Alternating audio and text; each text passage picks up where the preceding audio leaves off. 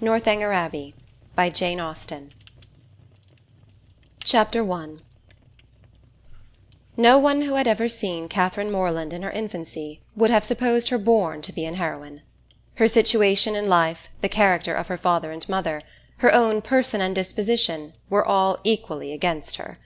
Her father was a clergyman, without being neglected or poor, and a very respectable man, though his name was Richard, and he had never been handsome. He had a considerable independence besides 2 good livings, and he was not in the least addicted to locking up his daughters.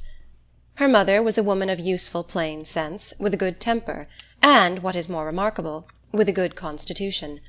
She had 3 sons before Catherine was born, and instead of dying and bringing the latter into the world, as anybody might expect, she still lived on, lived to have 6 children more, to see them growing up around her, and to enjoy excellent health herself. A family of 10 children will always be called a fine family, where there are heads and arms and legs enough for the number. But the Morlands had little other right to the word, for they were in general very plain, and Catherine, for many years of her life, as plain as any. She had a thin, awkward figure, a sallow skin without colour, dark, lank hair, and strong features. So much for her person, and not less unpropitious for heroism seemed her mind.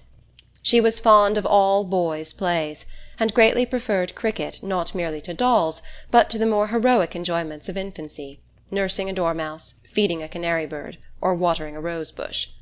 Indeed, she had no taste for a garden, and if she gathered flowers at all, it was chiefly for the pleasure of mischief. At least so it was conjectured from her always preferring those which she was forbidden to take. Such were her propensities. Her abilities were quite as extraordinary.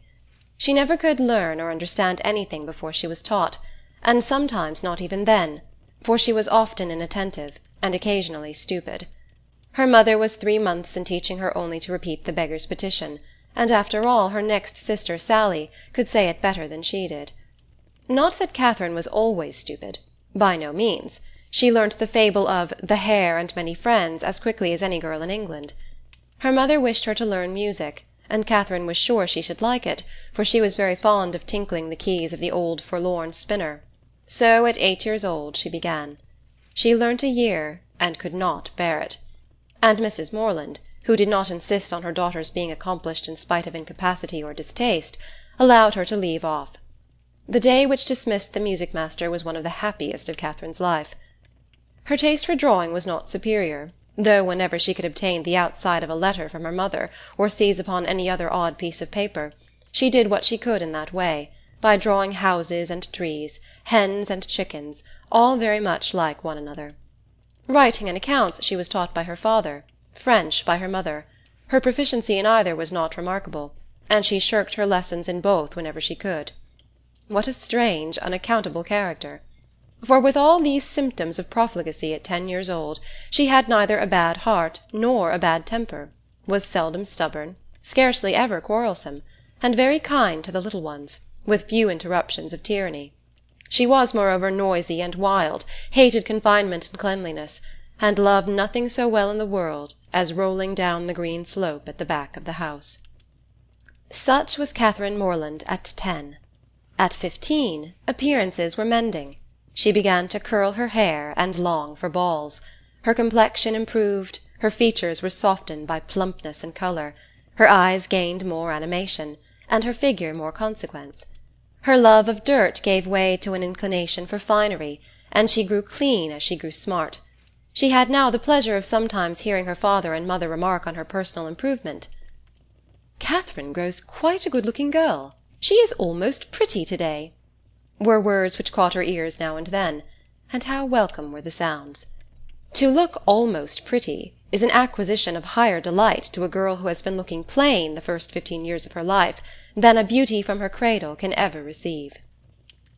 Mrs. Morland was a very good woman, and wished to see her children everything they ought to be, but her time was so much occupied in lying in and teaching the little ones that her elder daughters were inevitably left to shift for themselves, and it was not very wonderful that Catherine, who had by nature nothing heroic about her, should prefer cricket, baseball, riding on horseback, and running about the country at the age of 14, to books, or at least books of information, for, provided that nothing like useful knowledge could be gained from them, provided they were all story and no reflection, she had never any objection to books at all. But from 15 to 17 she was in training for a heroine. She read all such works as heroines must read, to supply their memories with those quotations which are so serviceable and so soothing in the vicissitudes of their eventful lives. From Pope she learnt to censure those who bear about the mockery of woe. From Gray that many a flower is born to blush unseen, and waste its fragrance on the desert air. From Thompson that it is a delightful task to teach the young idea how to shoot. And from Shakespeare she gained a great store of information, amongst the rest that trifles light as air are to the jealous confirmation strong as proofs of holy writ, that the poor beetle which we tread upon in corporal sufferance feels a pang as great as when a giant dies, and that a young woman in love always looks like patience on a monument, smiling at grief.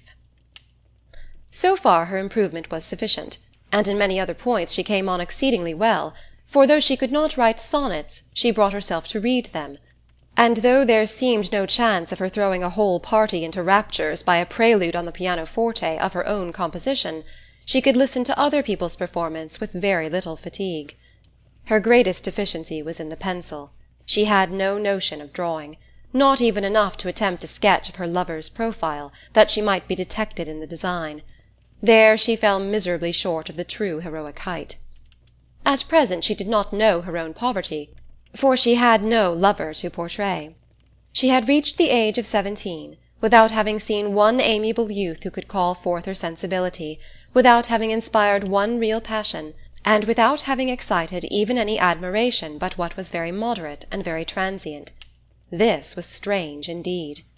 But strange things may be generally accounted for if their cause be fairly searched out. There was not one lord in the neighbourhood, no, not even a baronet. There was not one family among their acquaintance who had reared and supported a boy accidentally found at their door, not one young man whose origin was unknown. Her father had no ward, and the squire of the parish no children. But when a young lady is to be a heroine, the perverseness of 40 surrounding families cannot prevent her. Something must and will happen to throw a hero in her way. Mr. Allen, who owned the chief of the property about Fullerton, the village in Wiltshire where the Morlands lived, was ordered to Bath for the benefit of a gouty constitution, and his lady, a good-humoured woman, fond of Miss Morland, and probably aware that if adventures will not befall a young lady in her own village she must seek them abroad, invited her to go with them. Mr. and Mrs. Morland were all compliance, and Catherine all happiness. End of Chapter 1. Northanger Abbey, by Jane Austen. Chapter 2.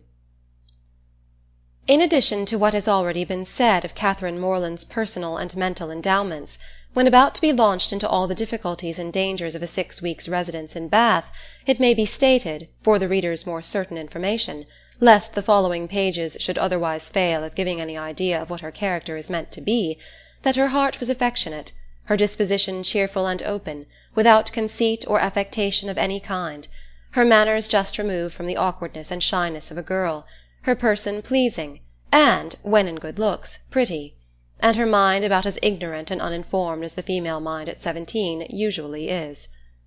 When the hour of departure drew near, the maternal anxiety of Mrs. Morland will be naturally supposed to be most severe. 1,000 alarming presentiments of evil to her beloved Catherine, from this terrific separation, must oppress her heart with sadness, and drown her in tears for the last day or two of their being together, and advice of the most important and applicable nature must of course flow from her wise lips in their parting conference in her closet.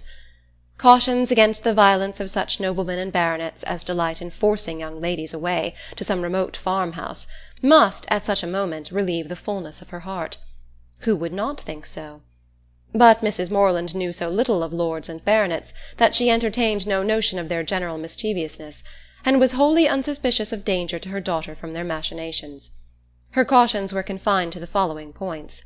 "I beg, Catherine, you will always wrap yourself up very warm about the throat when you come from the rooms at night, and I wish you would try to keep some account of the money you spend.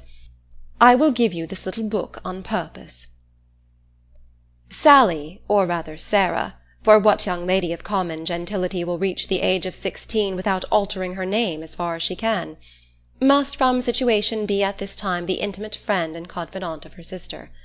It is remarkable, however, that she neither insisted on Catherine's writing by every post, nor exacted her promise of transmitting the character of every new acquaintance, nor detail of every interesting conversation that Bath might produce. Everything, indeed, relative to this important journey was done, on the part of the Morlands, with a degree of moderation and composure, which seemed rather consistent with the common feelings of common life, than with the refined susceptibilities, the tender emotions which the first separation of a heroine from her family ought always to excite. Her father, instead of giving her an unlimited order on his banker, or even putting £100 bank bill into her hands, gave her only 10 guineas, and promised her more when she wanted it. Under these unpromising auspices the parting took place, and the journey began. It was performed with suitable quietness and uneventful safety. Neither robbers nor tempests befriended them, nor one lucky overturn to introduce them to the hero. Nothing more alarming occurred than a fear, on Mrs. Allen's side, of having once left her clogs behind her at an inn, and that, fortunately, proved to be groundless. They arrived at Bath. Catherine was all eager delight. Her eyes were here, there, everywhere, as they approached its fine and striking environs, and afterwards drove through those streets which conducted them to the hotel. She was come to be happy, and she felt happy already. They were soon settled in comfortable lodgings in Pulteney Street. It is now expedient to give some description of Mrs. Allen, that the reader may be able to judge in what manner her actions will hereafter tend to promote the general distress of the work, and how she will, probably, contribute to reduce poor Catherine to all the desperate wretchedness of which a last volume is capable, whether by her imprudence, vulgarity, or jealousy, whether by intercepting her letters, ruining her character, or turning her out of doors. Mrs. Allen was one of that numerous class of females whose society can raise no other emotion than surprise at there being any men in the world who could like them well enough to marry them. She had neither beauty, genius, accomplishment, nor manner. The air of a gentlewoman, a great deal of quiet, inactive good temper, and a trifling turn of mind were all that could account for her being the choice of a sensible, intelligent man like Mr. Allen. In one respect she was admirably fitted to introduce a young lady into public, being as fond of going everywhere and seeing everything herself as any young lady could be. Dress was her passion. She had a most harmless delight in being fine, and our heroine's entree into life could not take place till after 3 or 4 days had been spent in learning what was mostly worn, and her chaperon was provided with a dress of the newest fashion. Catherine, too, made some purchases herself, and when all these matters were arranged, the important evening came which was to usher her into the upper rooms. Her hair was cut and dressed by the best hand, her clothes put on with care, and both Mrs. Allen and her maid declared she looked quite as she should do. With such encouragement, Catherine hoped at least to pass uncensured through the crowd. As for admiration, it was always very welcome when it came, but she did not depend on it. Mrs. Allen was so long in dressing that they did not enter the ballroom till late. The season was full, the room crowded, and the 2 ladies squeezed in as well as they could. As for Mr. Allen, he repaired directly to the card-room, and left them to enjoy a mob by themselves. With more care for the safety of her new gown than for the comfort of her protégée, Mrs. Allen made her way through the throng of men by the door, as swiftly as the necessary caution would allow. Catherine, however, kept close at her side, and linked her arm too firmly within her friend's to be torn asunder by any common effort of a struggling assembly. But to her utter amazement she found that to proceed along the room was by no means the way to disengage themselves from the crowd. It seemed rather to increase as they went on, whereas she had imagined that when once fairly within the door they should easily find seats and be able to watch the dances with perfect convenience. But this was far from being the case, and though by unwearied diligence they gained even the top of the room, their situation was just the same. They saw nothing of the dancers but the high feathers of some of the ladies. Still they moved on. Something better was yet in view, and by a continued exertion of strength and ingenuity they found themselves at last in the passage behind the highest bench. Here there was something less of a crowd than below, and hence Miss Morland had a comprehensive view of the company beneath her, and of all the dangers of her late passage through them. It was a splendid sight, and she began for the first time that evening to feel herself at a ball. She longed to dance, but she had not an acquaintance in the room. Mrs. Allen did all that she could do in such a case by saying very placidly every now and then, "I wish you could get a dance, my dear. I wish you could get a partner." For some time her young friend felt obliged to her for these wishes, but they were repeated so often, and proved so totally ineffectual, that Catherine grew tired at last, and would thank her no more. They were not long able, however, to enjoy the repose of the eminence they had so laboriously gained. Everybody was shortly in motion for tea, and they must squeeze out like the rest. Catherine began to feel something of disappointment. She was tired of being continually pressed against by people, the generality of whose faces possessed nothing to interest, and with all of whom she was so wholly unacquainted that she could not relieve the irksomeness of imprisonment by the exchange of a syllable with any of her fellow-captives, and when at last arrived in the tea-room, she felt yet more the awkwardness of having no party to join, no acquaintance to claim, no gentleman to assist them. They saw nothing of Mr. Allen, and after looking about them in vain for a more eligible situation, were obliged to sit down at the end of a table, at which a large party were already placed, without having anything to do there, or anything to speak to, except each other. Mrs. Allen congratulated herself, as soon as they were seated, on having preserved her gown from injury. "It would have been very shocking to have it torn," said she. "Would it not? It is such a delicate muslin. For my part, I have not seen anything I like so well in the whole room, I assure you." "How uncomfortable it is," whispered Catherine, "not to have a single acquaintance here." "Yes, my dear," replied Mrs. Allen, with perfect serenity, "it is very uncomfortable indeed." "What shall we do? The gentlemen and ladies at this table look as if they wondered why we came here. We seem forcing ourselves into their party." "Ay, so we do. That is very disagreeable. I wish we had a large acquaintance here."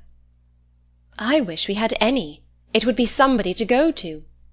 "Very true, my dear, and if we knew anybody we would join them directly. The Skinners were here last year. I wish they were here now." "Had not we better go away as it is? Here are no tea-things for us, you see." "No more there are, indeed. How very provoking! But I think we had better sit still, for one gets so tumbled in such a crowd. How is my head, my dear? Somebody gave me a push that has hurt it, I am afraid." "No, indeed, it looks very nice. But, dear Mrs. Allen, are you sure there is nobody you know in all this multitude of people? I think you must know somebody." "I don't, upon my word. I wish I did. I wish I had a large acquaintance here with all my heart, and then I should get you a partner. I should be so glad to have you dance. There goes a strange-looking woman. What an odd gown she has got on! How old-fashioned it is! Look at the back." After some time they received an offer of tea from one of their neighbours. It was thankfully accepted, and this introduced a light conversation with the gentleman who offered it, which was the only time that anybody spoke to them during the evening, till they were discovered and joined by Mr. Allen when the dance was over. "Well, Miss Morland," said he directly, "I hope you have had an agreeable ball." "Very agreeable indeed," she replied, vainly endeavouring to hide a great yawn. "I wish she had been able to dance," said his wife. "I wish we could have got a partner for her. I have been saying how glad I should be if the Skinners were here this winter instead of last. Or if the Parrys had come, as they talked of once, she might have danced with George Parry. I am so sorry she has not had a partner." "We shall do better another evening, I hope," was Mr. Allen's consolation. The company began to disperse when the dancing was over, enough to leave space for the remainder to walk about in some comfort, and now was the time for a heroine, who had not yet played a very distinguished part in the events of the evening, to be noticed and admired. Every 5 minutes, by removing some of the crowd, gave greater openings for her charms. She was now seen by many young men who had not been near her before. Not one, however, started with rapturous wonder on beholding her, no whisper of eager inquiry ran round the room, nor was she once called a divinity by anybody. Yet Catherine was in very good looks, and had the company only seen her 3 years before, they would now have thought her exceedingly handsome. She was looked at, however, and with some admiration, for in her own hearing 2 gentlemen pronounced her to be a pretty girl. Such words had their due effect. She immediately thought the evening pleasanter than she had found it before. Her humble vanity was contented. She felt more obliged to the two young men for this simple praise than a true quality heroine would have been for 15 sonnets in celebration of her charms, and went to her chair in good humour with everybody, and perfectly satisfied with her share of public attention. Chapter 2. Northanger Abbey, by Jane Austen. Chapter 3. Every morning now brought its regular duties. Shops were to be visited, some new part of the town to be looked at, and the pump-room to be attended, where they paraded up and down for an hour, looking at everybody and speaking to no one. The wish of a numerous acquaintance in Bath was still uppermost with Mrs. Allen, and she repeated it after every fresh proof, which every morning brought, of her knowing nobody at all. They made their appearance in the lower rooms, and here fortune was more favourable to our heroine. The master of the ceremonies introduced to her a very gentlemanlike young man as a partner. His name was Tilney. He seemed to be about 4 or 25, was rather tall, had a pleasing countenance, a very intelligent and lively eye, and, if not quite handsome, was very near it. His address was good, and Catherine felt herself in high luck. There was little leisure for speaking while they danced, but when they were seated at tea, she found him as agreeable as she had already given him credit for being. He talked with fluency and spirit, and there was an archness and pleasantry in his manner which interested, though it was hardly understood by her. After chatting some time on such matters as naturally arose from the objects around them, he suddenly addressed her with, "I have hitherto been very remiss, madam, in the proper attentions of a partner here. I have not yet asked you how long you have been in Bath, whether you were ever here before, whether you have been at the upper rooms, the theatre, and the concert, and how you like the place altogether. I have been very negligent. But are you now at leisure to satisfy me in these particulars? If you are, I will begin directly."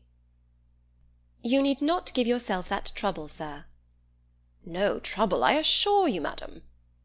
Then, forming his features into a set smile, and affectedly softening his voice, he added, with a simpering air, "Have you been long in Bath, madam?"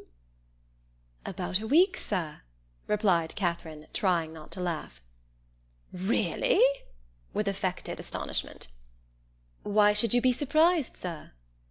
"Why, indeed," said he in his natural tone. "But some emotion must appear to be raised by your reply, and surprise is more easily assumed, and not less reasonable than any other. Now let us go on. Were you never here before, madam?" "Never, sir." "Indeed? Have you yet honoured the upper rooms?" "Yes, sir, I was there last Monday." "Have you been to the theatre?" "Yes, sir, I was at the play on Tuesday." "To the concert?" "Yes, sir, on Wednesday." "And are you altogether pleased with Bath?" "Yes, I like it very well." "Now I must give one smirk, and then we may be rational again." Catherine turned away her head, not knowing whether she might venture to laugh. "I see what you think of me," said he gravely. "I shall make but a poor figure in your journal to-morrow." "My journal?" "Yes, I know exactly what you will say. Friday, went to the lower rooms, wore my sprigged muslin robe with blue trimmings, plain black shoes, appeared to much advantage, but was strangely harassed by a queer half-witted man who would make me dance with him, and distressed me by his nonsense." "Indeed, I shall say no such thing." "Shall I tell you what you ought to say?" "If you please." "I danced with a very agreeable young man, introduced by Mr. King, had a great deal of conversation with him, seems a most extraordinary genius, hope I may know more of him. That, madam, is what I wish you to say." "But perhaps I keep no journal."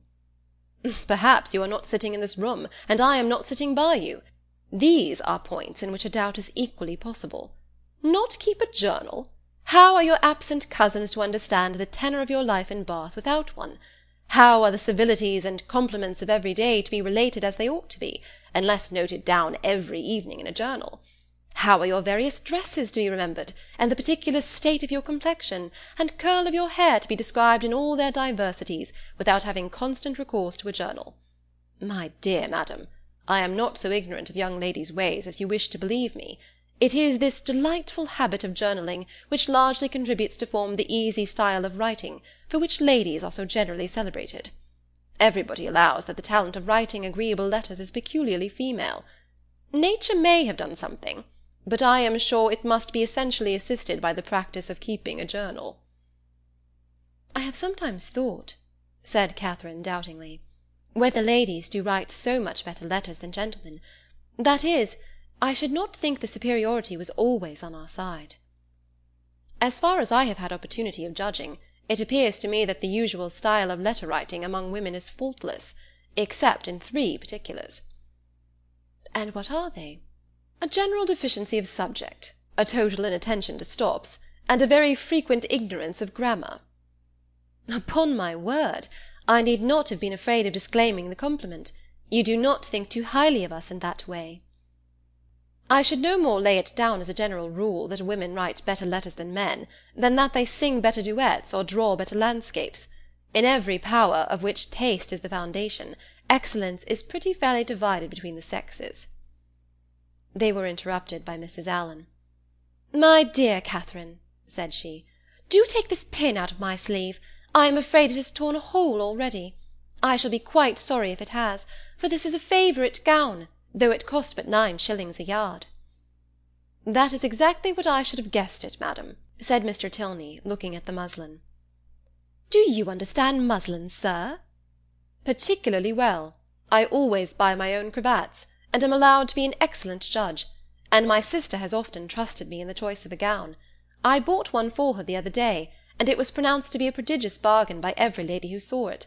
I gave but 5 shillings a yard for it, and a true Indian muslin." Mrs. Allen was quite struck by his genius. "Men commonly take so little notice of those things," said she. "I can never get Mr. Allen to know one of my gowns from another.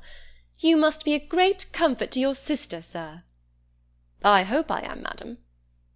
"And pray, sir, what do you think of Miss Morland's gown?"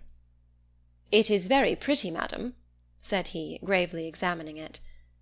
"But I do not think it will wash well. I am afraid it will fray." "How can you," said Catherine, laughing, "be so—" she had almost said strange.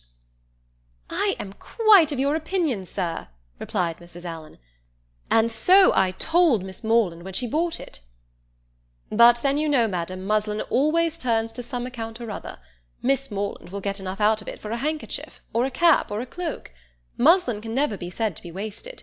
I have heard my sister say so 40 times, when she has been extravagant in buying more than she wanted, or careless in cutting it to pieces." "Bath is a charming place, sir. There are so many good shops here. We are sadly off in the country, not but what we have very good shops in Salisbury, but it is so far to go. 8 miles is a long way. Mr. Allen says it is 9, measured 9, but I am sure it cannot be more than 8, and it is such a fag. I come back tired to death. Now here one can step out of doors and get a thing in 5 minutes." Mr. Tilney was polite enough to seem interested in what she said, and she kept him on the subject of muslins till the dancing recommenced. Catherine feared, as she listened to their discourse, that he indulged himself a little too much with the foibles of others. "What are you thinking of so earnestly?"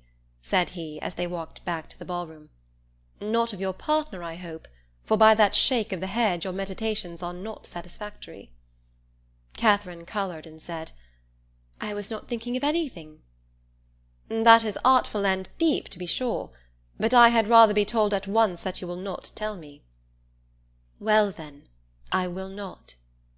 "Thank you, for now we shall soon be acquainted, as I am authorized to tease you on this subject whenever we meet, and nothing in the world advances intimacy so much." They danced again, and when the assembly closed, parted, on the ladies' side at least, with a strong inclination for continuing the acquaintance.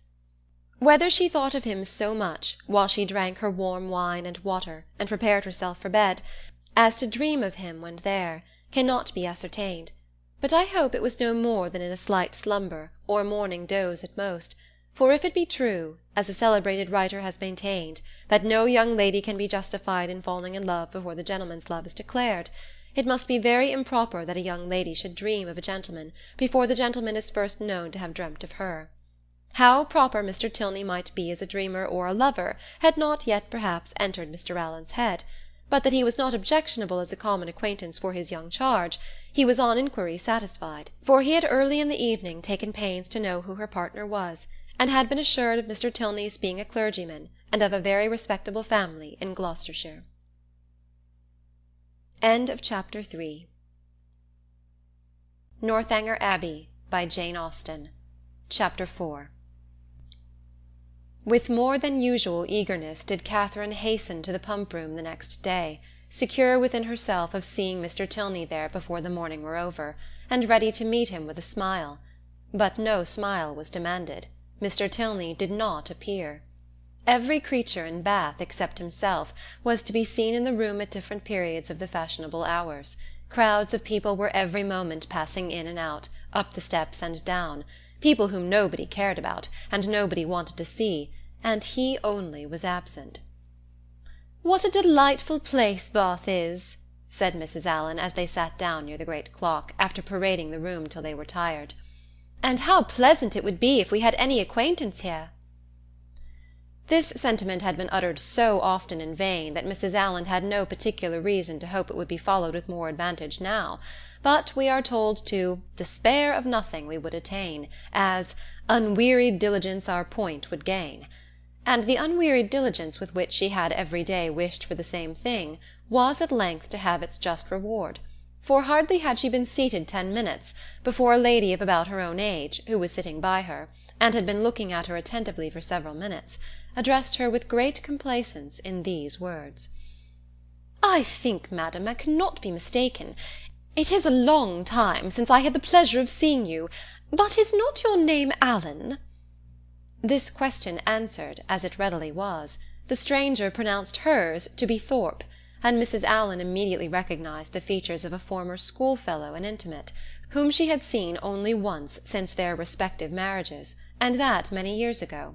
Their joy on this meeting was very great, as well it might, since they had been contented to know nothing of each other for the last 15 years. Compliments on good looks now passed, and after observing how time had slipped away since they were last together, how little they had thought of meeting in Bath, and what a pleasure it was to see an old friend, they proceeded to make inquiries and give intelligence as to their families, sisters, and cousins, talking both together, far more ready to give than to receive information, and each hearing very little of what the other said.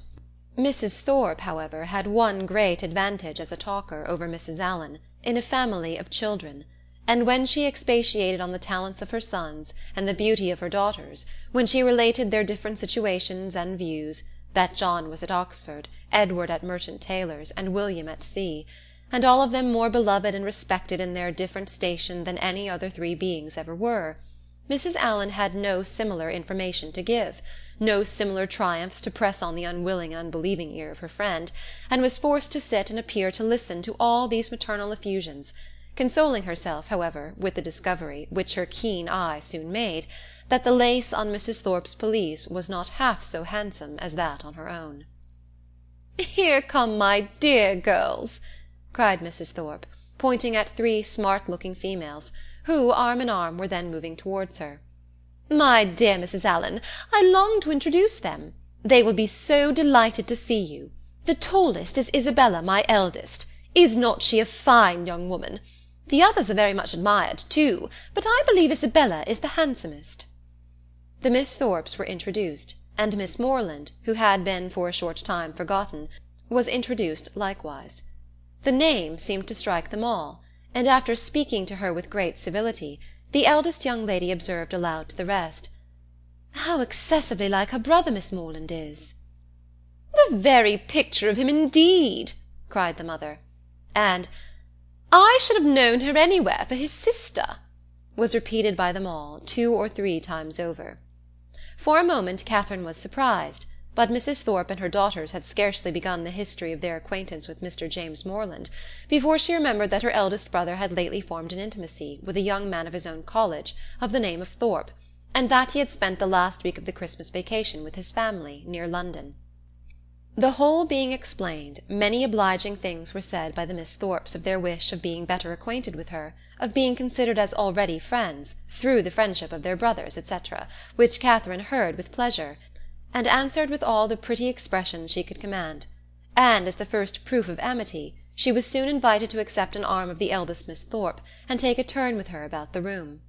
Catherine was delighted with this extension of her Bath acquaintance, and almost forgot Mr. Tilney while she talked to Miss Thorpe. Friendship is certainly the finest balm for the pangs of disappointed love. Their conversation turned upon those subjects, of which the free discussion has generally much to do in perfecting a sudden intimacy between two young ladies, such as dress, balls, flirtations, and quizzes. Miss Thorpe, however, being 4 years older than Miss Morland, and at least 4 years better informed, had a very decided advantage in discussing such points. She could compare the balls of Bath with those of Tunbridge, its fashions with the fashions of London, could rectify the opinions of her new friend in many articles of tasteful attire, could discover a flirtation between any gentleman and lady who only smiled on each other, and point out a quiz through the thickness of a crowd. These powers received due admiration from Catherine, to whom they were entirely new, and the respect which they naturally inspired might have been too great for familiarity, had not the easy gaiety of Miss Thorpe's manners, and her frequent expressions of delight on this acquaintance with her, softened down every feeling of awe, and left nothing but tender affection. Their increasing attachment was not to be satisfied with half a dozen turns in the pump-room, but required, when they all quitted it together, that Miss Thorpe should accompany Miss Morland to the very door of Mr. Allen's house, and that they should there part with the most affectionate and lengthened shake of hands, after learning, to their mutual relief, that they should see each other across the theatre at night, and say their prayers in the same chapel the next morning. Catherine then ran directly upstairs, and watched Miss Thorpe's progress down the street from the drawing-room window, admired the graceful spirit of her walk, the fashionable air of her figure and dress, and felt grateful, as well she might, for the chance which had procured her such a friend. Mrs. Thorpe was a widow, and not a very rich one. She was a good-humoured, well-meaning woman, and a very indulgent mother. Her eldest daughter had great personal beauty, and the younger ones, by pretending to be as handsome as their sister, imitating her air, and dressing in the same style, did very well. This brief account of the family is intended to supersede the necessity of a long and minute detail from Mrs. Thorpe herself of her past adventures and sufferings, which might otherwise be expected to occupy the 3 or 4 following chapters, in which the worthlessness of lords and attorneys might be set forth, and conversations, which had passed 20 years before, be minutely repeated. End of Chapter 4. Northanger Abbey, by Jane Austen. Chapter 5. Catherine was not so much engaged at the theatre that evening in returning the nods and smiles of Miss Thorpe, though they certainly claimed much of her leisure, as to forget to look with an inquiring eye for Mr. Tilney in every box which her eye could reach, but she looked in vain. Mr. Tilney was no fonder of the play than the pump-room. She hoped to be more fortunate the next day, and when her wishes for fine weather were answered by seeing a beautiful morning, she hardly felt a doubt of it, for a fine Sunday in Bath empties every house of its inhabitants, and all the world appears on such an occasion to walk about and tell their acquaintance what a charming day it is. As soon as divine service was over, the Thorpes and Allens eagerly joined each other, and after staying long enough in the pump-room to discover that the crowd was insupportable, and that there was not a genteel face to be seen, which everybody discovers every Sunday throughout the season, they hastened away to the Crescent, to breathe the fresh air of better company. Here Catherine and Isabella, arm in arm, again tasted the sweets of friendship in an unreserved conversation. They talked much, and with much enjoyment, but again was Catherine disappointed in her hope of re-seeing her partner. He was nowhere to be met with. Every search for him was equally unsuccessful, in morning lounges or evening assemblies, neither at the upper nor lower rooms, at dressed or undressed balls was he perceivable, nor among the walkers, the horsemen, or the curricle drivers of the morning. His name was not in the pump-room book, and curiosity could do no more. He must be gone from Bath. Yet he had not mentioned that his stay would be so short. This sort of mysteriousness, which is always so becoming in a hero, threw a fresh grace in Catherine's imagination around his person and manners, and increased her anxiety to know more of him. From the Thorpes she could learn nothing, for they had been only 2 days in Bath before they met with Mrs. Allen. It was a subject, however, in which she often indulged with her fair friend, from whom she received every possible encouragement to continue to think of him, and his impression on her fancy was not suffered therefore to weaken. Isabella was very sure that he must be a charming young man, and was equally sure that he must have been delighted with her dear Catherine, and would therefore shortly return. She liked him the better for being a clergyman. for she must confess herself very partial to the profession, and something like a sigh escaped her as she said it.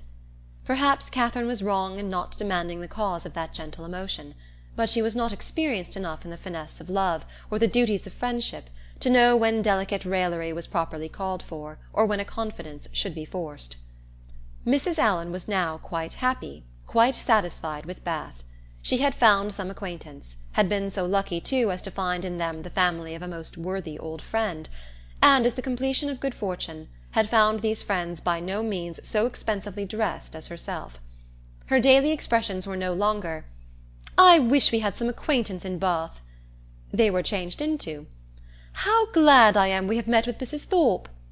And she was as eager in promoting the intercourse of the two families as her young charge and Isabella themselves could be, never satisfied with the day unless she spent the chief of it by the side of Mrs. Thorpe, in what they called conversation, but in which there was scarcely ever any exchange of opinion, and not often any resemblance of subject, for Mrs. Thorpe talked chiefly of her children, and Mrs. Allen of her gowns. The progress of the friendship between Catherine and Isabella was quick as its beginnings had been warm, and they passed so rapidly through every gradation of increasing tenderness that there was shortly no fresh proof of it to be given to their friends or themselves. They called each other by their Christian name, were always arm in arm when they walked, pinned up each other's train for the dance, and were not to be divided in the set, and if a rainy morning deprived them of other enjoyments, they were still resolute in meeting in defiance of wet and dirt, and shut themselves up to read novels together. Yes, novels! For I will not adopt that ungenerous and impolitic custom so common with novel writers, of degrading by their contemptuous censure the very performances to the number of which they are themselves adding, joining with their greatest enemies in bestowing the harshest epithets on such works, and scarcely ever permitting them to be read by their own heroine, who, if she accidentally takes up a novel, is sure to turn over its insipid pages with disgust. Alas! If the heroine of one novel be not patronized by the heroine of another, from whom can she expect protection and regard? I cannot approve of it. Let us leave it to the reviewers to abuse such effusions of fancy at their leisure, and over every new novel to talk in threadbare strains of the trash with which the press now groans. Let us not desert one another. We are an injured body. Although our productions have afforded more extensive and unaffected pleasure than those of any other literary corporation in the world, no species of composition has been so much decried. From pride, ignorance, or fashion, our foes are almost as much as our readers; and while the abilities of the 900th abridger of the History of England, or of the man who collects and publishes in a volume some dozen lines of Milton, Pope, or Prior, with a paper from the Spectator, and a chapter from Sterne, are eulogized by 1,000 pens, there seems almost a general wish of decrying the capacity and undervaluing the labor of the novelist, and of slighting the performances which have only genius, wit, and taste to recommend them. I am no novel reader. I seldom look into novels. Do not imagine that I often read novels. It is really very well for a novel. Such is the common cant. And what are you reading, miss? Oh, it is only a novel, replies the young lady, while she lays down her book with an affected indifference or momentary shame. It is only Cecilia, or Camilla, or Belinda. Or, in short, only some work in which the greatest powers of the mind are displayed, in which the most thorough knowledge of human nature, the happiest delineation of its varieties, the liveliest effusions of wit and humour, are conveyed to the world in the best chosen language.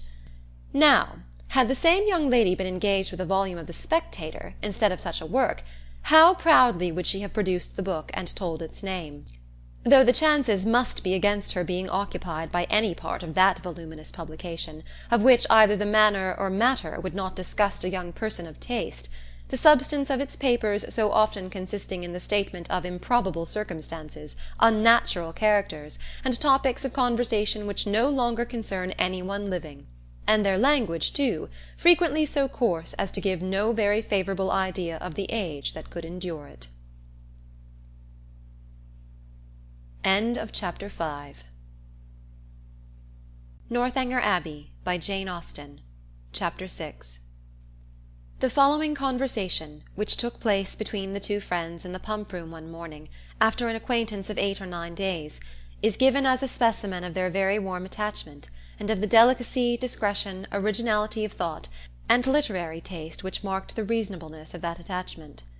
They met by appointment, and as Isabella had arrived nearly 5 minutes before her friend, her first address naturally was, "My dearest creature, what can have made you so late?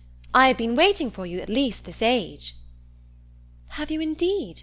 I am very sorry for it, but really I thought I was in very good time. It is but just 1. I hope you have not been here very long." "Oh, these 10 ages at least! I am sure I have been here this half-hour. But now, let us go and sit down at the other end of the room, and enjoy ourselves. I have 100 things to say to you. In the first place, I was so afraid it would rain this morning, just as I wanted to set off. It looked very showery, and that would have thrown me into agonies. Do you know, I saw the prettiest hat you can imagine, in a shop window in Milsom Street just now, very like yours, only with coquelicot ribbons instead of green. I quite longed for it. But, my dearest Catherine, what have you been doing with yourself all this morning? Have you gone on with Udolpho?" "Yes, I have been reading it ever since I woke, and I am got to the Black Veil." "Are you indeed? How delightful! Oh, I would not tell you what is behind the Black Veil for the world. Are not you wild to know?" "Oh, yes, quite. What can it be? But do not tell me. I would not be told upon any account. I know it must be a skeleton. I am sure it is Laurentina's skeleton. Oh, I am delighted with the book. I should like to spend my whole life in reading it. I assure you, if it had not been to meet you, I would not have come away from it for all the world." "Dear creature, how much I am obliged to you! And when you have finished Udolpho, we will read the Italian together, and I have made out a list of 10 or 12 more of the same kind for you." "Have you indeed? How glad I am! What are they all?" "I will read you their names directly. Here they are in my pocket-book. Castle of Wolfenbach, Clermont, Mysterious Warnings, Necromancer of the Black Forest, Midnight Bell, Orphan of the Rhine, and Horrid Mysteries. Those will last us some time." "Yes, pretty well. But are they all horrid? Are you sure they are all horrid?" "Yes, quite sure, for a particular friend of mine, a Miss Andrews, a sweet girl, one of the sweetest creatures in the world, has read every one of them. I wish you knew Miss Andrews. You would be delighted with her. She is netting herself the sweetest cloak you can conceive. I think her as beautiful as an angel, and I am so vexed with the men for not admiring her. I scold them all amazingly about it." "Scold them? Do you scold them for not admiring her?" "Yes, that I do. There is nothing I would not do for those who are really my friends. I have no notion of loving people by halves. It is not my nature. My attachments are always excessively strong. I told Captain Hunt at one of our assemblies this winter that if he was to tease me all night I would not dance with him, unless he would allow Miss Andrews to be as beautiful as an angel.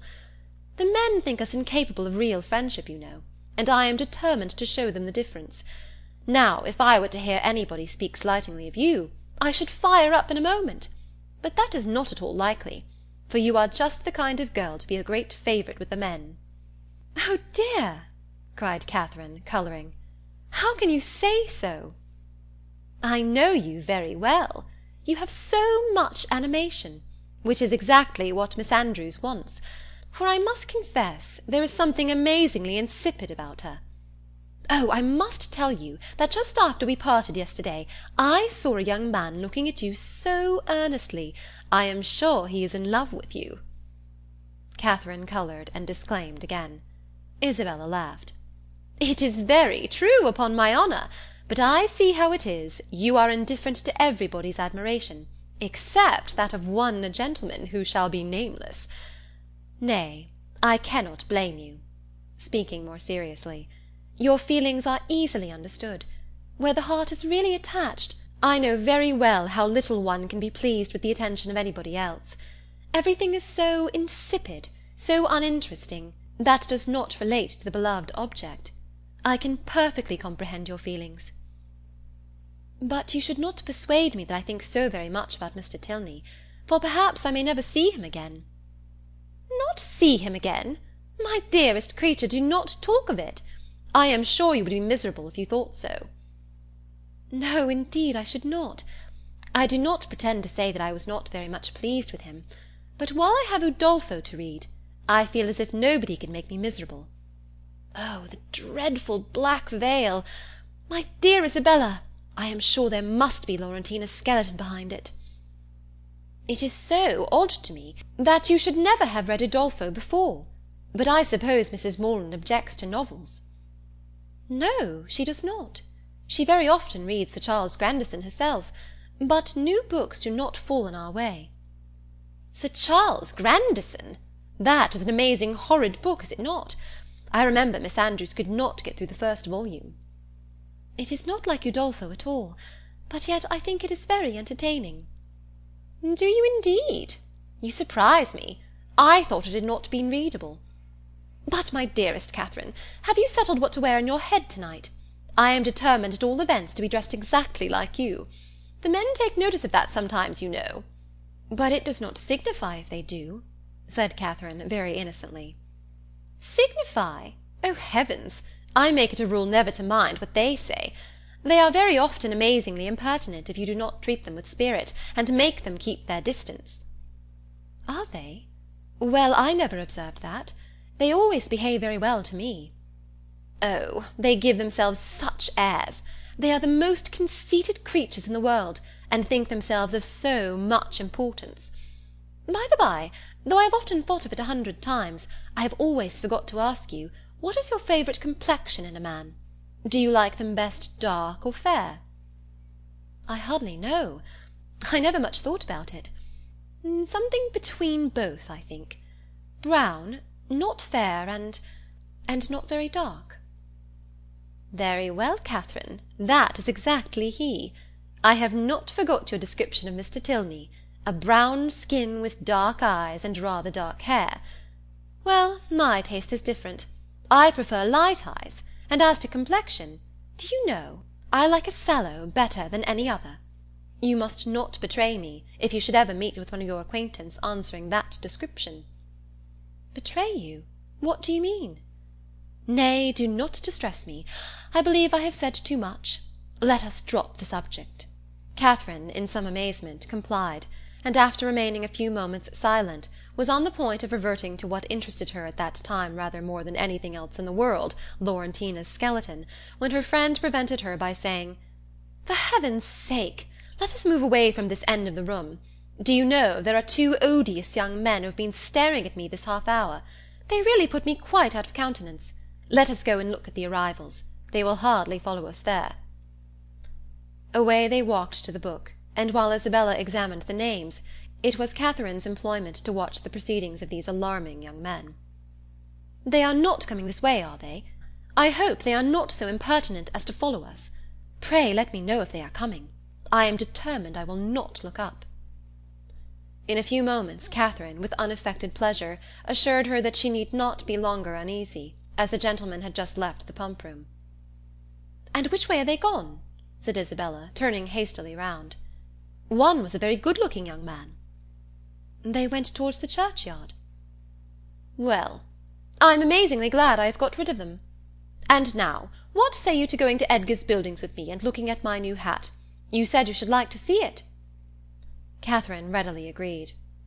"Only," she added, "perhaps we may overtake the 2 young men." "Oh, never mind that. If we make haste, we shall pass them by presently, and I am dying to show you my hat." "But if we only wait a few minutes, there will be no danger of our seeing them at all." "I shall not pay them any such compliment, I assure you. I have no notion of treating men with such respect. That is the way to spoil them." Catherine had nothing to oppose against such reasoning, and therefore, to show the independence of Miss Thorpe, and her resolution of humbling the sex, they set off immediately as fast as they could walk, in pursuit of the 2 young men. Chapter 6. Northanger Abbey, by Jane Austen. Chapter 7. Half a minute conducted them through the pump-yard to the archway opposite Union Passage, but here they were stopped. Everybody acquainted with Bath may remember the difficulties of crossing Cheap Street at this point. It is indeed a street of so impertinent a nature, so unfortunately connected with the great London and Oxford roads, and the principal inn of the city, that a day never passes in which parties of ladies, however important their business, whether in quest of pastry, millinery, or even, as in the present case, of young men, are not detained on one side or other by carriages, horsemen, or carts. This evil had been felt and lamented at least 3 times a day by Isabella since her residence in Bath, and she was now fated to feel and lament it once more. For at the very moment of coming opposite to Union Passage, and within view of the 2 gentlemen who were proceeding through the crowds, and threading the gutters of that interesting alley, they were prevented crossing by the approach of a gig, driven along on bad pavement by a most knowing-looking coachman, with all the vehemence that could most fitly endanger the lives of himself, his companion, and his horse. "Oh, these odious gigs!" said Isabella, looking up. "How I detest them!" But this detestation, though so just, was of short duration, for she looked again and exclaimed, "Delightful! Mr. Morland and my brother!" "Good heaven! 'Tis James!" was uttered at the same moment by Catherine, and on catching the young men's eyes, the horse was immediately checked with a violence which almost threw him on his haunches, and the servant having now scampered up, the gentleman jumped out, and the equipage was delivered to his care. Catherine, by whom this meeting was wholly unexpected, received her brother with the liveliest pleasure, and he, being of a very amiable disposition, and sincerely attached to her, gave every proof on his side of equal satisfaction, which he could have leisure to do, while the bright eyes of Miss Thorpe were incessantly challenging his notice, and to her his devoirs were speedily paid, with a mixture of joy and embarrassment which might have informed Catherine, had she been more expert in the development of other people's feelings, and less simply engrossed by her own, that her brother thought her friend quite as pretty as she could do herself. John Thorpe, who in the meantime had been giving orders about the horses, soon joined them, and from him she directly received the amends which were her due, for while he slightly and carelessly touched the hand of Isabella, on her he bestowed a whole scrape and half a short bow. He was a stout young man of middling height, who, with a plain face and ungraceful form, seemed fearful of being too handsome unless he wore the dress of a groom, and too much like a gentleman unless he were easy where he ought to be civil, and impudent where he might be allowed to be easy. He took out his watch. "How long do you think we have been running it from Tetbury, Miss Morland?" "I do not know the distance." Her brother told her that it was 23 miles. 23? cried Thorpe. 25 if it is an inch." Morland remonstrated, pleaded the authority of road-books, innkeepers, and milestones, but his friend disregarded them all. He had a surer test of distance. "I know it must be 25, said he, "by the time we have been doing it. It is now 1:30. We drove out of the inn-yard at Tetbury as the town clock struck 11, and I defy any man in England to make my horse go less than 10 miles an hour in harness. That makes it exactly 25. "You have lost an hour," said Morland. "It was only 10 o'clock when we came from Tetbury." 10 o'clock? It was 11, upon my soul. I counted every stroke. This brother of yours would persuade me out of my senses, Miss Morland. Do but look at my horse. Did you ever see an animal so made for speed in your life?" The servant had just mounted the carriage and was driving off. "Such true blood! 3 hours and a half indeed, coming only 23 miles. Look at that creature, and suppose it possible if you can." "He does look very hot, to be sure." "Hot! He had not turned a hair till we had come to Walcot Church. But look at his forehead, look at his loins, only see how he moves. That horse cannot go less than 10 miles an hour. Tie his legs, and he will get on. What do you think of my gig, Miss Morland? A neat one, is it not? Well hung, town-built. I have not had it a month. It was built for a Christchurch man, a friend of mine, a very good sort of fellow. He ran it a few weeks, till, I believe, it was convenient to have done with it. I happened just then to be looking out for some light thing of the kind, though I had pretty well determined on a curricle too. But I chanced to meet him on Magdalen Bridge, as he was driving into Oxford last term. 'Ah, Thorpe,' said he, 'do you happen to want such a little thing as this? It is a capital one of the kind, but I am cursed tired of it.' 'Oh,' said I am your man. What do you ask? And how much do you think he did, Miss Morland?' 'I am sure I cannot guess at all.' Curricle hung, you see, seat, trunk, sword-case, splashing-board, lamps, silver moulding, all you see complete. The ironwork as good as new, or better. He asked 50 guineas. I closed with him directly, threw down the money, and the carriage was mine." "And I am sure," said Catherine, "I know so little of such things that I cannot judge whether it was cheap or dear." "Neither one nor t'other. I might have got it for less, I dare say, but I hate haggling, and poor Freeman wanted cash." "That was very good-natured of you," said Catherine, quite pleased. "Oh, damn it, when one has the means of doing a good thing by a friend, I hate to be pitiful." An inquiry now took place into the intended movements of the young ladies, and on finding whither they were going, it was decided that the gentlemen should accompany them to Edgar's Buildings, and pay their respects to Mrs. Thorpe. James and Isabella led the way, and so well satisfied was the latter with her lot, so contentedly was she endeavouring to ensure a pleasant walk to him who brought the double recommendation of being her brother's friend and her friend's brother, so pure and uncoquettish were her feelings, that, though they overtook and passed the 2 offending young men in Milsom Street, she was so far from seeking to attract their notice that she looked back at them only 3 times. John Thorpe kept of course with Catherine, and after a few minutes' silence renewed the conversation about his gig. "You will find, however, Miss Morland, it would be reckoned a cheap thing by some people, for I might have sold it for 10 guineas more the next day. Jackson of Oriel bid me 60 at once. Morland was with me at the time." "Yes," said Morland, who overheard this, "but you forget that your horse was included." "My horse? Oh, damn it, I would not sell my horse for 100. Are you fond of an open carriage, Miss Morland?" "Yes, very. I have hardly ever an opportunity of being in one, but I am particularly fond of it." "I am glad of it. I will drive you out in mine every day." "Thank you," said Catherine in some distress, from a doubt of the propriety of accepting such an offer. "I will drive you up Lansdowne Hill to-morrow." "Thank you, but will not your horse want rest?" "Rest? He has only come 23 miles to-day. All nonsense. Nothing ruins horses so much as rest. Nothing knocks them up so soon. No, no, I shall exercise mine at the average of 4 hours every day while I am here." "Shall you indeed?" said Catherine very seriously. "That will be 40 miles a day." 40? Ay, 50 for what I care. Well, I will drive you up Lansdowne to-morrow. Mind, I am engaged." "How delightful that will be!" cried Isabella, turning round. "My dearest Catherine, I quite envy you. But I am afraid, brother, you will not have room for a third." "A third, indeed? No, no. I did not come to Bath to drive my sisters about. That would be a good joke, faith. Morland must take care of you." This brought on a dialogue of civilities between the other two, but Catherine heard neither the particulars nor the result.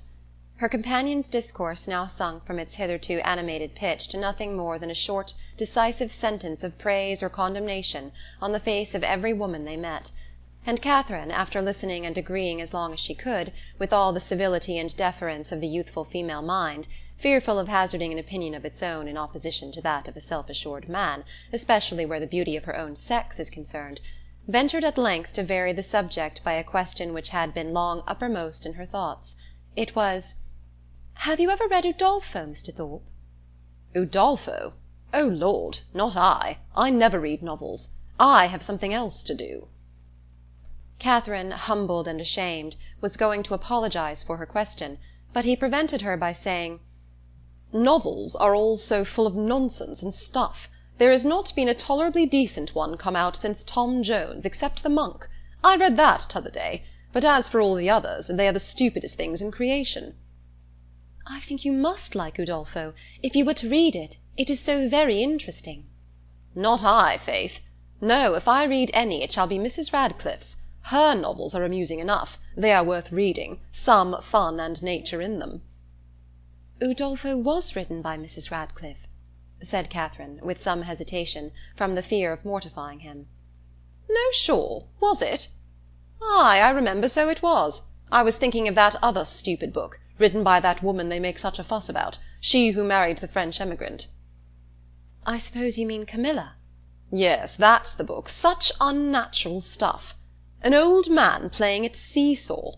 I took up the first volume once and looked it over, but I soon found it would not do. Indeed, I guessed what sort of stuff it must be before I saw it. As soon as I heard she had married an emigrant, I was sure I should never be able to get through it." "I have never read it." "You had no loss, I assure you. It is the horridest nonsense you can imagine. There is nothing in the world in it but an old man's playing at see-saw and learning Latin. Upon my soul, there is not." This critique, the justness of which was unfortunately lost on poor Catherine, brought them to the door of Mrs. Thorpe's lodgings, and the feelings of the discerning and unprejudiced reader of Camilla gave way to the feelings of the dutiful and affectionate son, as they met Mrs. Thorpe, who had descried them from above in the passage. "Ah, mother, how do you do?" said he, giving her a hearty shake of the hand. "Where did you get that quiz of a hat? It makes you look like an old witch. Here is Morland and I come to stay a few days with you, so you must look out for a couple of good beds somewhere near." And this address seemed to satisfy all the fondest wishes of the mother's heart, for she received him with the most delighted and exulting affection. On his two younger sisters he then bestowed an equal portion of his fraternal tenderness, for he asked each of them how they did, and observed that they both looked very ugly. These manners did not please Catherine, but he was James's friend and Isabella's brother, and her judgment was further brought off by Isabella's assuring her, when they withdrew to see the new hat, that John thought her the most charming girl in the world, and by John's engaging her before they parted to dance with him that evening. Had she been older or vainer, such attacks might have done little, but where youth and diffidence are united, it requires uncommon steadiness of reason to resist the attraction of being called the most charming girl in the world, and of being so very early engaged as a partner. And the consequence was that, when the two Morlands, after sitting an hour with the Thorpes, set off to walk together to Mr. Allen's, and James, as the door was closed on them, said, "Well, Catherine, how do you like my friend Thorpe?" Instead of answering, as she probably would have done, had there been no friendship and no flattery in the case, "I do not like him at all," she directly replied, "I like him very much. He seems very agreeable." "He is as good-natured a fellow as ever lived. A little of a rattle, but that will recommend him to your sex, I believe. And how do you like the rest of the family?" "Very, very much indeed. Isabella particularly." "I am very glad to hear you say so. She is just the kind of young woman I could wish to see you attached to. She has so much good sense, and is so thoroughly unaffected and amiable. I always wanted you to know her, and she seems very fond of you. She said the highest things in your praise that could possibly be, and the praise of such a girl as Miss Thorpe even you, Catherine," taking her hand with affection, "may be proud of." "Indeed I am," she replied. "I love her exceedingly, and am delighted to find that you like her too. You hardly mentioned anything of her when you wrote to me after your visit there." "Because I thought I should soon see you myself. I hope you'll be a great deal together while you are in Bath. She is a most amiable girl, such a superior understanding. How fond all the family are of her! She is evidently the general favourite, and how much she must be admired in such a place as this. Is not she?" "Yes, very much indeed, I fancy. Mr. Allen thinks her the prettiest girl in Bath." "I dare say he does, and I do not know any man who is a better judge of beauty than Mr. Allen. I need not ask you whether you are happy here, my dear Catherine. With such a companion and friend as Isabella Thorpe, it would be impossible for you to be otherwise. And the Allens, I am sure, are very kind to you." "Yes, very kind. I never was so happy before, and now you are come it will be more delightful than ever. How good it is of you to come so far on purpose to see me." James accepted this tribute of gratitude, and qualified his conscience for accepting it too, by saying with perfect sincerity, "Indeed, Catherine, I love you dearly." Inquiries and communications concerning brothers and sisters, the situation of some, the growth of the rest, and other family matters now passed between them, and continued, with only one small digression on James's part, in praise of Miss Thorpe, till they reached Pulteney Street, where he was welcomed with great kindness by Mr. and Mrs. Allen, invited by the former to dine with them, and summoned by the latter to guess the price and weigh the merits of a new muff and tippet. A pre-engagement in Edgar's Buildings prevented his accepting the invitation of one friend, and obliged him to hurry away as soon as he had satisfied the demands of the other. The time of the two parties uniting in the octagon room being correctly adjusted, Catherine was then left to the luxury of a raised, restless, and frightened imagination over the pages of Udolpho, lost from all worldly concerns of dressing and dinner, incapable of soothing Mrs. Allen's fears on the delay of an expected dressmaker, and having only 1 minute and 60 to bestow even on the reflection of her own felicity in being already engaged for the evening. End of Chapter 7. Northanger Abbey by Jane Austen. Chapter 8. In spite of Udolpho and the dressmaker, however, the party from Pulteney Street reached the upper rooms in very good time. The Thorpes and James Morland were there only 2 minutes before them, and Isabella, having gone through the usual ceremonial of meeting her friend with the most smiling and affectionate haste, of admiring the set of her gown, and envying the curl of her hair, they followed their chaperons arm in arm into the ballroom, whispering to each other whenever a thought occurred, and supplying the place of many ideas by a squeeze of the hand or a smile of affection. The dancing began within a few minutes after they were seated, and James, who had been engaged quite as long as his sister, was very importunate with Isabella to stand up, but John was gone into the card-room to speak to a friend, and nothing, she declared, should induce her to join the set before her dear Catherine could join it too. "I assure you," said she, "I would not stand up without your dear sister for all the world, for if I did we should certainly be separated the whole evening." Catherine accepted this kindness with gratitude, and they continued as they were for 3 minutes longer, when Isabella, who had been talking to James on the other side of her, turned again to his sister and whispered, "My dear creature, I am afraid I must leave you. Your brother is so amazingly impatient to begin. I know you will not mind my going away, and I dare say John will be back in a moment, and then you may easily find me out." Catherine, though a little disappointed, had too much good nature to make any opposition, and the others rising up, Isabella had only time to press her friend's hand and say, "Good-bye, my dear love," before they hurried off. The younger Miss Thorpes being also dancing, Catherine was left to the mercy of Mrs. Thorpe and Mrs. Allen, between whom she now remained. She could not help being vexed at the non-appearance of Mr. Thorpe, for she not only longed to be dancing, but was likewise aware that, as the real dignity of her situation could not be known, she was sharing with the scores of other young ladies still sitting down all the discredit of wanting a partner. To be disgraced in the eye of the world, to wear the appearance of infamy while her heart is all purity, her actions all innocence, and the misconduct of another the true source of her debasement, is one of those circumstances which peculiarly belong to the heroine's life, and her fortitude under it what particularly dignifies her character. Catherine had fortitude too. She suffered, but no murmur passed her lips. From this state of humiliation she was roused, at the end of 10 minutes, to a pleasanter feeling, by seeing, not Mr. Thorpe, but Mr. Tilney, within 3 yards of the place where they sat. He seemed to be moving that way, but he did not see her, and therefore the smile and the blush which his sudden reappearance raised in Catherine passed away without sullying her heroic importance. He looked as handsome and as lively as ever, and was talking with interest to a fashionable and pleasing-looking young woman, who leant on his arm, and whom Catherine immediately guessed to be his sister, thus unthinkingly throwing away a fair opportunity of considering him lost to her forever, by being married already. But guided only by what was simple and probable, it had never entered her head that Mr. Tilney could be married. He had not behaved, he had not talked like the married men to whom she had been used, he had never mentioned a wife, and he had acknowledged a sister.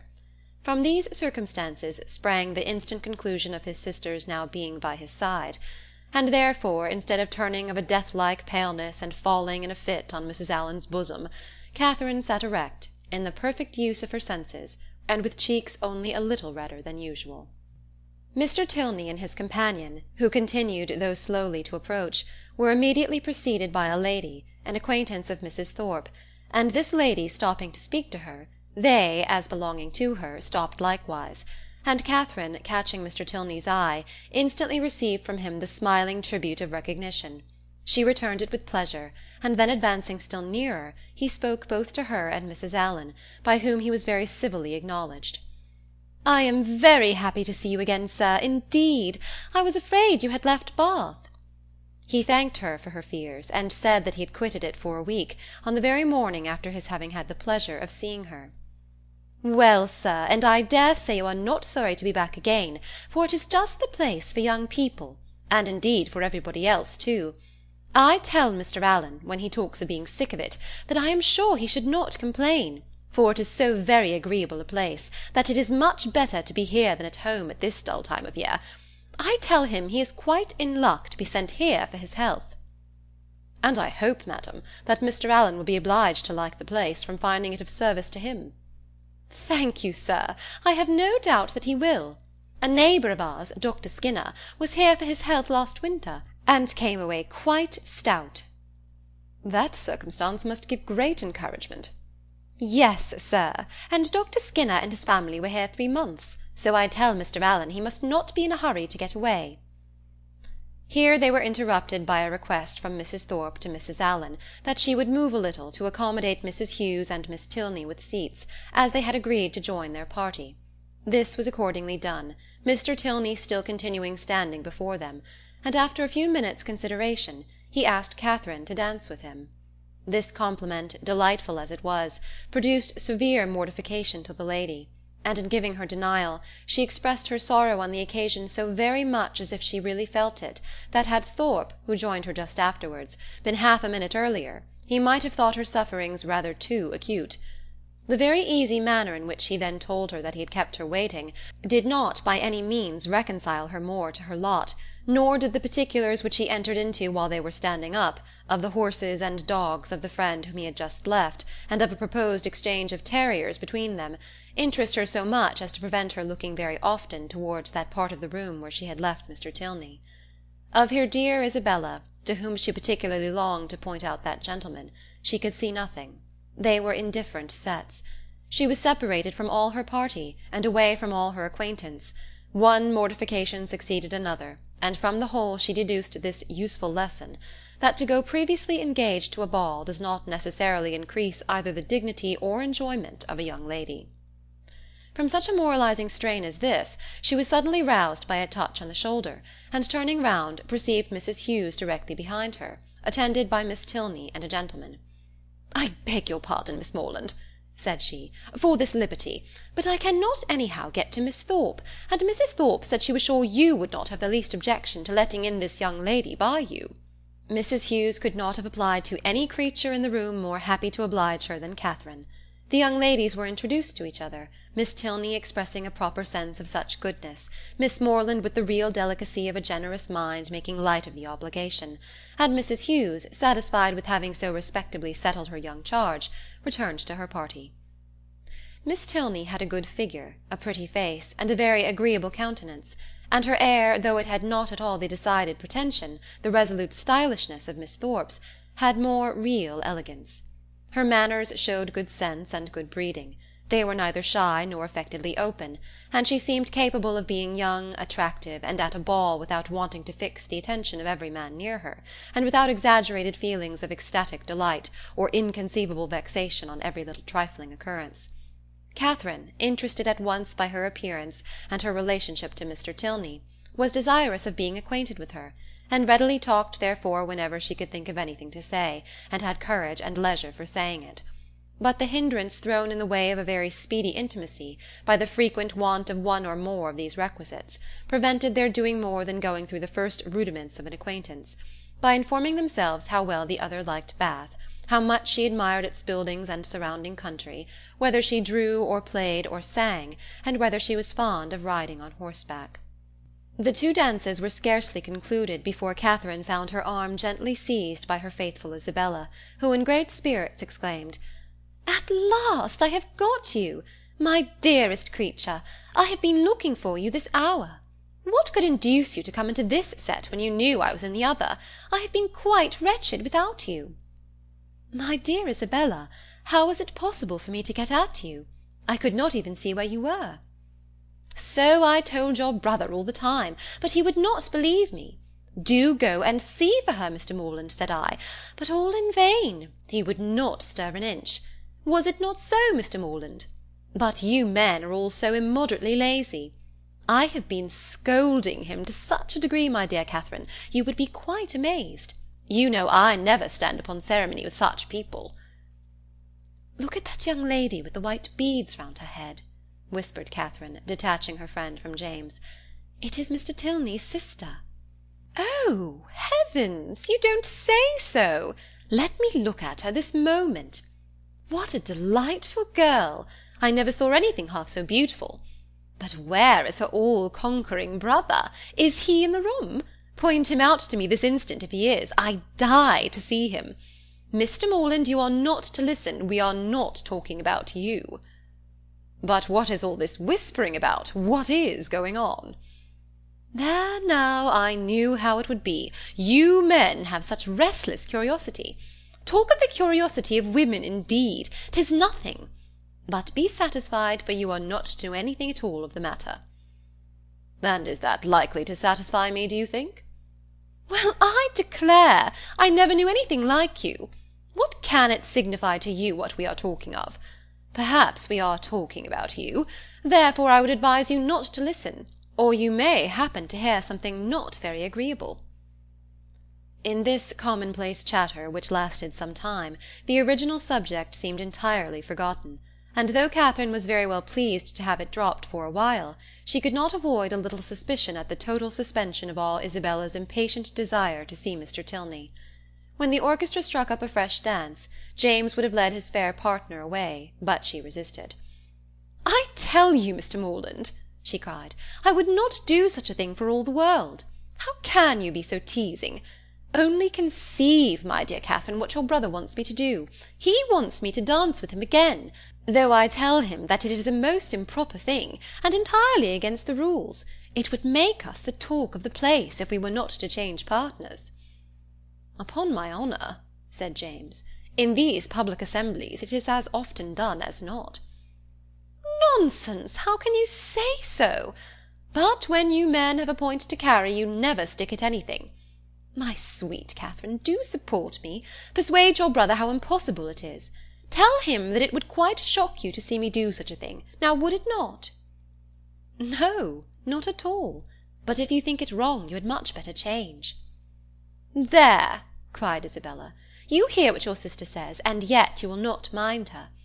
Well, remember that it is not my fault if we set all the old ladies in Bath in a bustle.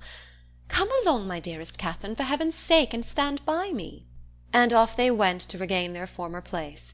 John Thorpe in the meanwhile had walked away, and Catherine, ever willing to give Mr. Tilney an opportunity of repeating the agreeable request which had already flattered her once, made her way to Mrs. Allen and Mrs. Thorpe as fast as she could, in the hope of finding him still with them. A hope which, when it proved to be fruitless, she felt to have been highly unreasonable. "Well, my dear," said Mrs. Thorpe, impatient for praise of her son, "I hope you have had an agreeable partner." "Very agreeable, madam." "I am glad of it. John has charming spirits, has not he?" "Did you meet Mr. Tilney, my dear?" said Mrs. Allen. "No. Where is he?" "He was with us just now, and he said he was so tired of lounging about that he was resolved to go and dance. So I thought perhaps he would ask you if he met with you." "Where can he be?" said Catherine, looking round, but she had not looked round long before she saw him leading a young lady to the dance. "Ah, he has got a partner. I wish he had asked you," said Mrs. Allen, and after a short silence she added, "He is a very agreeable young man." "Indeed he is, Mrs. Allen," said Mrs. Thorpe, smiling complacently. "I must say it, though I am his mother, that there is not a more agreeable young man in the world." This inapplicable answer might have been too much for the comprehension of many, but it did not puzzle Mrs. Allen, for after only a moment's consideration she said, in a whisper to Catherine, "I dare say she thought I was speaking of her son." Catherine was disappointed and vexed. She seemed to have missed by so little the very object she had had in view, and this persuasion did not incline her to a very gracious reply, when John Thorpe came up to her soon afterwards and said, "Well, Miss Morland, I suppose you and I are to stand up and jig it together again." "Oh, no, I am much obliged to you. Our 2 dances are over, and besides, I am tired, and do not mean to dance any more." "Do not you? Then let us walk about and quiz people. Come along with me, and I will show you the 4 greatest quizzes in the room, my 2 younger sisters and their partners. I have been laughing at them this half-hour." Again Catherine excused herself, and at last he walked off to quiz his sisters by himself. The rest of the evening she found very dull. Mr. Tilney was drawn away from their party at tea, to attend that of his partner. Miss Tilney, though belonging to it, did not sit near her, and James and Isabella were so much engaged in conversation together that the latter had no leisure to bestow more on her friend than one smile, one squeeze, and one "Dearest Catherine." Chapter 8. Northanger Abbey, by Jane Austen. Chapter 9. The progress of Catherine's unhappiness from the events of the evening was as follows. It appeared first in a general dissatisfaction with everybody about her, while she remained in the rooms, which speedily brought on considerable weariness and a violent desire to go home.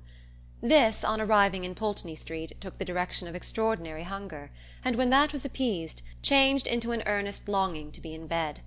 Such was the extreme point of her distress, for when there she immediately fell into a sound sleep which lasted 9 hours, and from which she awoke perfectly revived, in excellent spirits, with fresh hopes and fresh schemes.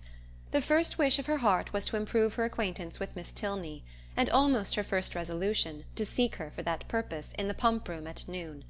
In the pump-room, one so newly arrived in Bath must be met with, and that building she had already found so favourable for the discovery of female excellence and the completion of female intimacy, so admirably adapted for secret discourses and unlimited confidence, that she was most reasonably encouraged to expect another friend from within its walls.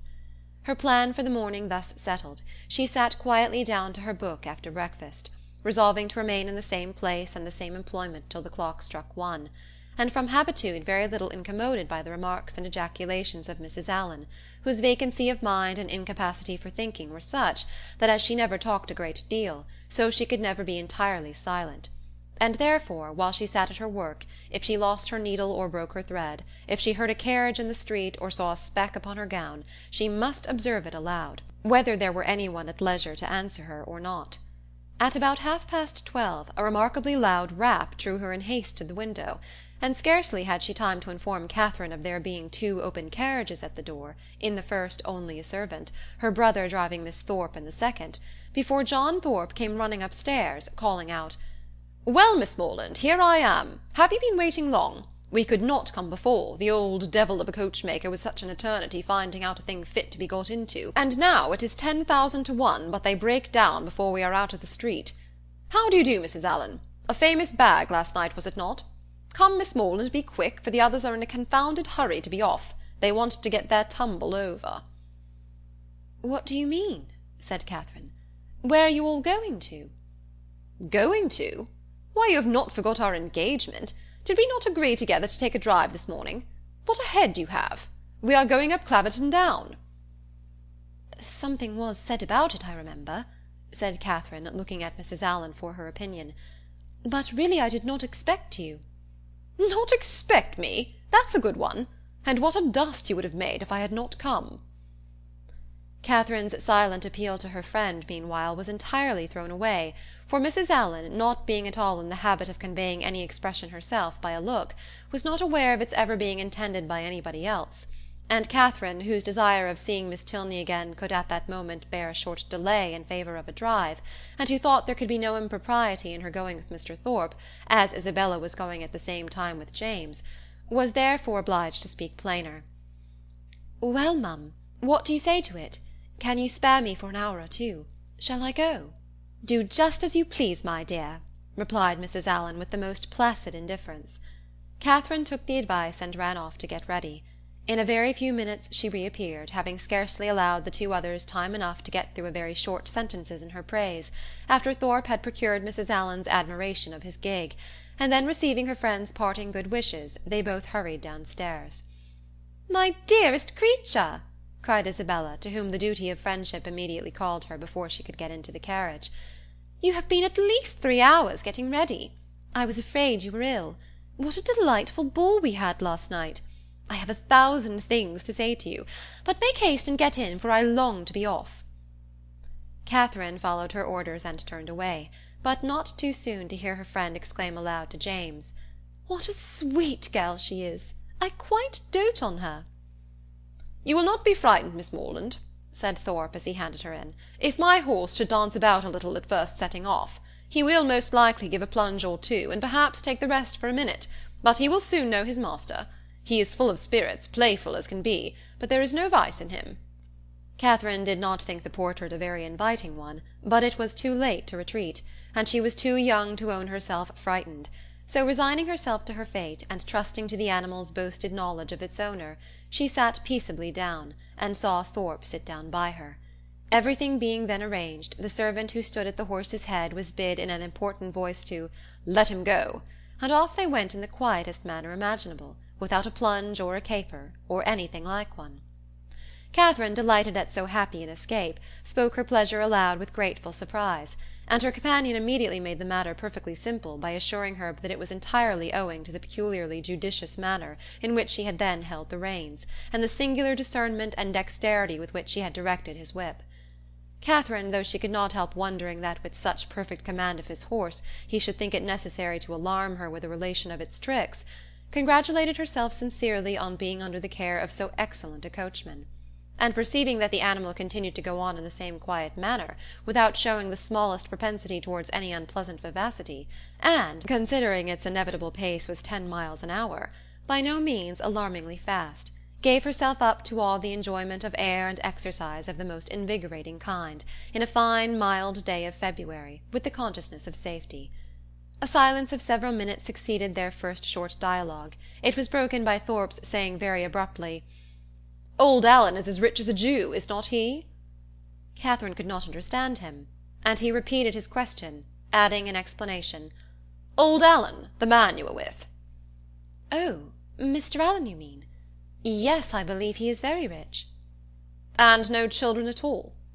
"No, not any." "A famous thing for his next heirs. He is your godfather, is not he?"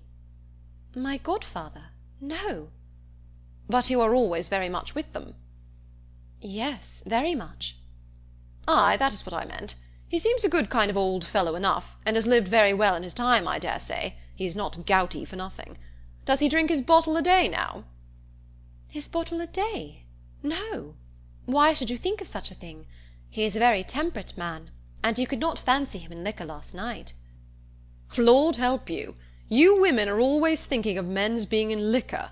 Why, you do not suppose a man is overset by a bottle. I am sure of this, that if everybody were to drink their bottle a day, there would not be half the disorders in the world there are now. It would be a famous good thing for us all." "I cannot believe it." "Oh, Lord, it would be the saving of thousands. There is not the 100th part of the wine consumed in this kingdom that there ought to be.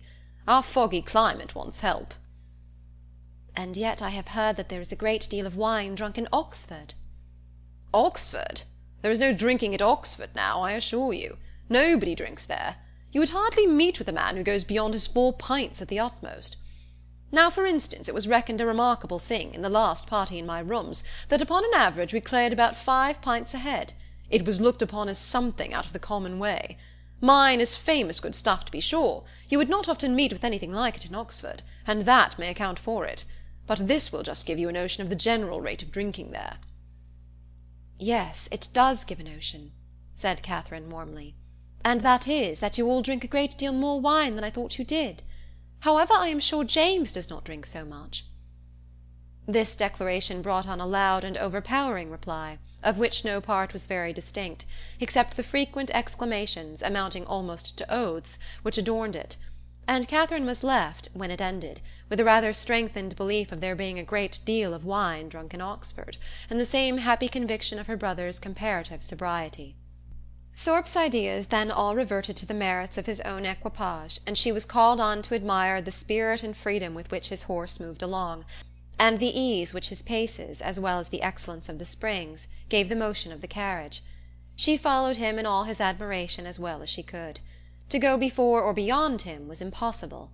His knowledge and her ignorance of the subject, his rapidity of expression, and her diffidence of herself put that out of her power.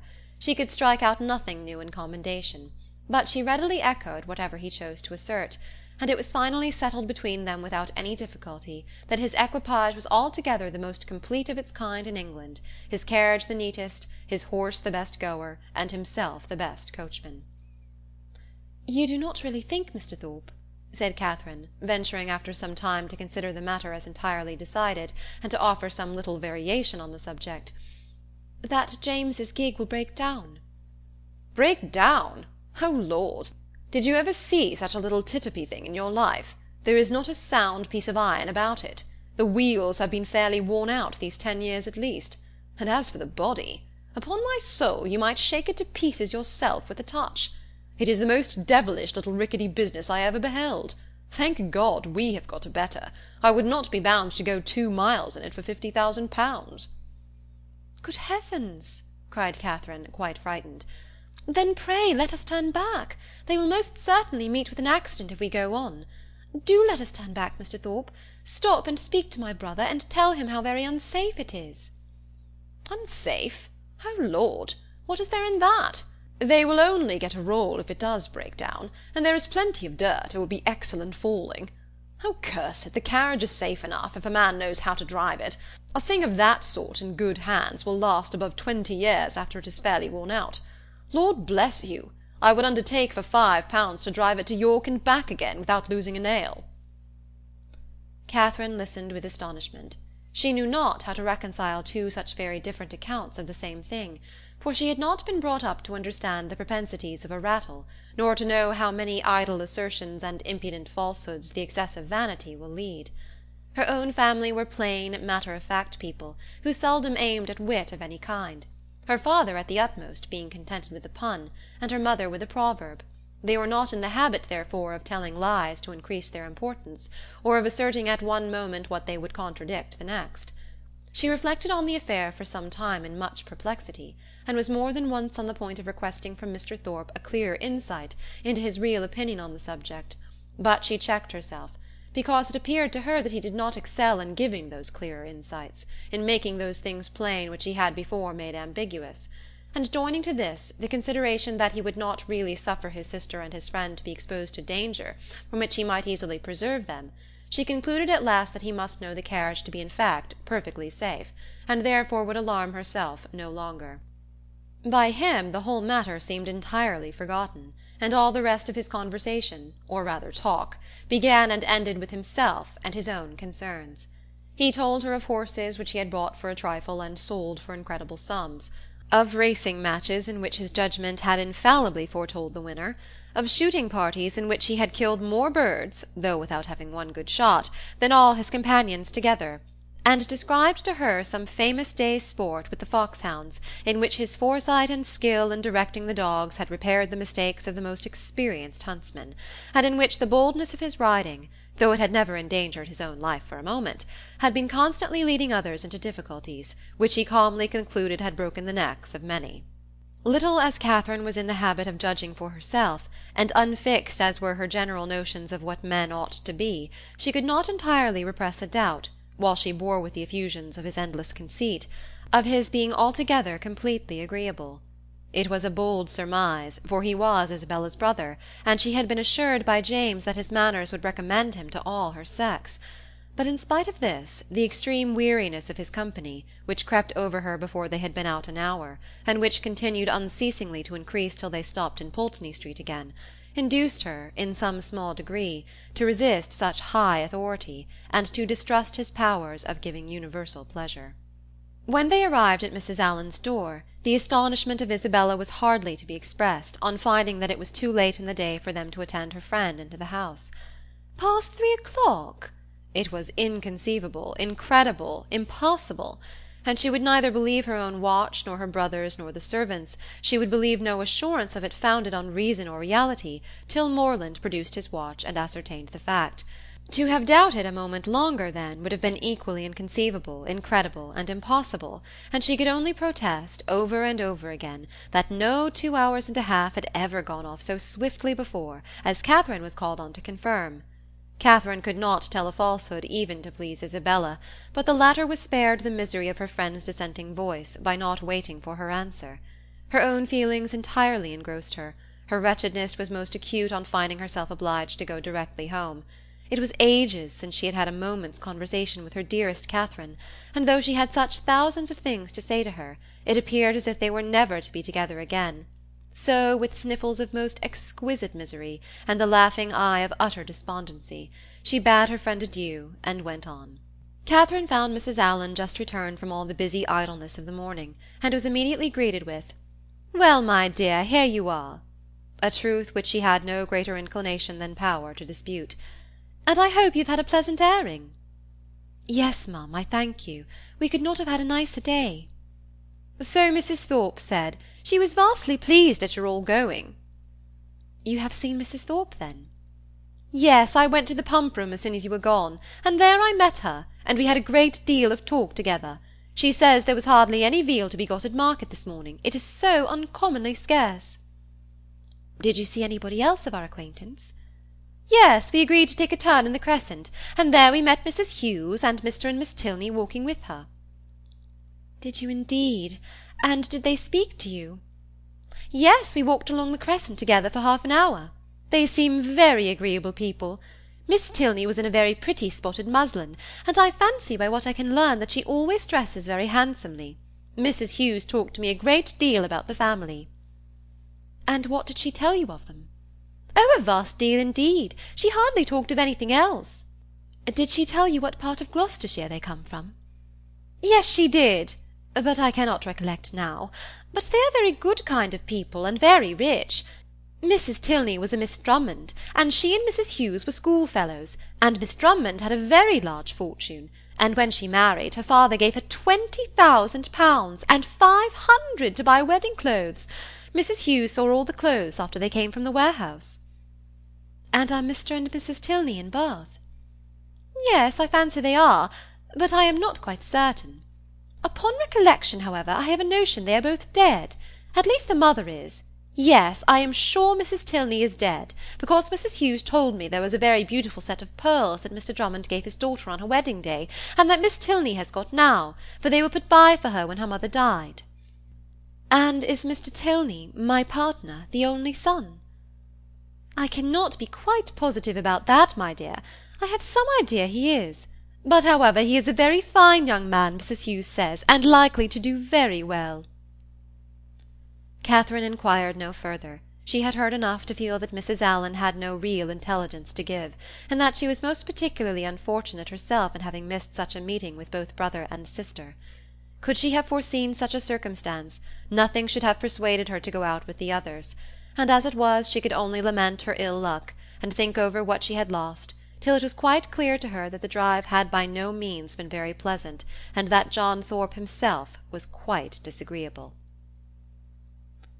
End of Chapter 9. Northanger Abbey by Jane Austen. Chapter 10. The Allens, Thorpes, and Morlands all met in the evening at the theatre, and as Catherine and Isabella sat together, there was then an opportunity for the latter to utter some few of the many thousand things which had been collecting within her, for communication in the immeasurable length of time which had divided them. "Oh, heavens! My beloved Catherine, have I got you at last?" was her address on Catherine's entering the box and sitting by her.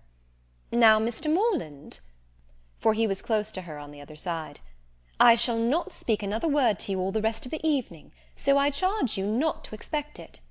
My sweetest Catherine, how have you been this long age? But I need not ask you, for you look delightfully. You really have done your hair in a more heavenly style than ever. You mischievous creature, do you want to attract everybody? I assure you my brother is quite in love with you already, and as for Mr. Tilney, but that is a settled thing. Even your modesty cannot doubt his attachment now. His coming back to Bath makes it too plain. Oh, what would I not give to see him! I really am quite wild with impatience. My mother says he is the most delightful young man in the world. She saw him this morning, you know. You must introduce him to me. Is he in the house now? Look about, for heaven's sake. I assure you I can hardly exist till I see him." "No," said Catherine, "he is not here. I cannot see him anywhere." "Oh, horrid! Am I never to be acquainted with him? How do you like my gown? I think it does not look amiss. The sleeves were entirely my own thought. Do you know, I get so immoderately sick of Bath. Your brother and I were agreeing this morning that, though it is vastly well to be here for a few weeks, we should not live here for millions. We soon found out that our tastes were exactly alike in preferring the country to every other place. Really, our opinions were so exactly the same, it was quite ridiculous. There was not a single point in which we differed. I would not have had you by for the world. You are such a sly thing, I am sure you would have made some droll remark or other about it." "No, indeed, I should not." "Oh, yes, you would indeed. I know you better than you know yourself. You would have told us that we seemed born for each other, or some nonsense of that kind, which would have distressed me beyond conception. My cheeks would have been as red as your roses. I would not have had you by for the world." "Indeed, you do me injustice. I would not have made so improper a remark upon any account. And besides, I am sure it would never have entered my head." Isabella smiled incredulously, and talked the rest of the evening to James. Catherine's resolution of endeavouring to meet Miss Tilney again continued in full force the next morning, and till the usual moment of going to the pump-room she felt some alarm from the dread of a second prevention. But nothing of that kind occurred, no visitors appeared to delay them, and they all three set off in good time for the pump-room, where the ordinary course of events and conversation took place. Mr. Allen, after drinking his glass of water, joined some gentlemen to talk over the politics of the day, and compare the accounts of their newspapers; and the ladies walked about together, noticing every new face and almost every new bonnet in the room. The female part of the Thorpe family, attended by James Morland, appeared among the crowd in less than a quarter of an hour, and Catherine immediately took her usual place by the side of her friend. James, who was now in constant attendance, maintained a similar position, and separating themselves from the rest of their party, they walked in that manner for some time, till Catherine began to doubt the happiness of a situation which, confining her entirely to her friend and brother, gave her very little share in the notice of either. They were always engaged in some sentimental discussion or lively dispute, but their sentiment was conveyed in such whispering voices, and their vivacity attended with so much laughter, that though Catherine's supporting opinion was not unfrequently called for by one or the other, she was never able to give any, from not having heard a word of the subject. At length, however, she was empowered to disengage herself from her friend, by the avowed necessity of speaking to Miss Tilney, whom she most joyfully saw just entering the room with Mrs. Hughes, and whom she instantly joined, with a firmer determination to be acquainted than she might have had courage to command, had she not been urged by the disappointment of the day before. Miss Tilney met her with great civility, returned her advances with equal good-will, and they continued talking together as long as both parties remained in the room. And though in all probability not an observation was made, nor an expression used by either which had not been made and used some thousands of times before, under that roof, in every Bath season, yet the merit of their being spoken with simplicity and truth, and without personal conceit, might be something uncommon. "How well your brother dances!" was an artless exclamation of Catherine's towards the close of their conversation, which at once surprised and amused her companion. "Henry?" she replied with a smile. "Yes, he does dance very well." "He must have thought it very odd to hear me say I was engaged the other evening, when he saw me sitting down. But I really had been engaged the whole day to Mr. Thorpe." Miss Tilney could only bow. "You cannot think," added Catherine after a moment's silence, "how surprised I was to see him again. I felt so sure of his being quite gone away." "When Henry had the pleasure of seeing you before, he was in Bath but for a couple of days. He came only to engage lodgings for us." "That never occurred to me, and of course not seeing him anywhere, I thought he must be gone. Was not the young lady he danced with on Monday a Miss Smith?" "Yes, an acquaintance of Mrs. Hughes." "I dare say she was very glad to dance. Do you think her pretty?" "Not very." "He never comes to the pump-room, I suppose?" "Yes, sometimes, but he has rid out this morning with my father." Mrs. Hughes now joined them, and asked Miss Tilney if she was ready to go. "I hope I shall have the pleasure of seeing you again soon," said Catherine. "Shall you be at the cotillion ball to-morrow?" "Perhaps yes, I think we certainly shall." "I am glad of it, for we shall all be there." This civility was duly returned, and they parted, on Miss Tilney's side with some knowledge of her new acquaintance's feelings, and on Catherine's without the smallest consciousness of having explained them. She went home very happy. The morning had answered all her hopes, and the evening of the following day was now the object of expectation, the future good. What gown and what head-dress she should wear on the occasion became her chief concern. She cannot be justified in it. Dress is at all times a frivolous distinction, and excessive solicitude about it often destroys its own aim. Catherine knew all this very well, Her great-aunt had read her a lecture on the subject only the Christmas before, and yet she lay awake 10 minutes on Wednesday night debating between her spotted and her tamboured muslin, and nothing but the shortness of the time prevented her buying a new one for the evening. This would have been an error in judgment, great, though not uncommon, from which one of the other sex rather than her own, a brother rather than a great-aunt, might have warned her, for man only can be aware of the insensibility of man towards a new gown. It would be mortifying to the feelings of many ladies could they be made to understand how little the heart of man is affected by what is costly or new in their attire, how little it is biassed by the texture of their muslin, and how unsusceptible of peculiar tenderness towards the spotted, the sprigged, the mull, or the jaconet. Woman is fine for her own satisfaction alone. No man will admire her the more, no woman will like her the better for it. Neatness and fashion are enough for the former, and a something of shabbiness or impropriety will be most endearing to the latter. But not one of these grave reflections troubled the tranquillity of Catherine. She entered the rooms on Thursday evening with feelings very different from what had attended her thither the Monday before. She had then been exulting in her engagement to Thorpe, and was now chiefly anxious to avoid his sight, lest he should engage her again. For though she could not, dared not expect that Mr. Tilney should ask her a third time to dance, her wishes, hopes, and plans all centred in nothing less. Every young lady may feel for my heroine in this critical moment, for every young lady has at some time or other known the same agitation. All have been, or at least all have believed themselves to be, in danger from the pursuit of some one whom they wished to avoid, and all have been anxious for the attentions of some one whom they wished to please. As soon as they were joined by the Thorpes, Catherine's agony began. She fidgeted about if John Thorpe came towards her, hid herself as much as possible from his view, and when he spoke to her, pretended not to hear him. The cotillons were over, the country dancing beginning, and she saw nothing of the Tilneys. "Do not be frightened, my dear Catherine," whispered Isabella, "but I am really going to dance with your brother again. I declare positively it is quite shocking. I tell him he ought to be ashamed of himself, but you and John must keep us in countenance. Make haste, my dear creature, and come to us. John has just walked off, but he will be back in a moment." Catherine had neither time nor inclination to answer. The others walked away, John Thorpe was still in view, and she gave herself up for lost. That she might not appear, however, to observe or expect him, she kept her eyes intently fixed on her fan, and a self-condemnation for her folly, in supposing that among such a crowd they should even meet with the Tilneys in any reasonable time, had just passed through her mind, when she suddenly found herself addressed and again solicited to dance by Mr. Tilney himself. With what sparkling eyes and ready motion she granted his request, and with how pleasing a flutter of heart she went with him to the set, may be easily imagined.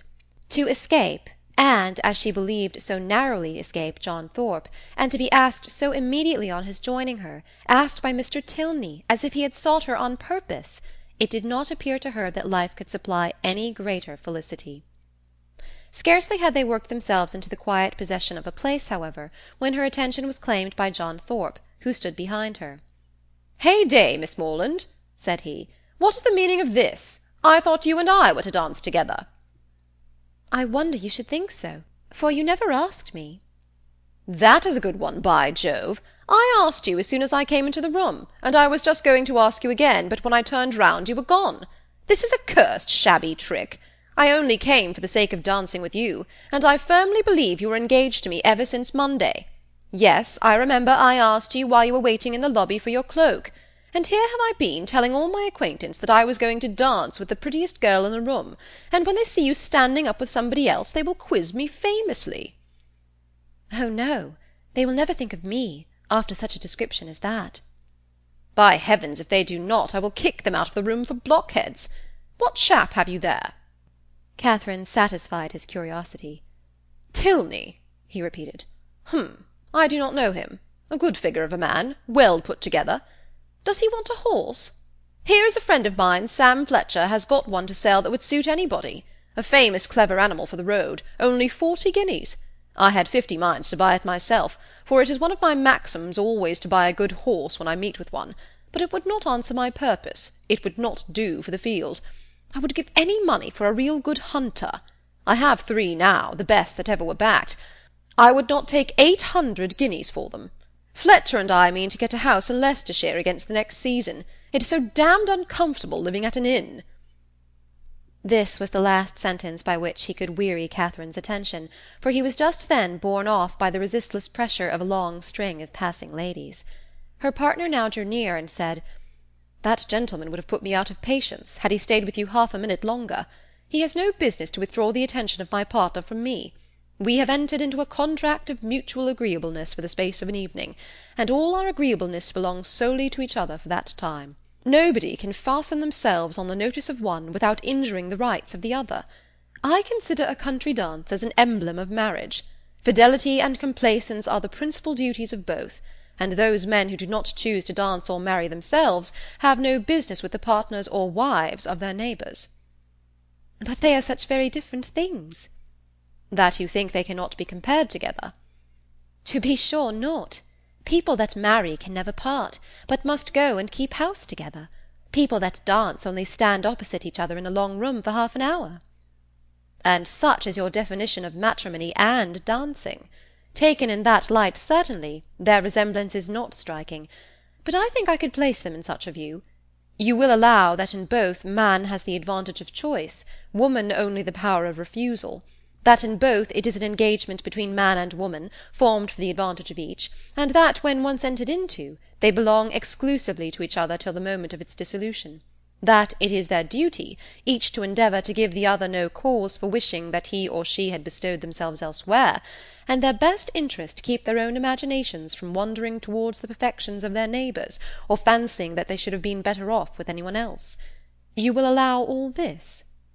"Yes, to be sure, as you state it, all this sounds very well, but still they are so very different. I cannot look upon them at all in the same light, nor think the same duties belong to them." "In one respect there certainly is a difference. In marriage the man is supposed to provide for the support of the woman to make the home agreeable to the man. He is to purvey, and she is to smile. But in dancing their duties are exactly changed. The agreeableness, the compliance are expected from him, while she furnishes the fan and the lavender water. That, I suppose, was the difference of duties which struck you, as rendering the conditions incapable of comparison." "No, indeed, I never thought of that." "Then I am quite at a loss. One thing, however, I must observe. This disposition on your side is rather alarming. You totally disallow any similarity in the obligations, and may I not thence infer that your notions of the duties of the dancing state are not so strict as your partner might wish? Have I not reason to fear that if the gentleman who spoke to you just now were to return, or if any other gentleman were to address you, there would be nothing to restrain you from conversing with him as long as you chose?" "Mr. Thorpe is such a very particular friend of my brother's, that if he talks to me, I must talk to him again. But there are hardly 3 young men in the room besides him that I have any acquaintance with." "And is that to be my only security? Alas, alas!" "Nay, I am sure you cannot have a better, for if I do not know anybody, it is impossible for me to talk to them, and besides, I do not want to talk to anybody." "Now you have given me security worth having, and I shall proceed with courage. Do you find Bath as agreeable as when I had the honour of making the inquiry before?" "Yes, quite. More so, indeed." "More so? Take care, or you will forget to be tired of it at the proper time. You ought to be tired at the end of 6 weeks." "I do not think I should be tired, if I were to stay here 6 months." "Bath, compared with London, has little variety, and so everybody finds out every year.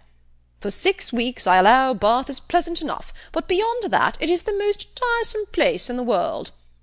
You would be told so by people of all descriptions, who come regularly every winter, lengthen their 6 weeks into 10 or 12, and go away at last because they can afford to stay no longer." "Well, other people must judge for themselves, and those who go to London may think nothing of Bath. But I, who live in a small retired village in the country, can never find greater sameness in such a place as this than in my own home, for here there are a variety of amusements, a variety of things to be seen and done all day long, which I can know nothing of there." "You are not fond of the country?" "Oh yes, I am. I have always lived there, and have always been very happy. But certainly there is much more sameness in a country life than in a Bath life. One day in the country is exactly like another." But then you spend your time so much more rationally in the country." "Do I?" "Do you not?" "I do not believe there is much difference." "Here you are in pursuit only of amusement all day long." "And so I am at home, only I do not find so much of it. I walk about here, and so I do there, but here I see a variety of people in every street, and there I can only go and call on Mrs. Allen." Mr. Tilney was very much amused. "Only go and call on Mrs. Allen," he repeated. "What a picture of intellectual poverty! However, when you sink into this abyss again, you will have more to say. You will be able to talk of Bath, and of all that you did here." "Oh, yes, I shall never be in want of something to talk of again to Mrs. Allen, or anybody else. I really believe I shall always be talking of Bath when I am at home again. I do like it so very much. If I could but have papa and mamma and the rest of them here, I suppose I should be too happy. James is coming, my eldest brother, is quite delightful, and especially as it turns out that the very family we are just got so intimate with are his intimate friends already. Oh, who can ever be tired of Bath?" "Not those who bring such fresh feelings of every sort to it as you do. But papas and mammas and brothers and intimate friends are a good deal gone by to most of the frequenters of Bath, and the honest relish of balls and plays and everyday sights is past with them." Here their conversation closed, the demands of the dance becoming now too importunate for divided attention. Soon after their reaching the bottom of the set, Catherine perceived herself to be earnestly regarded by a gentleman who stood among the lookers-on, immediately behind her partner. He was a very handsome man, of a commanding aspect, past the bloom, but not past the vigour of life, and with his eye still directed towards her, she saw him presently address Mr. Tilney in a familiar whisper. Confused by his notice, and blushing from the fear of its being excited by something wrong in her appearance, she turned away her head. But while she did so, the gentleman retreated, and her partner coming nearer, said, "I see that you guess what I have just been asked. That gentleman knows your name, and you have a right to know his. It is General Tilney, my father." Catherine's answer was only, "Oh!" But it was an "oh" expressing everything needful, attention to his words, and perfect reliance on their truth. With real interest and strong admiration did her eye now follow the General, as he moved through the crowd, and "How handsome a family they are!" was her secret remark. In chatting with Miss Tilney before the evening concluded, a new source of felicity arose to her. She had never taken a country walk since her arrival in Bath. Miss Tilney, to whom all the commonly frequented environs were familiar, spoke of them in terms which made her all eagerness to know them too, and on her openly fearing that she might find nobody to go with her, it was proposed by the brother and sister that they should join in a walk some morning or other. "I shall like it," she cried, "beyond anything in the world, and do not let us put it off. Let us go to-morrow." This was readily agreed to, with only a proviso of Miss Tilney's, that it did not rain, which Catherine was sure it would not. At 12 o'clock they were to call for her in Pulteney Street, and "Remember, 12 o'clock!" was her parting speech to her new friend. Of her other, her older, her more established friend, Isabella, of whose fidelity and worth she had enjoyed a fortnight's experience, she scarcely saw anything during the evening. Yet, though longing to make her acquainted with her happiness, she cheerfully submitted to the wish of Mr. Allen, which took them away rather early, and her spirits danced within her, as she danced in her chair all the way home. Chapter 10. Northanger Abbey, by Jane Austen. Chapter 11.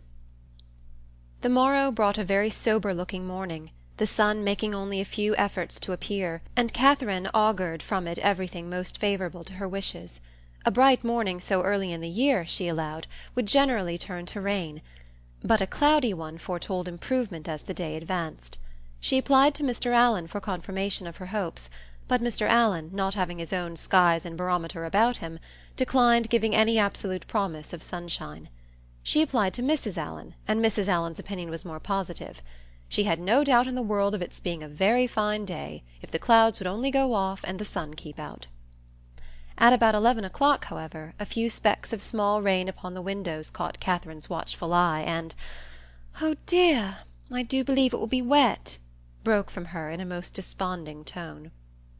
"I thought how it would be," said Mrs. Allen. "No walk for me to-day," sighed Catherine. But perhaps it may come to nothing, or it may hold up before 12. Perhaps it may. But then, my dear, it will be so dirty. Oh, that will not signify. I never mind dirt. No, replied her friend very placidly. I know you never mind dirt. After a short pause, "It comes on faster and faster," said Catherine as she stood watching at a window. "So it does indeed. If it keeps raining, the streets will be very wet." "There are 4 umbrellas up already. How I hate the sight of an umbrella!" "They are disagreeable things to carry. I would much rather take a chair at any time." "It was such a nice-looking morning. I felt so convinced it would be dry." "Anybody would have thought so indeed. There will be very few people in the pump-room if it rains all the morning. I hope Mr. Allen will put on his great-coat when he goes, but I dare say he will not, for he had rather do anything in the world than walk out in a great-coat. I wonder he should dislike it. It must be so comfortable." The rain continued, fast, though not heavy. Catherine went every 5 minutes to the clock, threatening on each return that if it still kept on raining another 5 minutes, she would give up the matter as hopeless. The clock struck 12, and still it rained. "You will not be able to go, my dear." "I do not quite despair yet. I shall not give it up till 12:15. This is just the time of day for it to clear up, and I do think it looks a little lighter. There, it is 20 minutes after 12, and now I shall give it up entirely. Oh, that we had such weather here as they had at Udolpho, or at least in Tuscany in the south of France, the night that poor St. Aubin died. Such beautiful weather." At 12:30, when Catherine's anxious attention to the weather was over, and she could no longer claim any merit from its amendment, the sky began voluntarily to clear. A gleam of sunshine took her quite by surprise. She looked round, the clouds were parting, and she instantly returned to the window to watch over and encourage the happy appearance. 10 minutes more made it certain that a bright afternoon would succeed, and justified the opinion of Mrs. Allen, who had "always thought it would clear up." But whether Catherine might still expect her friends, whether there had not been too much rain for Miss Tilney to venture, must yet be a question. It was too dirty for Mrs. Allen to accompany her husband to the pump-room. He accordingly set off by himself, and Catherine had barely watched him down the street when her notice was claimed by the approach of the same 2 open carriages, containing the same 3 people that had surprised her so much a few mornings back. "Isabella, my brother, and Mr. Thorpe, I declare! They are coming for me, perhaps, but I shall not go. I cannot go, indeed, for you know Miss Tilney may still call." Mrs. Allen agreed to it. John Thorpe was soon with them, and his voice was with them yet sooner, for on the stairs he was calling out to Miss Morland to be quick. Make haste," as he threw open the door. "Put on your hat this moment. There is no time to be lost. We are going to Bristol. How do you do, Mrs. Allen?" "To Bristol? Is not that a great way off? But, however, I cannot go with you to-day, because I am engaged. I expect some friends every moment." This was of course vehemently talked down as no reason at all. Mrs. Allen was called on to second him, and the 2 others walked in to give their assistance. "My sweetest Catherine, is not this delightful?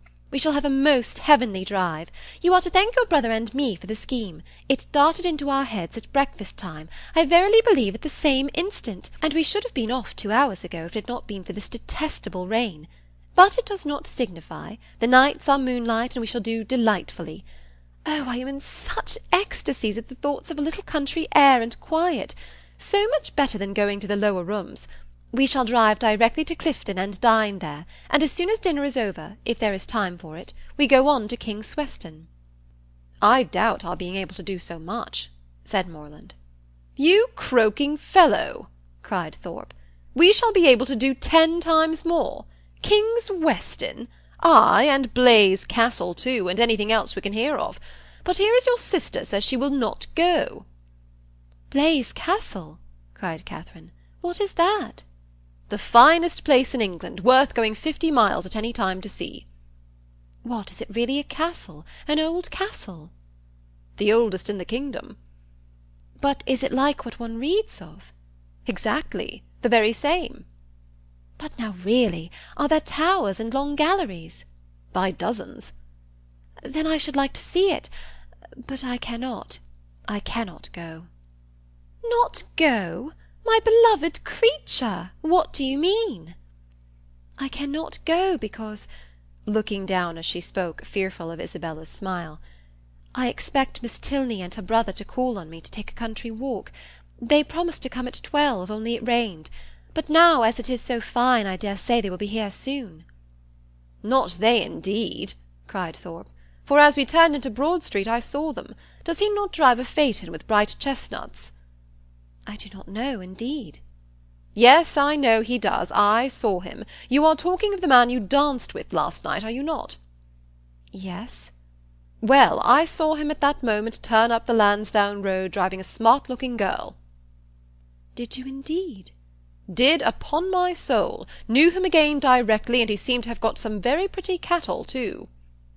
"It is very odd. But I suppose they thought it would be too dirty for a walk."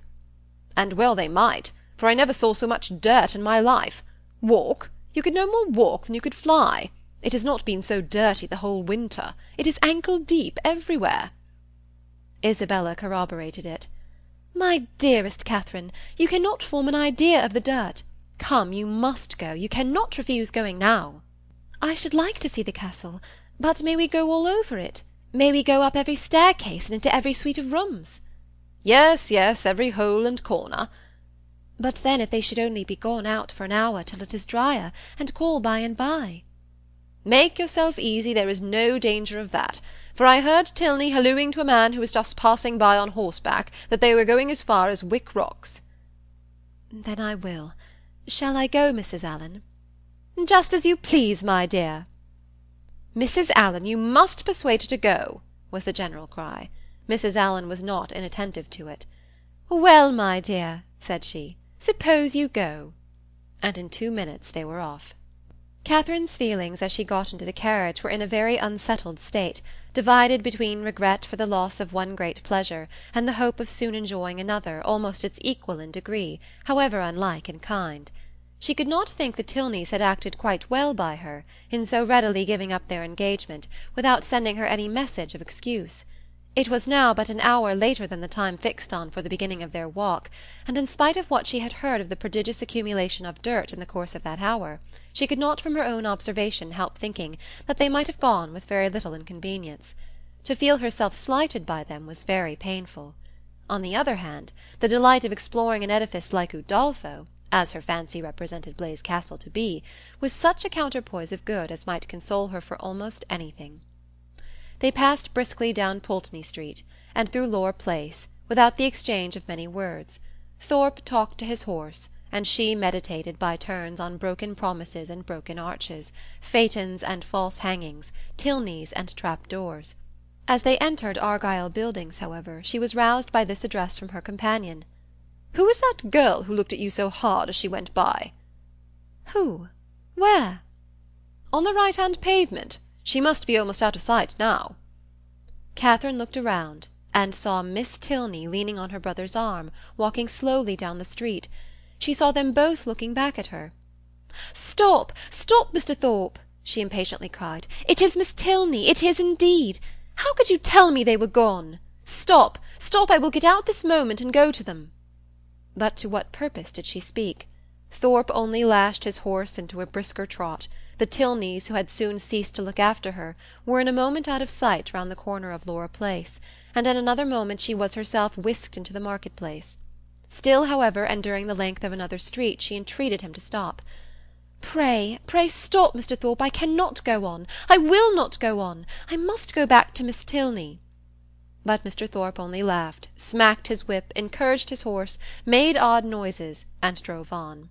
And Catherine, angry and vexed as she was, having no power of getting away, was obliged to give up the point and submit. Her reproaches, however, were not spared. "How could you deceive me so, Mr. Thorpe? How could you say that you saw them driving up the Lansdowne Road? I would not have had it happen so for the world. They must think it so strange, so rude of me, to go by them, too, without saying a word. You do not know how vexed I am. I shall have no pleasure at Clifton, nor in anything else. I had rather 10,000 times rather get out now and walk back to them. How could you say you saw them driving out in a phaeton?"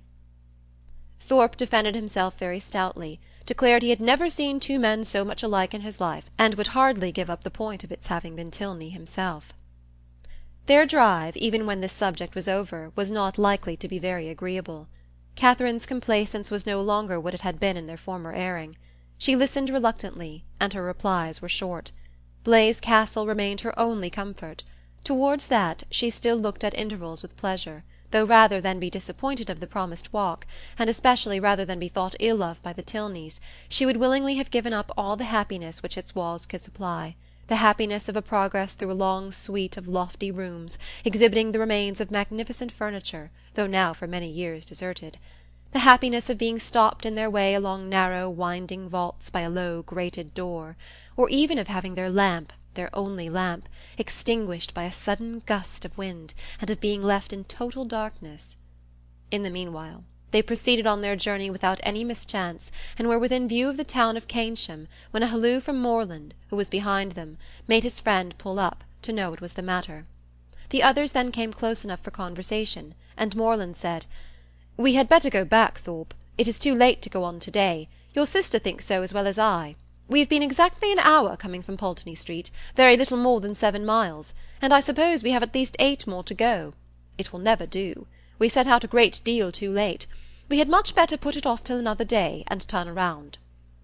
"It is all one to me," replied Thorpe rather angrily, and instantly turning his horse, they were on their way back to Bath. "If your brother had not got such a damned beast to drive," said he soon afterwards, "we might have done it very well. My horse would have trotted to Clifton within the hour, if left to himself, and I have almost broke my arm with pulling him into that cursed broken-winded jade's pace. Morland is a fool for not keeping a horse and gig of his own." "No, he is not," said Catherine warmly, "for I am sure he could not afford it." "And why cannot he afford it?" "Because he has not money enough." "And whose fault is that?" "Nobody's, that I know of." Thorpe then said something in the loud incoherent way to which he had often recourse, about its being a damned thing to be miserly, and that if people who rolled in money could not afford things, he did not know who could, which Catherine did not even endeavour to understand. Disappointed of what was to have been the consolation for her first disappointment, she was less and less disposed either to be agreeable herself or to find her companion so, and they returned to Pulteney Street without her speaking 20 words. As she entered the house, the footman told her that a gentleman and lady had called and inquired for her a few minutes after her setting off; that, when he told them she was gone out with Mr. Thorpe, the lady had asked whether any message had been left for her, and on his saying no, had felt for a card, but said she had none about her, and went away. Pondering over these heart-rending tidings, Catherine walked slowly upstairs. At the head of them she was met by Mr. Allen, who, on hearing the reason of their speedy return, said, "I am glad your brother had so much sense. I am glad you are come back. It was a strange, wild scheme." They all spent the evening together at Thorpe's. Catherine was disturbed and out of spirits, but Isabella seemed to find a pool of commerce in the fate of which she shared, by private partnership with Morland, a very good equivalent for the quiet and country air of an inn at Clifton. Her satisfaction, too, in not being at the lower rooms was spoken more than once. "How I pity the poor creatures that are going there! How glad I am that I am not amongst them! I wonder whether it will be a full ball or not. They have not begun dancing yet. I would not be there for all the world. It is so delightful to have an evening now and then to oneself. I dare say it will not be a very good ball. I know the Mitchells will not be there. I am sure I pity everybody that is. But I dare say, Mr. Morland, you long to be at it, do not you? I am sure you do. Well, pray do not let anybody here be such a restraint on you. I dare say we could do very well without you, but you men think yourselves of such consequence." Catherine could almost have accused Isabella of being wanting in tenderness towards herself and her sorrows, so very little did they appear to dwell on her mind, and so very inadequate was the comfort she offered. "Do not be so dull, my dearest creature," she whispered. "You will quite break my heart. It was amazingly shocking, to be sure, but the Tilneys were entirely to blame. Why were not they more punctual? It was dirty indeed, but what did that signify? I am sure John and I should not have minded it. I never mind going through anything where a friend is concerned. That is my disposition, and John is just the same. He has amazing strong feelings. Good heavens! What a delightful hand you have got! Kings, I vow! I never was so happy in my life. I would 50 times rather you should have them than myself. And now I may dismiss my heroine to the sleepless couch which is the true heroine's portion, to a pillow strewed with thorns and wet with tears, and lucky may she think herself if she get another good night's rest in the course of the next 3 months. End of Chapter 11. Northanger Abbey, by Jane Austen. Chapter 12. "Mrs. Allen," said Catherine the next morning, "will there be any harm in my calling on Miss Tilney to-day? I shall not be easy till I have explained everything." "Go by all means, my dear, only put on a white gown. Miss Tilney always wears white." Catherine cheerfully complied, and being properly equipped, was more impatient than ever to be at the pump-room, that she might inform herself of General Tilney's lodgings, for though she believed they were in Milsom Street, she was not certain of the house, and Mrs. Allen's wavering convictions only made it more doubtful. To Milsom Street she was directed, and having made herself perfect in the number, hastened away with eager steps and a beating heart to pay her visit, explain her conduct, and be forgiven, tripping lightly through the churchyard, and resolutely turning away her eyes, that she might not be obliged to see her beloved Isabella and her dear family, who, she had reason to believe, were in a shop hard by. She reached the house without any impediment, looked at the number, knocked at the door, and inquired for Miss Tilney. The man believed Miss Tilney to be at home, but was not quite certain. Would she be pleased to send up her name? She gave her card. In a few minutes the servant returned, and with a look which did not quite confirm his words, said that he had been mistaken, for that Miss Tilney was walked out. Catherine, with a blush of mortification, left the house. She felt almost persuaded that Miss Tilney was at home, and too much offended to admit her, and as she retired down the street could not withhold one glance at the drawing-room windows in expectation of seeing her there, but no one appeared at them. At the bottom of the street, however, she looked back again, and then, not at a window, but issuing from the door, she saw Miss Tilney herself. She was followed by a gentleman whom Catherine believed to be her father, and they turned up towards Edgar's Buildings. Catherine, in deep mortification, proceeded on her way. She could almost be angry herself at such angry incivility, but she checked the resentful sensation. She remembered her own ignorance. She knew not how such an offence as hers might be classed by the laws of worldly politeness, to what a degree of unforgivingness it might with propriety lead, nor to what rigours of rudeness in return it might justly make her amenable. Dejected and humbled, she had even some thoughts of not going with the others to the theatre that night, but it must be confessed that they were not of long continuance, for she soon recollected, in the first place, that she was without any excuse for staying at home, and in the second, that it was a play she wanted very much to see. To the theatre accordingly they all went. No Tilneys appeared to plague or please her. She feared that amongst the many perfections of the family a fondness for plays was not to be ranked, but perhaps it was because they were habituated to the finer performances of the London stage, which she knew, on Isabella's authority, rendered everything else of the kind quite horrid. She was not deceived in her own expectation of pleasure. The comedy so well suspended her care that no one, observing her during the first 4 acts, would have supposed she had any wretchedness about her. On the beginning of the 5th, however, the sudden view of Mr. Henry Tilney and his father, joining a party in the opposite box, recalled her to anxiety and distress. The stage could no longer excite genuine merriment, no longer keep her whole attention. Every other look upon an average was directed towards the opposite box, and for the space of 2 entire scenes did she thus watch Henry Tilney, without being once able to catch his eye. No longer could he be suspected of indifference for a play. His notice was never withdrawn from the stage during 2 whole scenes. At length, however, he did look towards her, and he bowed. But such a bow! No smile, no continued observance attended it. His eyes were immediately returned to their former direction. Catherine was restlessly miserable. She could almost have run round to the box in which he sat and forced him to hear her explanation. Feelings rather natural than heroic possessed her. Instead of considering her own dignity injured by this ready condemnation, instead of proudly resolving in conscious innocence to show her resentment towards him who could harbour a doubt of it, to leave to him all the trouble of seeking an explanation, and to enlighten him on the past only by avoiding his sight or flirting with somebody else, she took to herself all the shame of misconduct, or at least of its appearance, and was only eager for an opportunity of explaining its cause. The play concluded. The curtain fell. Henry Tilney was no longer to be seen where he had hitherto sat, but his father remained, and perhaps he might be now coming round to their box. She was right.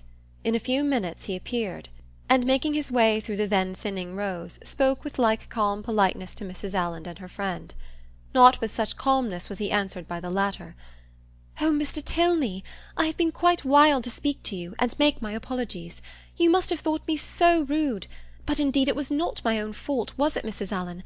Did not they tell me that Mr. Tilney and his sister were gone out in a phaeton together? And then what could I do? But I had 10,000 times rather have been with you, now had I not, Mrs. Allen?" "My dear, you tumble my gown," was Mrs. Allen's reply.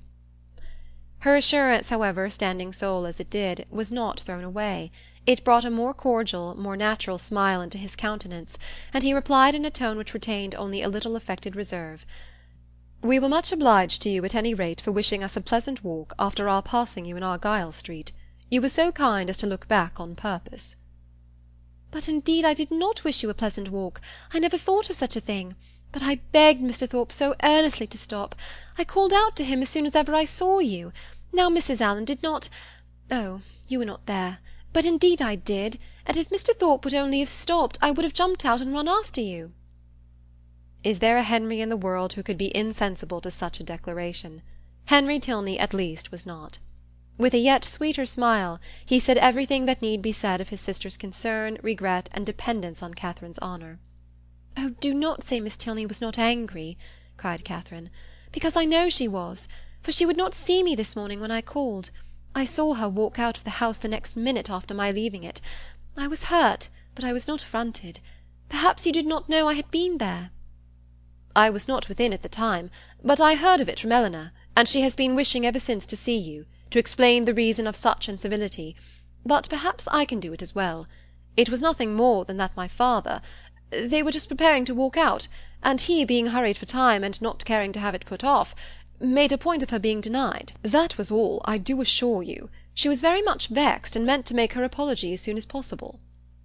Catherine's mind was greatly eased by this information, yet a something of solicitude remained, from which sprang the following question, thoroughly artless in itself, though rather distressing to the gentleman.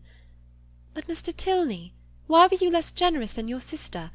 If she felt such confidence in my good intentions, and could suppose it only to be a mistake, why should you be so ready to take offence?" "Me? I take offence?" "Nay, I am sure by your look, when you came to the box, you were angry." "I angry? I could have no right." "Well, nobody would have thought you had no right who saw your face." He replied by asking her to make room for him, and talking of the play. He remained with them some time, and was only too agreeable for Catherine to be contented when he went away. Before they parted, however, it was agreed that the projected walk should be taken as soon as possible, and setting aside the misery of his quitting their box, she was upon the whole left one of the happiest creatures in the world.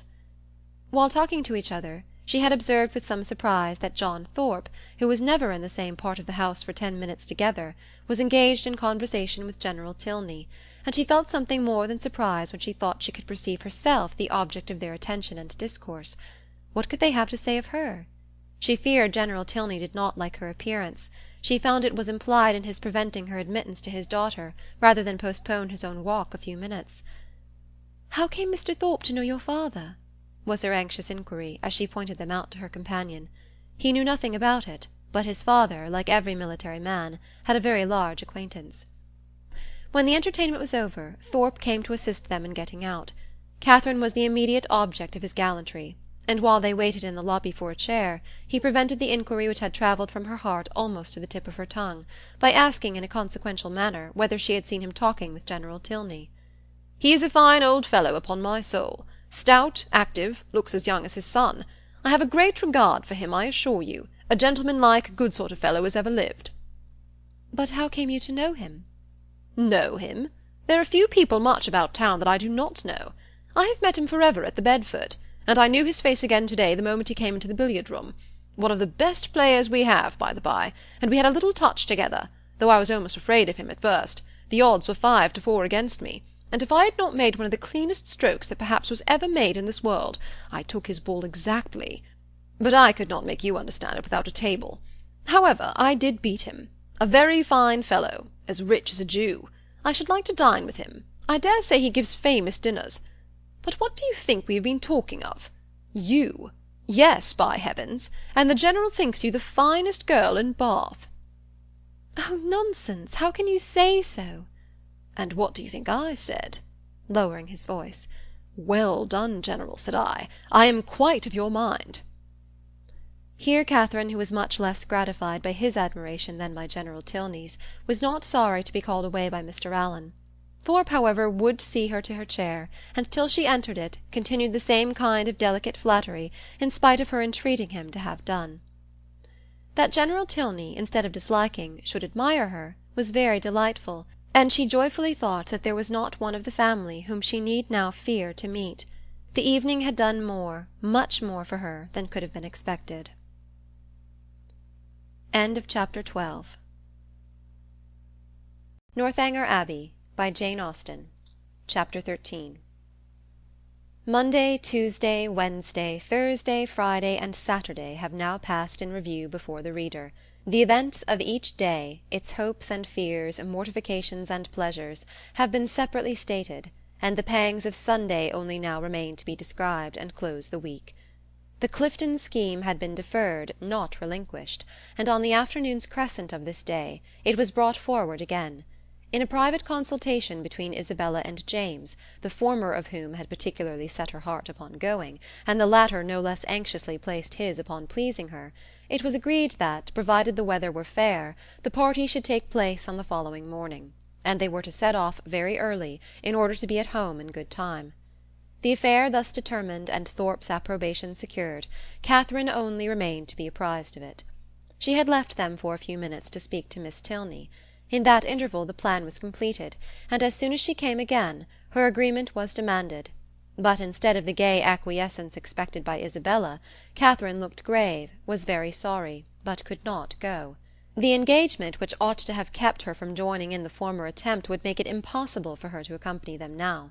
She had that moment settled with Miss Tilney to take their proposed walk to-morrow. It was quite determined, and she would not upon any account retract. But that she must and should retract was instantly the eager cry of both the Thorpes. They must go to Clifton to-morrow. They would not go without her. It would be nothing to put off a mere walk for one day longer, and they would not hear of a refusal. Catherine was distressed, but not subdued. "Do not urge me, Isabella. I am engaged to Miss Tilney. I cannot go." This availed nothing. The same arguments assailed her again. She must go, she should go, and they would not hear of a refusal. "It would be so easy to tell Miss Tilney that you had just been reminded of a prior engagement, and must only beg to put off the walk till Tuesday." "No, it would not be easy. I could not do it. There has been no prior engagement." But Isabella became only more and more urgent, calling on her in the most affectionate manner, addressing her by the most endearing names. She was sure her dearest, sweetest Catherine would not seriously refuse such a trifling request to a friend who loved her so dearly. She knew her beloved Catherine to have so feeling a heart, so sweet a temper, to be so easily persuaded by those she loved. But all in vain. Catherine felt herself to be in the right, and though pained by such tender, such flattering supplication, could not allow it to influence her. Isabella then tried another method. She reproached her with having more affection for Miss Tilney, though she had known her so little a while, than for her best and oldest friends, with being grown cold and indifferent, in short, towards herself. "I cannot help being jealous, Catherine, when I see myself slighted for strangers, I, who love you so excessively. When once my affections are placed, it is not in the power of anything to change them. But I believe my feelings are stronger than anybody's. I am sure they are too strong for my own peace, and to see myself supplanted in your friendship by strangers does cut me to the quick, I own. These Tilneys seem to swallow up everything else." Catherine thought this reproach equally strange and unkind. Was it the part of a friend thus to expose her feelings to the notice of others? Isabella appeared to her ungenerous and selfish, regardless of everything but her own gratification. These painful ideas crossed her mind, though she said nothing. Isabella in the meanwhile had applied her handkerchief to her eyes, and Morland, miserable at such a sight, could not help saying, "Nay, Catherine, I think you cannot stand out any longer now. The sacrifice is not much, and to oblige such a friend. I shall think you quite unkind if you still refuse." This was the first time of her brother's openly siding against her, and anxious to avoid his displeasure, she proposed a compromise. If they would only put off their scheme till Tuesday, which they might easily do, as it depended only on themselves, she could go with them, and everybody might then be satisfied. But "No, no, no," was the immediate answer. "That could not be, for Thorpe did not know that he might not go to town on Tuesday." Catherine was sorry, but could do no more, and a short silence ensued, which was broken by Isabella, who, in a voice of cold resentment, said, "Very well, then there is an end of the party. If Catherine does not go, I cannot. I cannot be the only woman. I would not, upon any account in the world, do so improper a thing." "Catherine, you must go," said James. "But why cannot Mr. Thorpe drive one of his other sisters? I dare say either of them would like to go." "Thank ye," cried Thorpe, "but I did not come to Bath to drive my sisters about and look like a fool. No, if you do not go, damn me if I do. I only go for the sake of driving you." "That is a compliment which gives me no pleasure." But her words were lost on Thorpe, who had turned abruptly away. The three others still continued together, walking in a most uncomfortable manner to poor Catherine. Sometimes not a word was said, sometimes she was again attacked with supplications or reproaches, and her arm was still linked within Isabella's, though their hearts were at war. At one moment she was softened, at another irritated, always distressed, but always steady. "I did not think you had been so obstinate, Catherine," said James. "You were not used to be so hard to persuade. You once were the kindest, best-tempered of my sisters." "I hope I am not less so now," she replied very feelingly. "But indeed I cannot go. If I am wrong, I am doing what I believe to be right." "I suspect," said Isabella in a low voice, "there is no great struggle."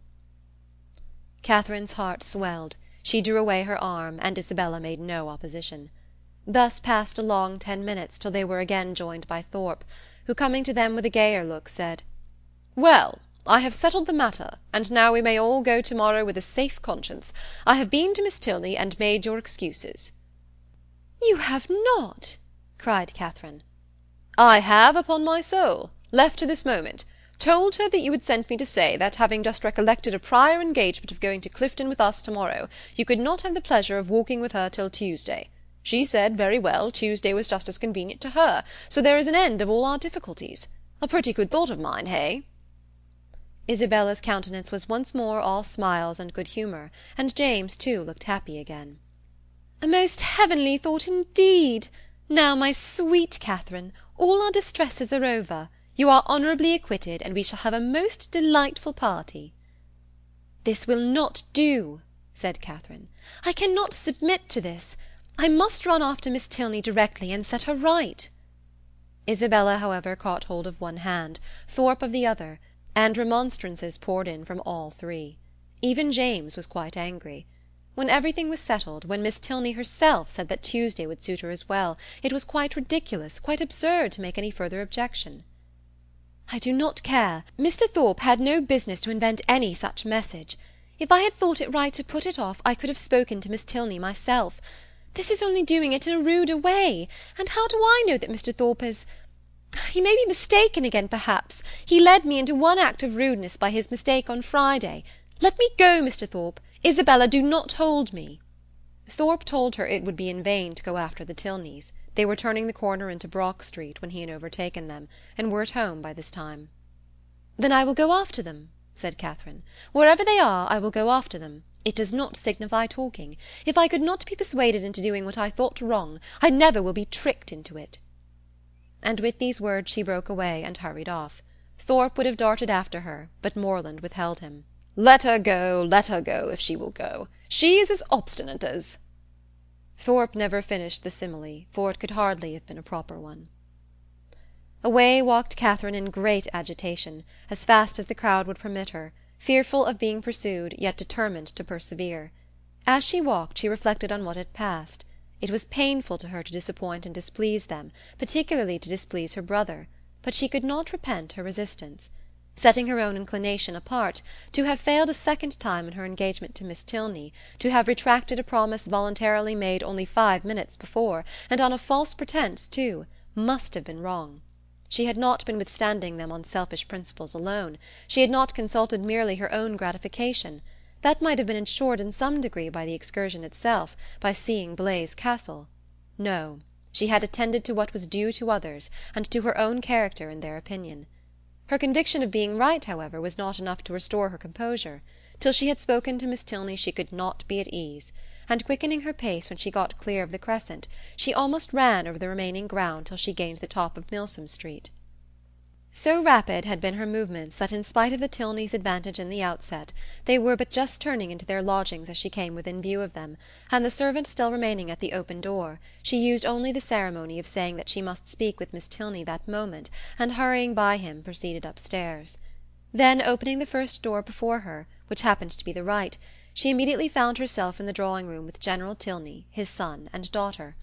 Her explanation, defective only in being, from her irritation of nerves and shortness of breath, no explanation at all, was instantly given. "I come in a great hurry. It was all a mistake. I never promised to go. I told them from the first I could not go. I ran away in a great hurry to explain it. I did not care what you thought of me. I would not stay for the servant." The business, however, though not perfectly elucidated by this speech, soon ceased to be a puzzle. Catherine found that John Thorpe had given the message, and Miss Tilney had no scruple in owning herself greatly surprised by it. But whether her brother had still exceeded her in resentment, Catherine, though she instinctively addressed herself as much to one as to the other in her vindication, had no means of knowing. Whatever might have been felt before her arrival, her eager declarations immediately made every look and sentence as friendly as she could desire. The affair thus happily settled, she was introduced by Miss Tilney to her father, and received by him with such ready, such solicitous politeness as recalled Thorpe's information to her mind, and made her think with pleasure that he might be sometimes depended on. To such anxious attention was the general civility carried, that, not aware of her extraordinary swiftness in entering the house, he was quite angry with the servant whose neglect had reduced her to open the door of the apartment herself. "What did William mean by it? He should make a point of inquiring into the matter." And if Catherine had not most warmly asserted his innocence, it seemed likely that William would lose the favour of his master forever, if not his place, by her rapidity. After sitting with them a quarter of an hour, she rose to take leave, and was then most agreeably surprised by General Tilney's asking her if she would do his daughter the honour of dining and spending the rest of the day with her. Miss Tilney added her own wishes. Catherine was greatly obliged, but it was quite out of her power.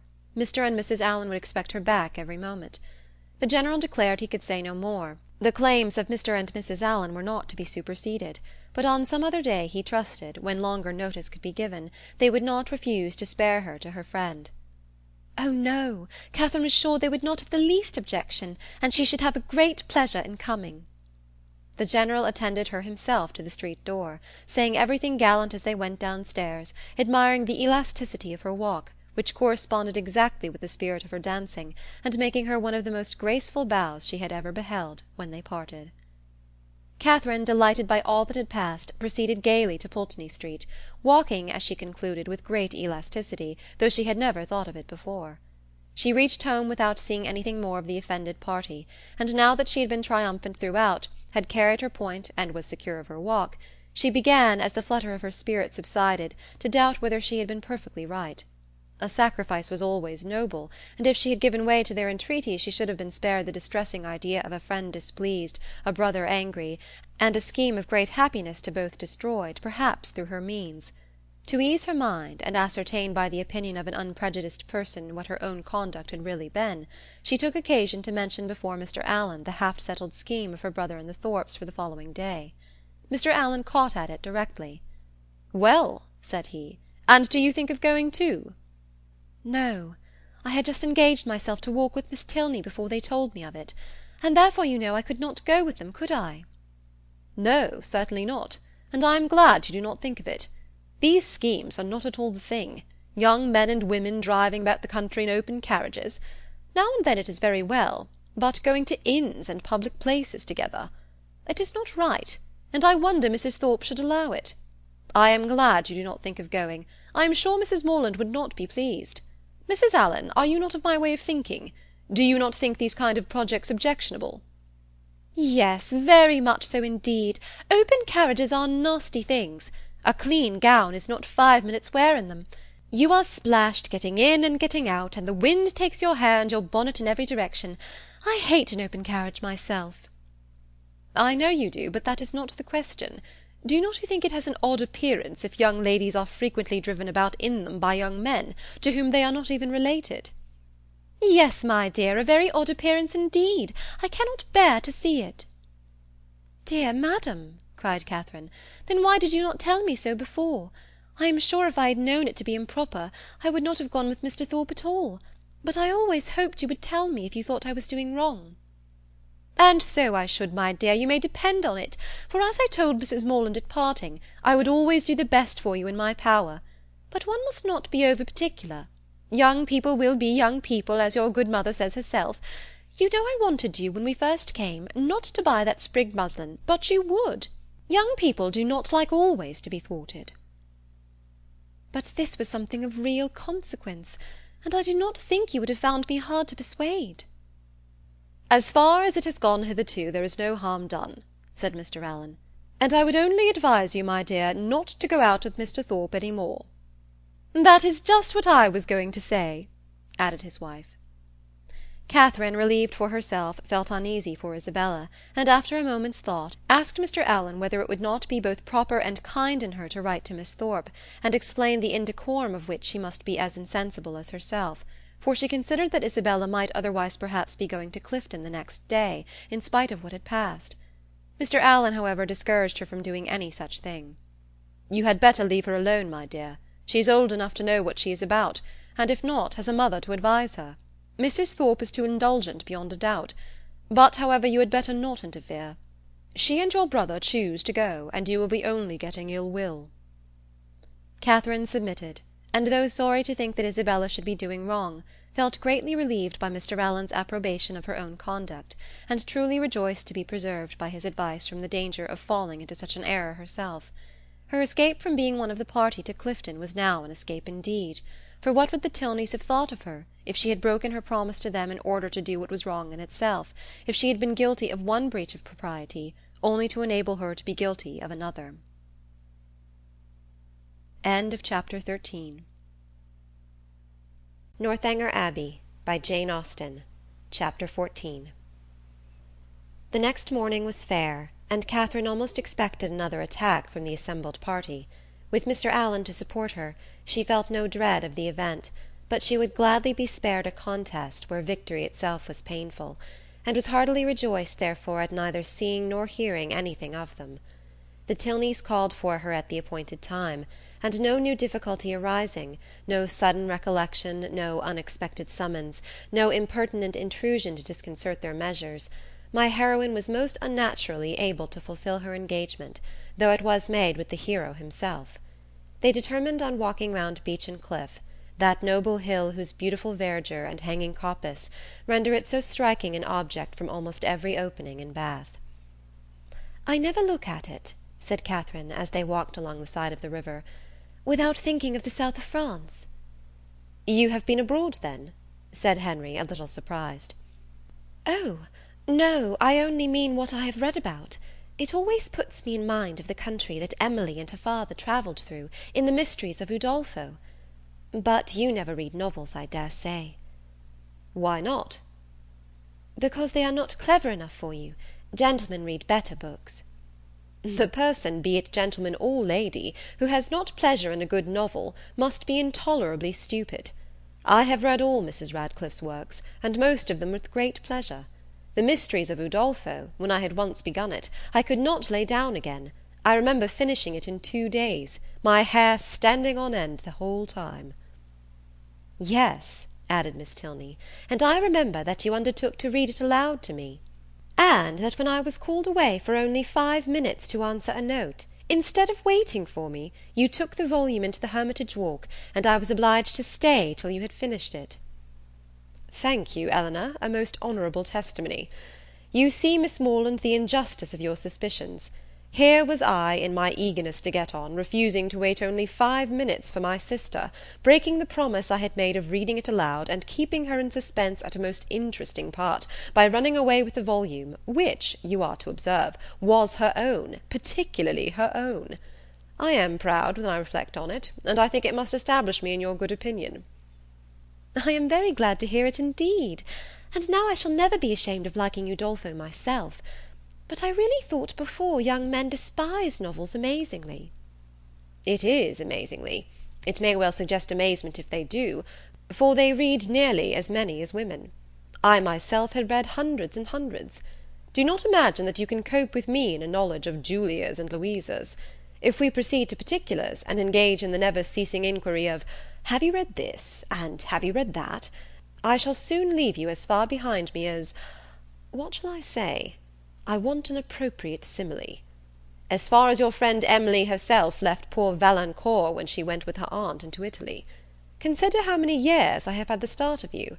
I had entered on my studies at Oxford, while you were a good little girl working your sampler at home." "Not very good, I'm afraid. But now really, do not you think Udolpho the nicest book in the world?" "The nicest, by which I suppose you mean the neatest. That must depend upon the binding." "Henry," said Miss Tilney, "you are very impertinent. Miss Morland, he is treating you exactly as he does his sister. He is forever finding fault with me, for some incorrectness of language, and now he is taking the same liberty with you. The word nicest, as you used it, did not suit him, and you had better change it as soon as you can, or we shall be overpowered with Johnson and Blair all the rest of the way."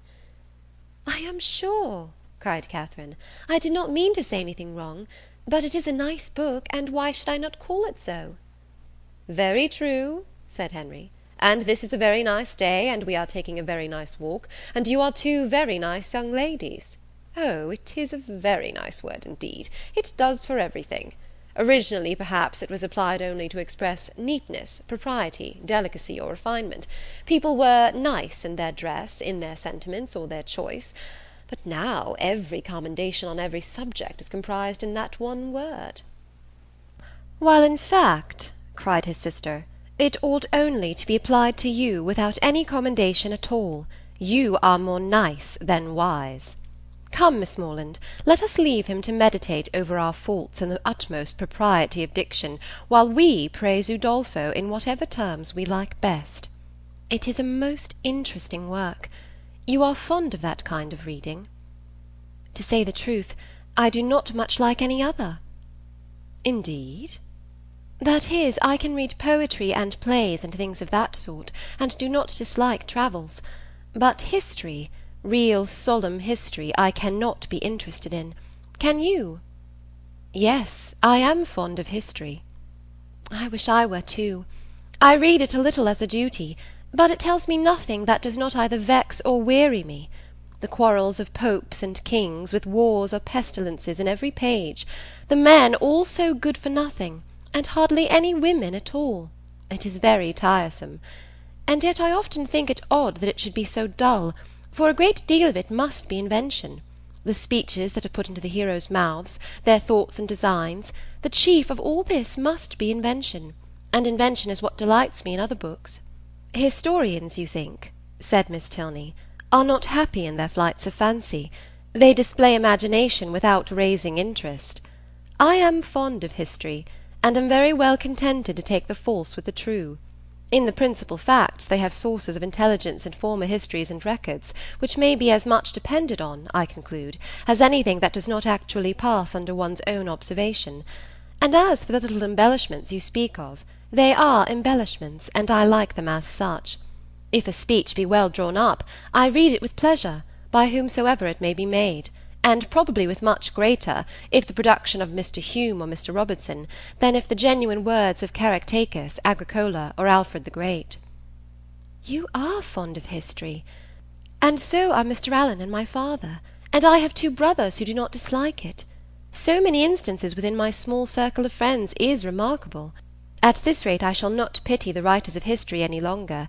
If people like to read their books, it is all very well, but to be at so much trouble in filling great volumes, which, as I used to think, nobody would willingly ever look into, to be labouring only for the torment of little boys and girls, always struck me as a hard fate, and though I know it is all very right and necessary, I have often wondered at the person's courage that could sit down on purpose to do it. "That little boys and girls should be tormented," said Henry, "is what no one at all acquainted with human nature in a civilized state can deny. But in behalf of our most distinguished historians, I must observe that they might well be offended at being supposed to have no higher aim, and that by their method and style they are perfectly well qualified to torment readers of the most advanced reason and in mature time of life. I use the verb to torment, as I observe to be your own method, instead of to instruct, supposing them to be now admitted as synonymous." "You think me foolish to call instruction a torment, but if you had been as much used as myself to hear poor little children first learning their letters and then learning to spell, if you had ever seen how stupid they can be for a whole morning together, and how tired my poor mother is at the end of it, as I am in the habit of seeing almost every day of my life at home, you would allow that to torment and to instruct might sometimes be used as synonymous words." "Very probably. But historians are not accountable for the difficulty of learning to read, and even you yourself, who do not altogether seem particularly friendly to very severe, very intense application, may perhaps be brought to acknowledge that it is very well worth while to be tormented for 2 or 3 years of one's life for the sake of being able to read all the rest of it. Consider, and if reading had not been taught, Mrs. Radcliffe would have written in vain, or perhaps might not have written at all." Catherine assented, and a very warm panegyric from her on that lady's merits closed the subject. The Tilneys were soon engaged in another on which she had nothing to say. They were viewing the country with the eyes of persons accustomed to drawing, and decided on its capability of being formed into pictures with all the eagerness of real taste. Here Catherine was quite lost. She knew nothing of drawing, nothing of taste, and she listened to them with an attention which brought her little profit, for they talked in phrases which conveyed scarcely any idea to her.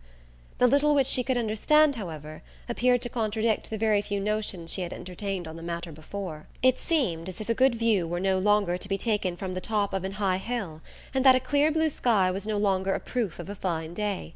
She was heartily ashamed of her ignorance. A misplaced shame.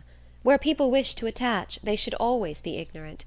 To come with a well-informed mind is to come with an inability of administering to the vanity of others, which a sensible person would always wish to avoid. A woman especially, if she have the misfortune of knowing anything, should conceal it as well as she can.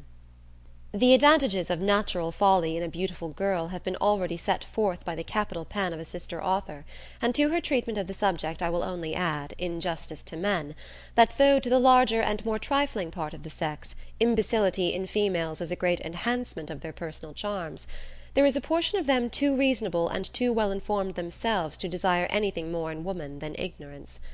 But Catherine did not know her own advantages, did not know that a good-looking girl with an affectionate heart and a very ignorant mind cannot fail of attracting a clever young man, unless circumstances are particularly untoward.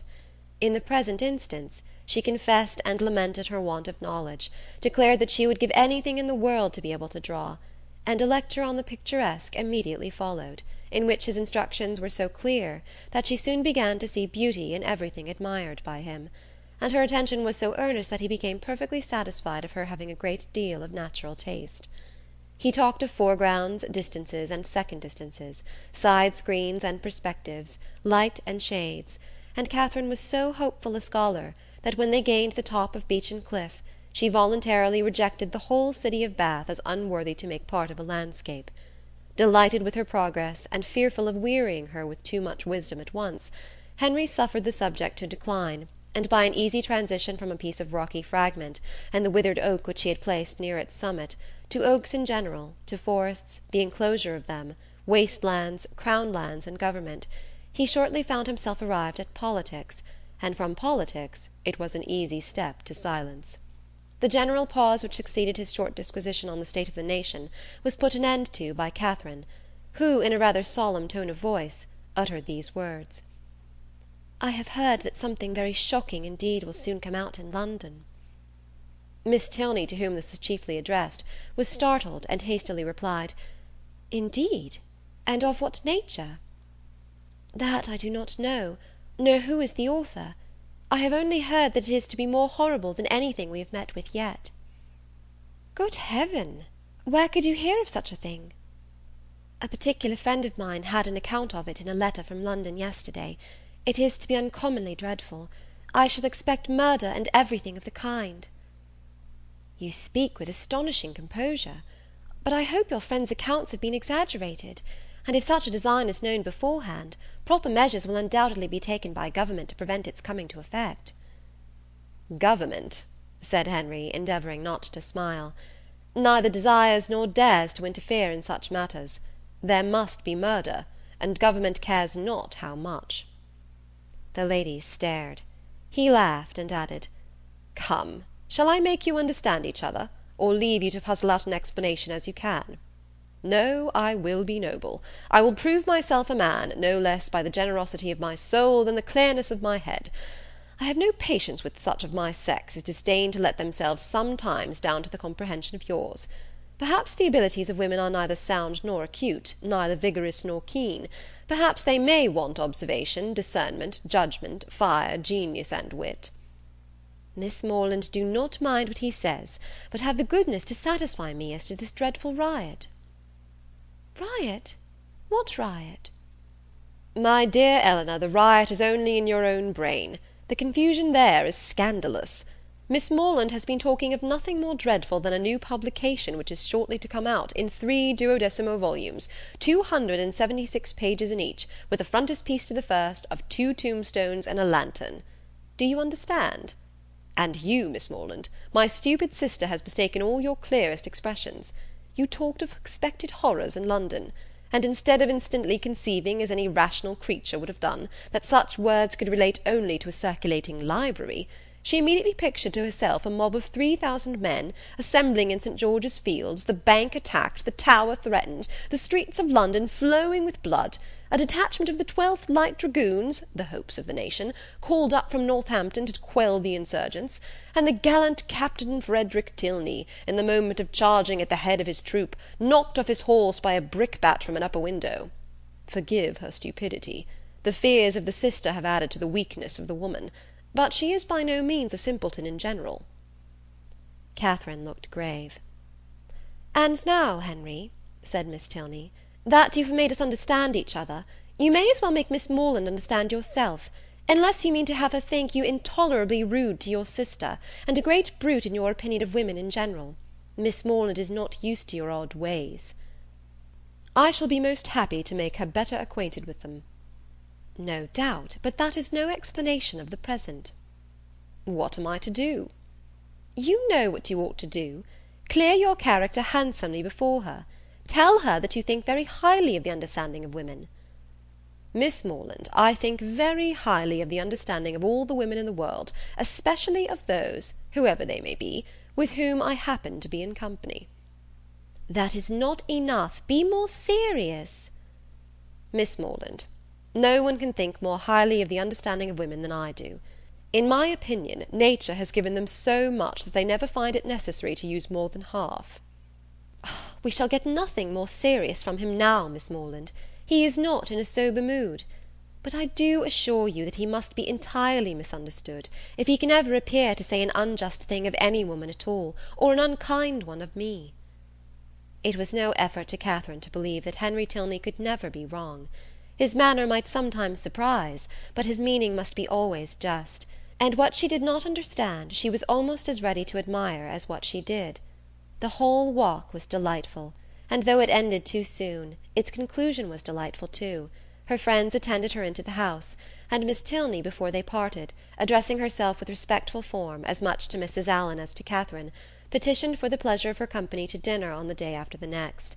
No difficulty was made on Mrs. Allen's side, and the only difficulty on Catherine's was in concealing the excess of her pleasure.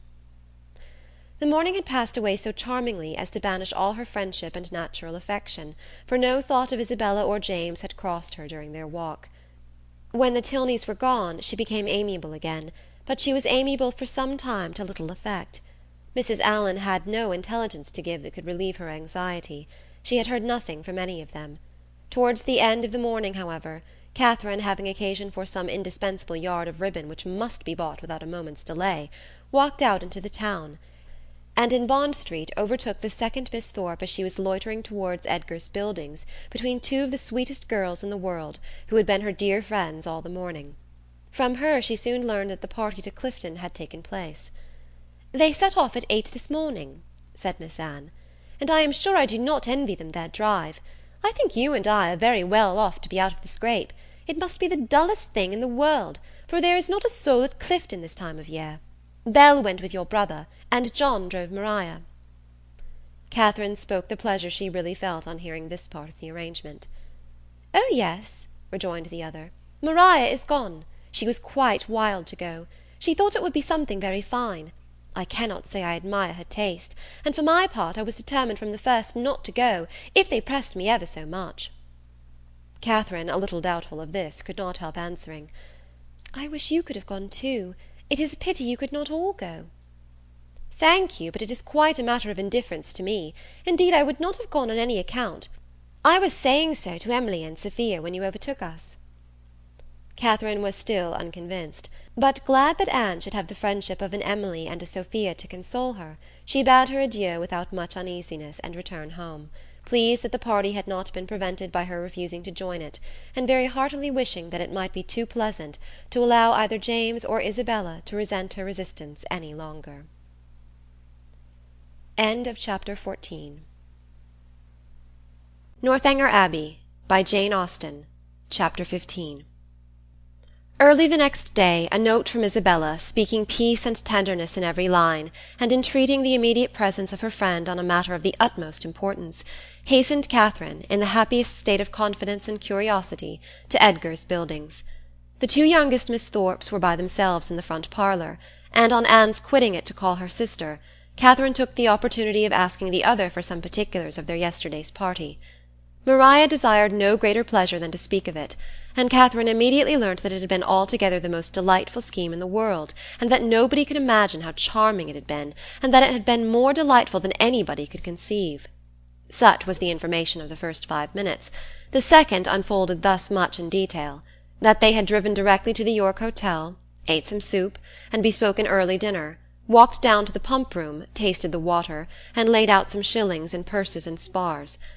Thence adjourned to eat ice at a pastry-cook's, and hurrying back to the hotel, swallowed their dinner in haste, to prevent being in the dark, and then had a delightful drive back, only the moon was not up, and it rained a little, and Mr. Morland's horse was so tired he could hardly get it along. Catherine listened with heartfelt satisfaction.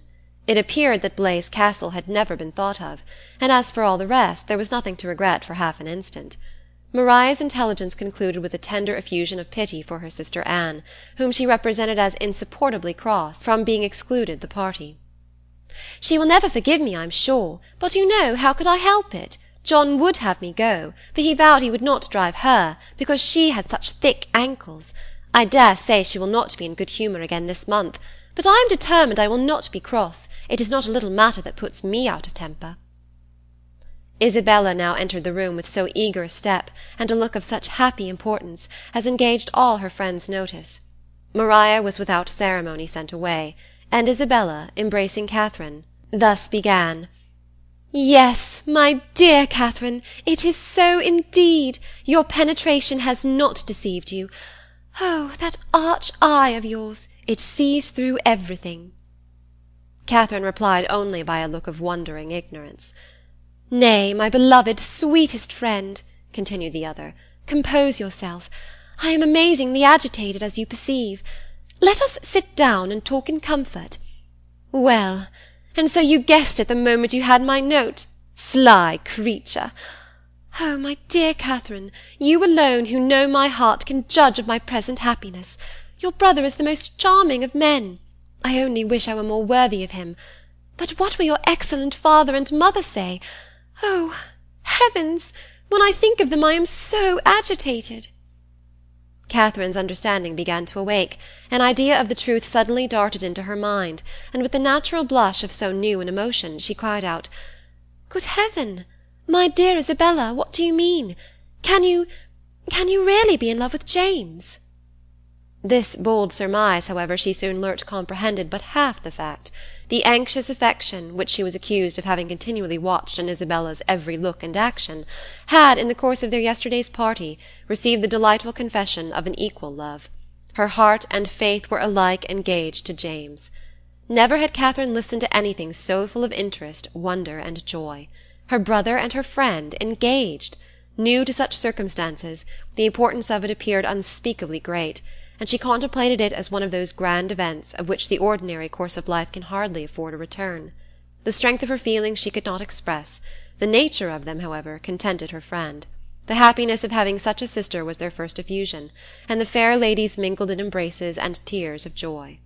Delighting, however, as Catherine sincerely did in the prospect of the connection, it must be acknowledged that Isabella far surpassed her in tender anticipations. "You will be so infinitely dearer to me, my Catherine, than either Anne or Maria. I feel that I shall be so much more attached to my dear Morland's family than to my own." This was a pitch of friendship beyond Catherine. "You are so like your dear brother," continued Isabella, "that I quite doted on you the first moment I saw you. But so it always is with me. The first moment settles everything. The very first day that Morland came to us last Christmas, the very first moment I beheld him, my heart was irrecoverably gone.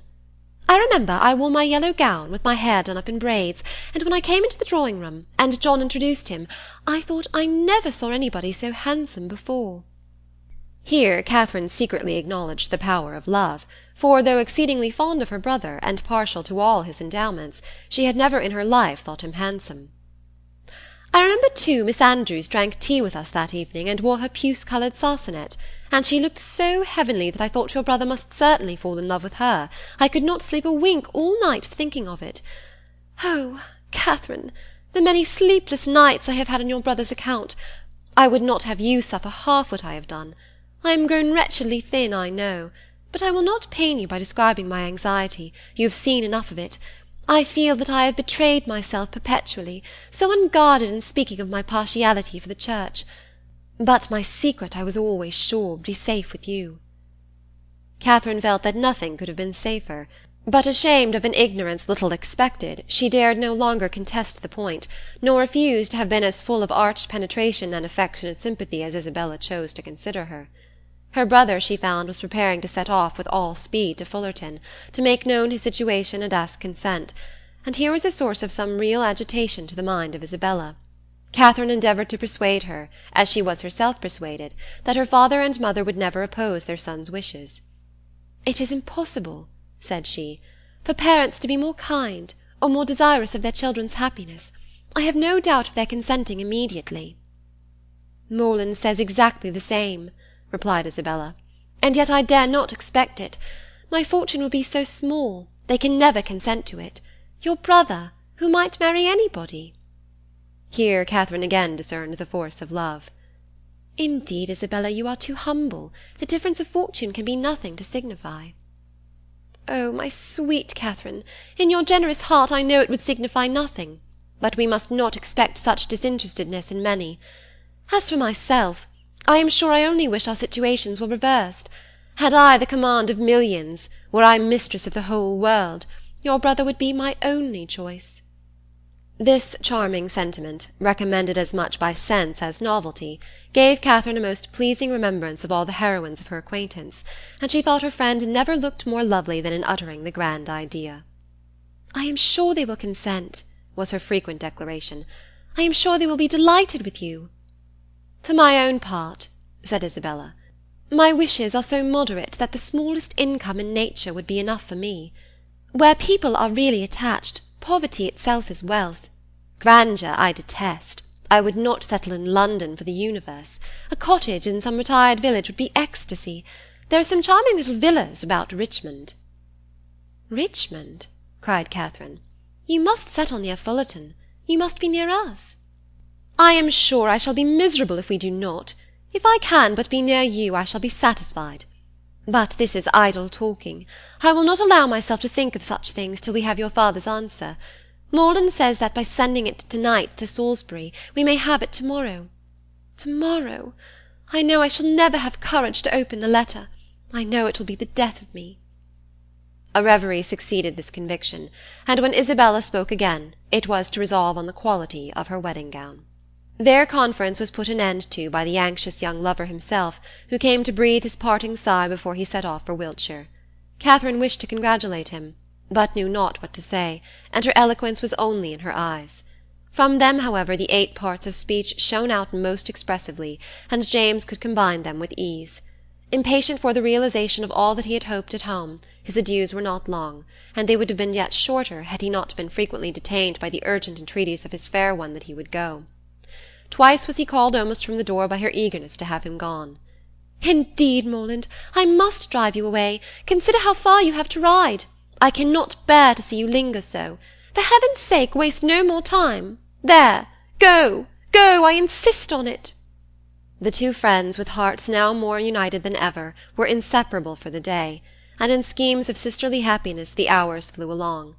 Mrs. Thorpe and her son, who were acquainted with everything, and who seemed only to want Mr. Morland's consent, to consider Isabella's engagement as the most fortunate circumstance imaginable for their family, were allowed to join their counsels, and add their quota of significant looks and mysterious expressions to fill up the measure of curiosity to be raised in the unprivileged younger sisters. To Catherine's simple feelings, this odd sort of reserve seemed neither kindly meant nor consistently supported, and its unkindness she would hardly have forborne pointing out, had its inconsistency been less their friend. But Anne and Maria soon set her heart at ease by the sagacity of their "I know what," and the evening was spent in a sort of war of wit, a display of family ingenuity, on one side in the mystery of an affected secret, on the other of undefined discovery, all equally acute. Catherine was with her friend again the next day, endeavouring to support her spirits and while away the many tedious hours before the delivery of the letters, a needful exertion, for as the time of reasonable expectation drew near, Isabella became more and more desponding, and before the letter arrived had worked herself into a state of real distress. But when it did come, where could distress be found? "I have had no difficulty in gaining the consent of my kind parents, and have promised that everything in their power shall be done to forward my happiness," were the first 3 lines, and in one moment all was joyful security. The brightest glow was instantly spread over Isabella's features, all care and anxiety seemed removed, her spirits became almost too high for control, and she called herself without scruple the happiest of mortals. Mrs. Thorpe, with tears of joy, embraced her daughter, her son, her visitor, and could have embraced half the inhabitants of Bath with satisfaction. Her heart was overflowing with tenderness. It was "Dear John," and "Dear Catherine," at every word. "Dear Anne" and "Dear Maria" must immediately be made sharers in their felicity, and 2 "dears" at once before the name of Isabella were not more than that beloved child had now well earned. John himself was no skulker in joy. He not only bestowed on Mr. Morland the high commendation of being one of the finest fellows in the world, but swore off many sentences in his praise. The letter, whence sprang all this felicity, was short, containing little more than this assurance of success, and every particular was deferred till James could write again. But for particulars Isabella could well afford to wait. The needful was comprised in Mr. Morland's promise, his honour was pledged to make everything easy, and by what means their income was to be formed, whether landed property were to be resigned, or funded money made over, was a matter in which her disinterested spirit took no concern. She knew enough to feel secure of an honourable and speedy establishment, and her imagination took a rapid flight over its attendant felicities. She saw herself at the end of a few weeks, the gaze and admiration of every new acquaintance at Fullerton, the envy of every valued old friend in Putney, with a carriage at her command, a new name on her tickets, and a brilliant exhibition of hoop rings on her finger. When the contents of the letter were ascertained, John Thorpe, who had only waited its arrival to begin his journey to London, prepared to set off. "Well, Miss Morland," said he, on finding her alone in the parlour, "I am come to bid you good-bye." Catherine wished him a good journey. Without appearing to hear her, he walked to the window, fidgeted about, hummed a tune, and seemed wholly self-occupied. "Shall not you be late at Devizes?" said Catherine.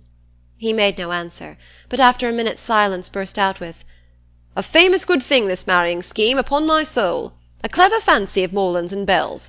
What do you think of it, Miss Morland? I say it is no bad notion." "I am sure I think it a very good one." "Do you? That's honest, by heavens! I am glad you are no enemy to matrimony, however. Did you ever hear the old song, 'Going to one wedding brings on another'? I say, you will come to Belle's wedding, I hope?" "Yes, I have promised your sister to be with her, if possible." "And then you know," twisting himself about and forcing a foolish laugh, "I say, then you know, we may try the truth of the same old song." "May we? But I never sing. Well, I wish you a good journey. I dine with Miss Tilney to-day, and must now be going home." "Nay, but there is no such confounded hurry. Who knows when we may be together again? Not but that I shall be down again by the end of a fortnight, and a devilish long fortnight it will appear to me." "Then why do you stay away so long?" replied Catherine, finding that he waited for an answer. "That is kind of you, however, kind and good-natured. I shall not forget it in a hurry. But you have more good-nature and all that than anybody living, I believe, a monstrous deal of good-nature. And it is not only good-nature, but you have so much of everything, and then you have such— Upon my soul, I do not know anybody like you." "Oh, dear, there are a great many people like me, I dare say, only a great deal better. Good morning to you." "But I say, Miss Morland, I shall come and pay my respects at Fullerton before it is long, if not disagreeable." "Pray do. My father and mother will be very glad to see you." "And I hope, Miss Morland, you will not be sorry to see me." "Oh, dear, not at all. There are very few people I am sorry to see. Company is always cheerful." "That is just my way of thinking. Give me but a little cheerful company. Let me only have the company of the people I love. Let me only be where I like and with whom I like, and the devil take the rest, say I. And I am heartily glad to hear you say the same. But I have a notion, Miss Morland, you and I think pretty much alike upon most matters." "Perhaps we may, but it is more than I ever thought of. And as to most matters, to say the truth, there are not many that I know my own mind about." "By Jove, no more do I. It is not my way to bother my brains with what does not concern me. My notion of things is simple enough. Let me only have the girl I like, say I, with a comfortable house over my head, and what care I for all the rest? Fortune is nothing. I am sure of a good income of my own, and if she had not a penny, why, so much the better." "Very true. I think like you there. If there is a good fortune on one side, there can be no occasion for any on the other, no matter which has it, so that there is enough. I hate the idea of one great fortune looking out for another, and to marry for money I think the wickedest thing in existence. Good day. We shall be very glad to see you at Fullerton, whenever it is convenient." And away she went. It was not in the power of all his gallantry to detain her longer. With such news to communicate, and such a visit to prepare for, her departure was not to be delayed by anything in his nature to urge, and she hurried away, leaving him to the undivided consciousness of his own happy address, and her explicit encouragement. The agitation which she had herself experienced on first learning her brother's engagement made her expect to raise no inconsiderable emotion in Mr. and Mrs. Allen by the communication of the wonderful event. How great was her disappointment! The important affair, which many words of preparation ushered in, had been foreseen by them both ever since her brother's arrival, and all that they felt on the occasion was comprehended in a wish for the young people's happiness, with a remark, on the gentleman's side, in favour of Isabella's beauty, and on the lady's of her great good luck. It was to Catherine the most surprising insensibility. The disclosure, however, of the great secret of James's going to Fullerton the day before, did raise some emotion in Mrs. Allen. She could not listen to that with perfect calmness, but repeatedly regretted the necessity of its concealment, wished she could have known his intention, wished she could have seen him before he went, as she should certainly have troubled him with her best regards to his father and mother, and her kind compliments to all the Skinners. Chapter 15.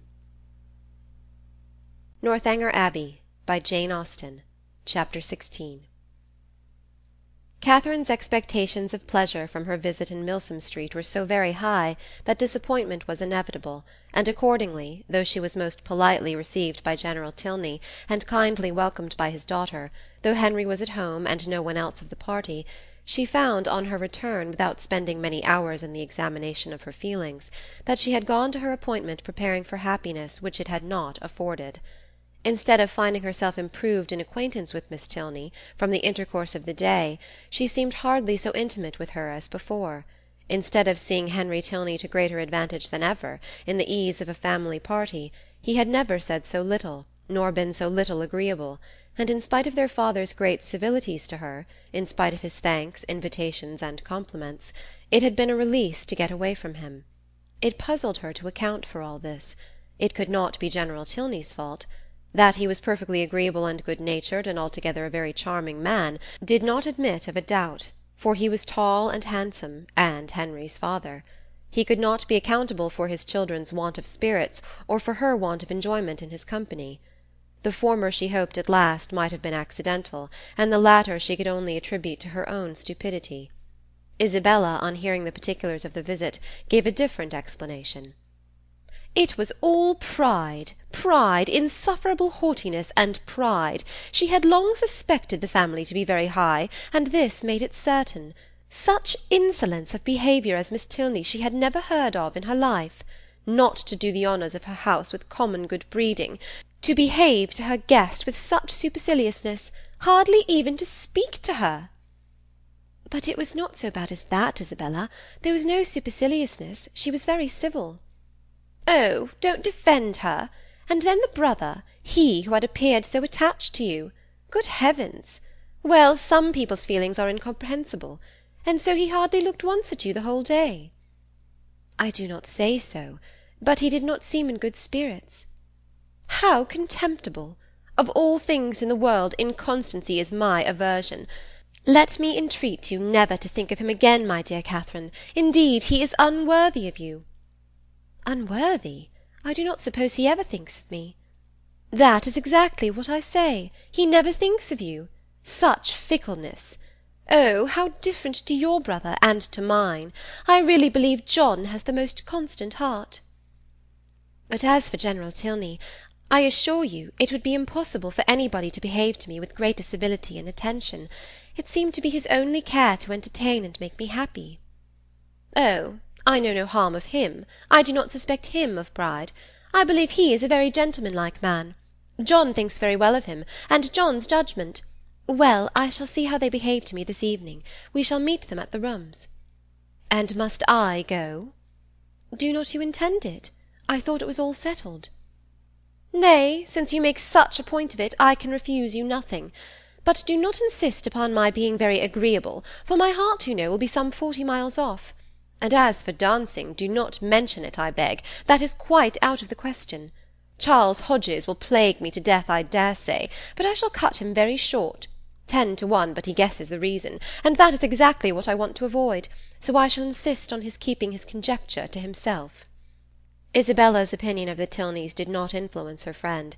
She was sure there had been no insolence in the manners either of brother or sister, and she did not credit there being any pride in their hearts. The evening rewarded her confidence. She was met by one with the same kindness, and by the other with the same attention as heretofore.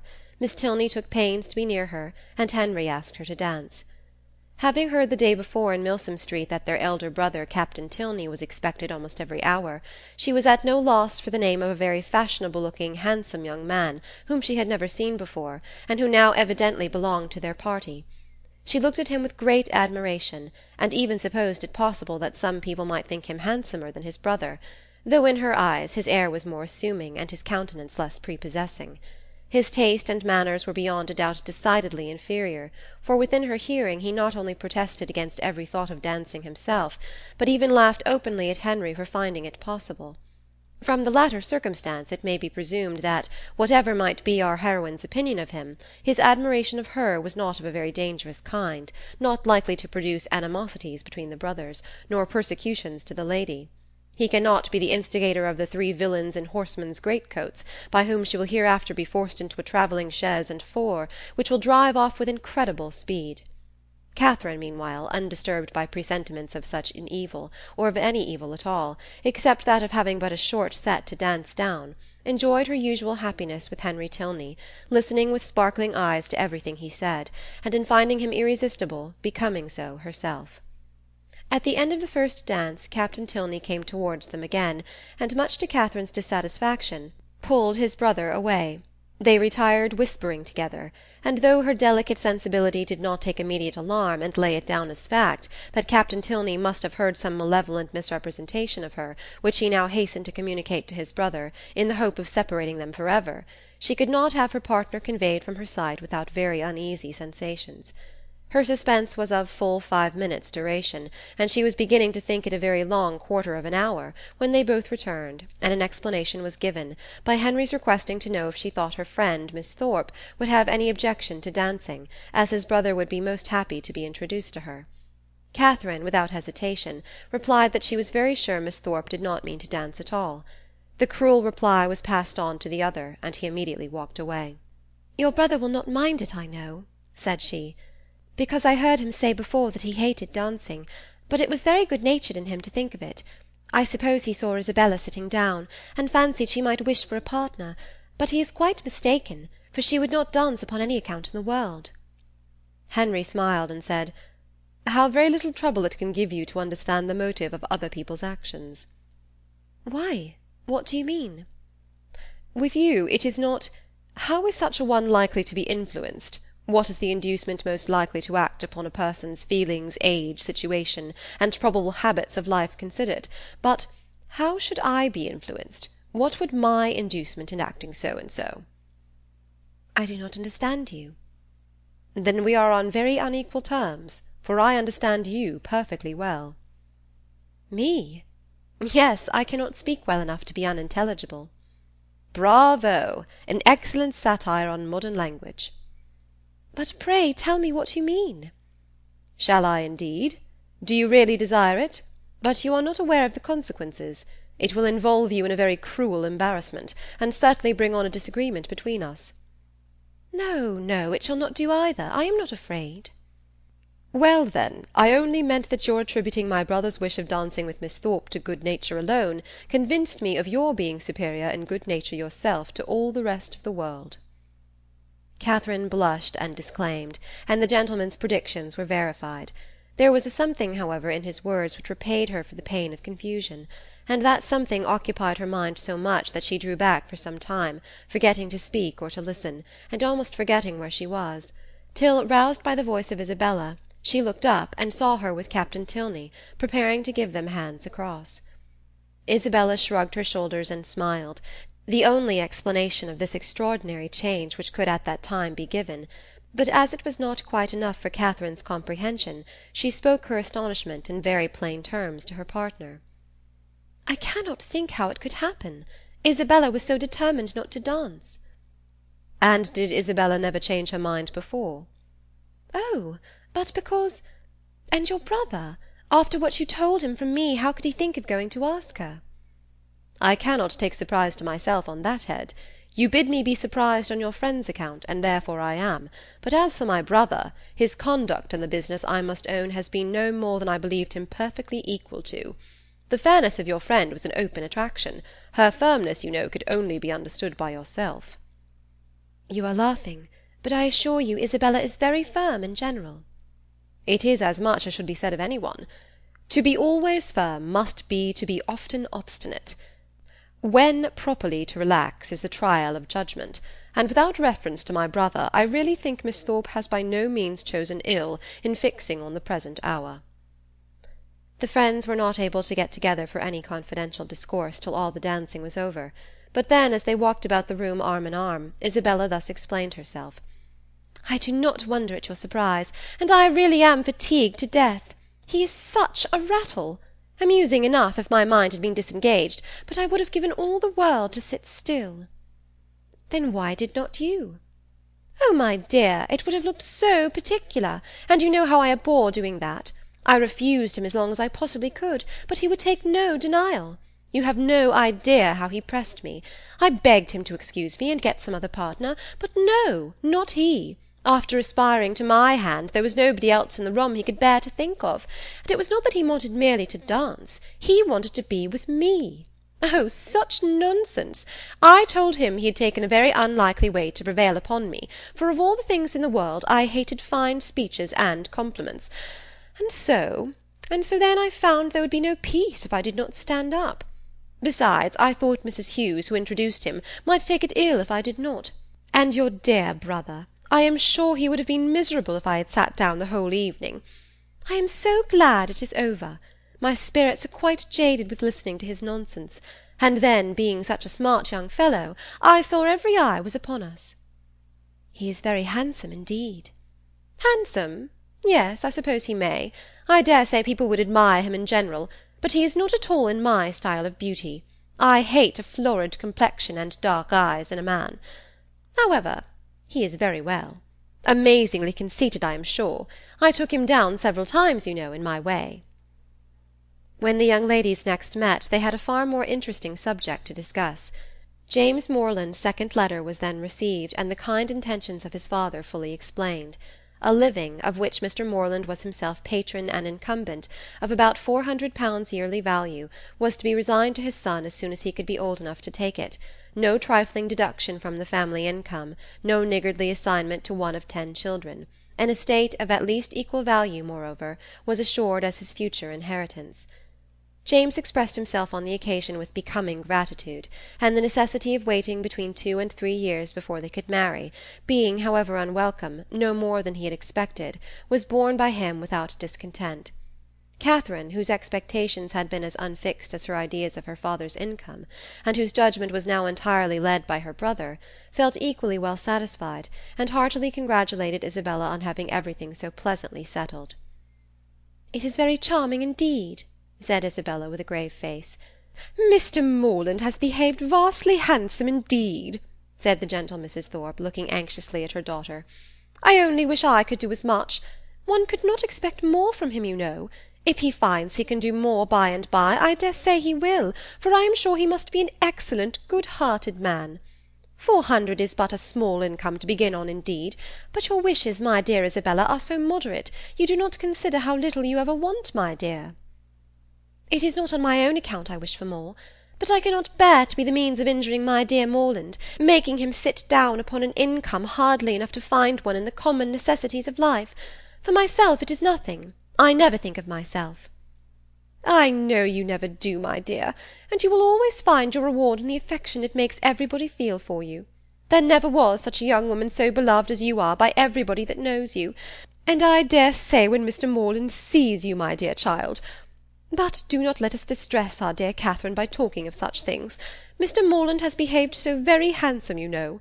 I always heard he was a most excellent man, and you know, my dear, we are not to suppose but what, if you had a suitable fortune, he would have come down with something more, for I am sure he must be a most liberal-minded man." "Nobody can think better of Mr. Morland than I do, I am sure. But everybody has their failing, you know, and everybody has a right to do what they like with their own money." Catherine was hurt by these insinuations. "I'm very sure," said she, "that my father has promised to do as much as he can afford." Isabella recollected herself. "As to that, my sweet Catherine, there cannot be a doubt, and you know me well enough to be sure that a much smaller income would satisfy me. It is not the want of more money that makes me just at present a little out of spirits. I hate money, and if our union could take place now upon only £50 a year, I should not have a wish unsatisfied. Ah, my Catherine, you have found me out. There's the sting. The long, long, endless 2 years and half that are to pass before your brother can hold the living." "Yes, yes, my darling Isabella," said Mrs. Thorpe, "we perfectly see into your heart. You have no disguise. We perfectly understand the present vexation, and everybody must love you the better for such a noble, honest affection." Catherine's uncomfortable feelings began to lessen. She endeavoured to believe that the delay of the marriage was the only source of Isabella's regret, and when she saw her at their next interview as cheerful and amiable as ever, endeavoured to forget that she had for a minute thought otherwise. James soon followed his letter, and was received with the most gratifying kindness. End of chapter 16. Northanger Abbey, by Jane Austen. Chapter 17. The Allens had now entered on the 6th week of their stay in Bath, and whether it should be the last was for some time a question, to which Catherine listened with a beating heart. To have her acquaintance with the Tilneys end so soon was an evil which nothing could counterbalance. Her whole happiness seemed at stake while the affair was in suspense, and everything secured when it was determined that the lodging should be taken for another fortnight. What this additional fortnight was to produce to her beyond the pleasure of sometimes seeing Henry Tilney made but a small part of Catherine's speculation. Once or twice indeed, since James's engagement had taught her what could be done, she had got so far as to indulge in a secret "perhaps," but in general the felicity of being with him for the present bounded her views. The present was now comprised in another 3 weeks, and her happiness being certain for that period, the rest of her life was at such a distance as to excite but little interest. In the course of the morning which saw this business arranged, she visited Miss Tilney, and poured forth her joyful feelings. It was doomed to be a day of trial. No sooner had she expressed her delight in Mr. Allen's lengthened stay than Miss Tilney told her of her father's having just determined upon quitting Bath by the end of another week. Here was a blow. The past suspense of the morning had been ease and quiet to the present disappointment. Catherine's countenance fell, and in a voice of most sincere concern she echoed Miss Tilney's concluding words, "By the end of another week." "Yes. My father can seldom be prevailed on to give the waters what I think a fair trial. He has been disappointed of some friend's arrival whom he expected to meet here, and as he is now pretty well, is in a hurry to get home." "I am very sorry for it," said Catherine dejectedly. "If I had known this before—" "Perhaps," said Miss Tilney in an embarrassed manner, "you would be so good.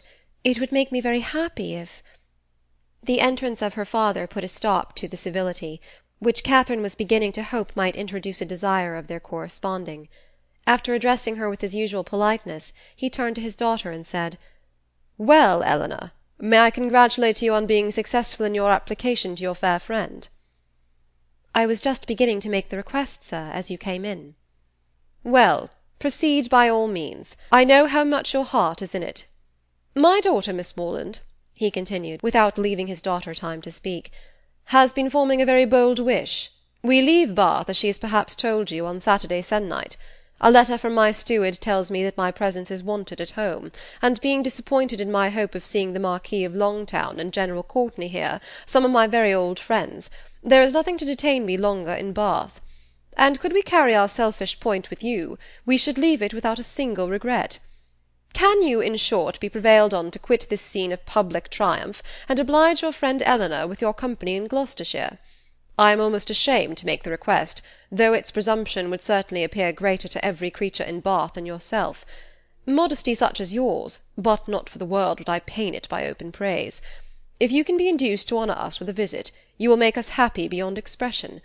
'Tis true we can offer you nothing like the gaieties of this lively place. We can tempt you neither by amusement nor splendour, for our mode of living, as you see, is plain and unpretending. Yet no endeavour shall be wanting on our side to make Northanger Abbey not wholly disagreeable." Northanger Abbey! These were thrilling words, and wound up Catherine's feelings to the highest point of ecstasy. Her grateful and gratified heart could hardly restrain its expressions within the language of tolerable calmness. To receive so flattering an invitation, to have her company so warmly solicited. Everything honourable and soothing, every present enjoyment, and every future hope was contained in it, and her acceptance, with only the saving clause of papa and mamma's approbation, was eagerly given. "I will write home directly," said she, "and if they do not object, as I dare say they will not." General Tilney was not less sanguine, having already waited on her excellent friends in Pulteney Street, and obtained their sanction of his wishes. "Since they can consent to part with you," said he, "we may expect philosophy from all the world."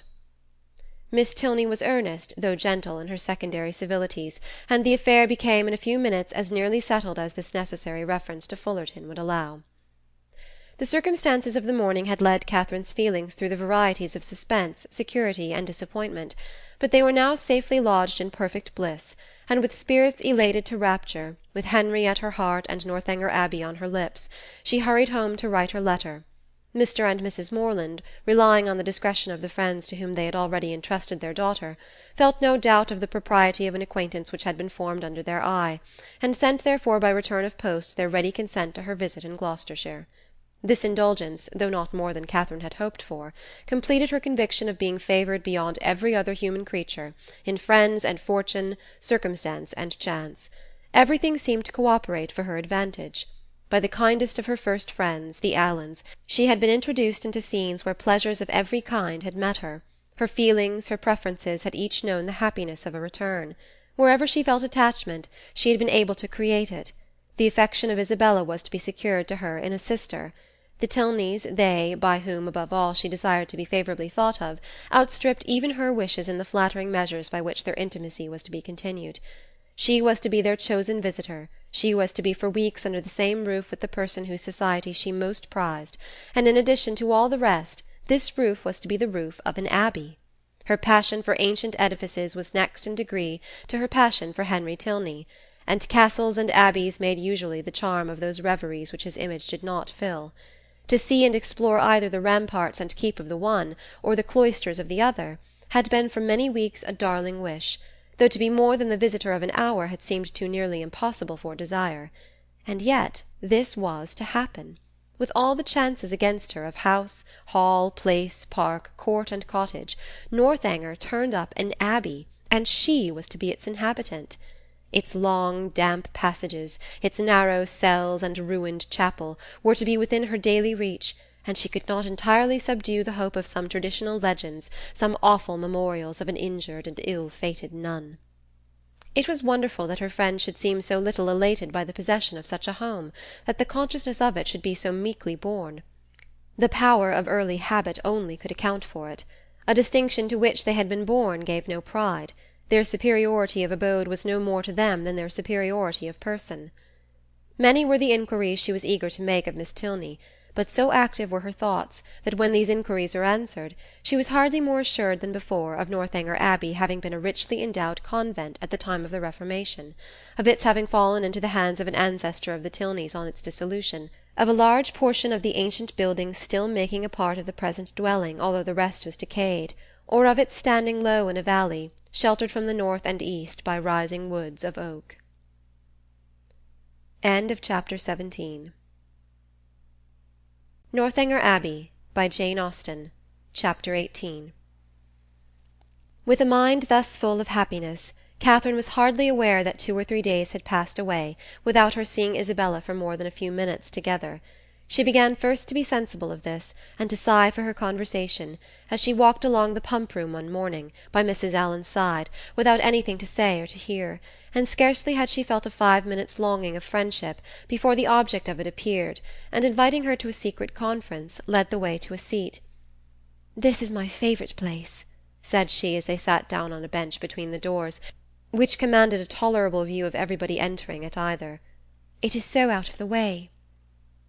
Catherine, observing that Isabella's eyes were continually bent towards one door or the other, as in eager expectation, and remembering how often she had been falsely accused of being arch, thought the present a fine opportunity for being really so, and therefore gaily said, "Do not be uneasy, Isabella. James will soon be here." "Pshaw, my dear creature," she replied, "do not think me such a simpleton as to be always wanting to confine him to my elbow. It would be hideous to be always together. We should be the jest of the place. And so you are going to Northanger. I am amazingly glad of it. It is one of the finest old places in England, I understand. I shall depend upon a most particular description of it." "You shall certainly have the best in my power to give. But who are you looking for? Are your sisters coming?" "I am not looking for anybody. One's eyes must be somewhere, and you know what a foolish trick I have of fixing mine when my thoughts are 100 miles off. I am amazingly absent. I believe I am the most absent creature in the world. Tilney says it is always the case with minds of a certain stamp." "But I thought, Isabella, you had something in particular to tell me." "Oh, yes, and so I have. But here is a proof of what I was saying.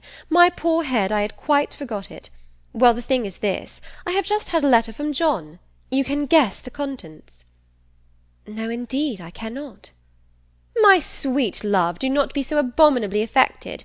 What can he write about but yourself? You know he is over head and ears in love with you." "With me, dear Isabella?" "Nay, my sweetest Catherine, this is being quite absurd. Modesty and all that is very well in its way, but really a little common honesty is sometimes quite as becoming. I have no idea of being so overstrained. It is fishing for compliments. His attentions were such as a child must have noticed, and it was but half an hour before he left Bath that you gave him the most positive encouragement. He says so in this letter, says that he as good as made you an offer, and that you received his advances in the kindest way, and now he wants me to urge his suit, and say all manner of pretty things to you. So it is in vain to affect ignorance." Catherine, with all the earnestness of truth, expressed her astonishment at such a charge, protesting her innocence of every thought of Mr. Thorpe's being in love with her, and the consequent impossibility of her having ever intended to encourage him. As to any attentions on his side, I do declare upon my honour I never was sensible of them for a moment, except just his asking me to dance the first day of his coming. And as to making me an offer, or anything like it, there must be some unaccountable mistake. I could not have misunderstood a thing of that kind, you know. And as I ever wish to be believed, I solemnly protest that no syllable of such a nature ever passed between us. The last half-hour before he went away. It must be all and completely a mistake, for I did not see him once that whole morning. But that you certainly did, for you spent the whole morning in Edgar's Buildings. It was the day your father's consent came, and I am pretty sure that you and John were alone in the parlour some time before you left the house. Are you? Well, if you say so, it was so, I dare say, but for the life of me I cannot recollect it. I do remember now being with you, and seeing him as well as the rest, but that we were ever alone for 5 minutes. However, it is not worth arguing about, for whatever might pass on his side, you must be convinced by my having no recollection of it, that I never thought, nor expected, nor wished for anything of the kind from him. I am excessively concerned that he should have any regard for me, but indeed it has been quite unintentional on my side. I never had the smallest idea of it. Pray undeceive him as soon as you can, and tell him I beg his pardon. That is, I do not know what I ought to say, but make him understand what I mean in the properest way. I would not speak disrespectfully of a brother of yours, Isabella, I am sure, but you know very well that if I could think of one man more than another, he is not the person. Isabella was silent.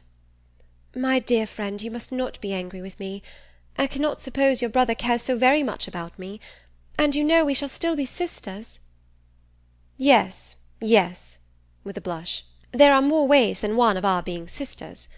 But where am I wandering to? Well, my dear Catherine, the case seems to be that you are determined against poor John. Is not it so? I certainly cannot return his affection, and as certainly never meant to encourage it. Since that is the case, I am sure I shall not tease you any further. John desired me to speak to you on the subject, and therefore I have. But I confess, as soon as I read his letter, I thought it a very foolish, imprudent business, and not likely to promote the good of either. For what were you to live on, supposing you came together? You have both of you something, to be sure, but it is not a trifle that will support a family nowadays, and after all that romancers may say, there is no doing without money. I only wonder John could think of it. He could not have received my last. You do acquit me, then, of anything wrong. You are convinced that I never meant to deceive your brother, never suspected him of liking me till this moment. Oh, as to that, answered Isabella laughingly, I do not pretend to determine what your thoughts and designs in times past may have been. All that is best known to yourself. A little harmless flirtation or so will occur, and one is often drawn on to give more encouragement than one wishes to stand by. But you may be assured that I am the last person in the world to judge you severely. All those things should be allowed for in youth and high spirits. What one means one day, you know, one may not mean the next. Circumstances change, opinions alter. But my opinion of your brother never did alter. It was always the same. You are describing what never happened. My dearest Catherine, continued the other without at all listening to her, I would not for all the world be the means of hurrying you into an engagement before you knew what you were about.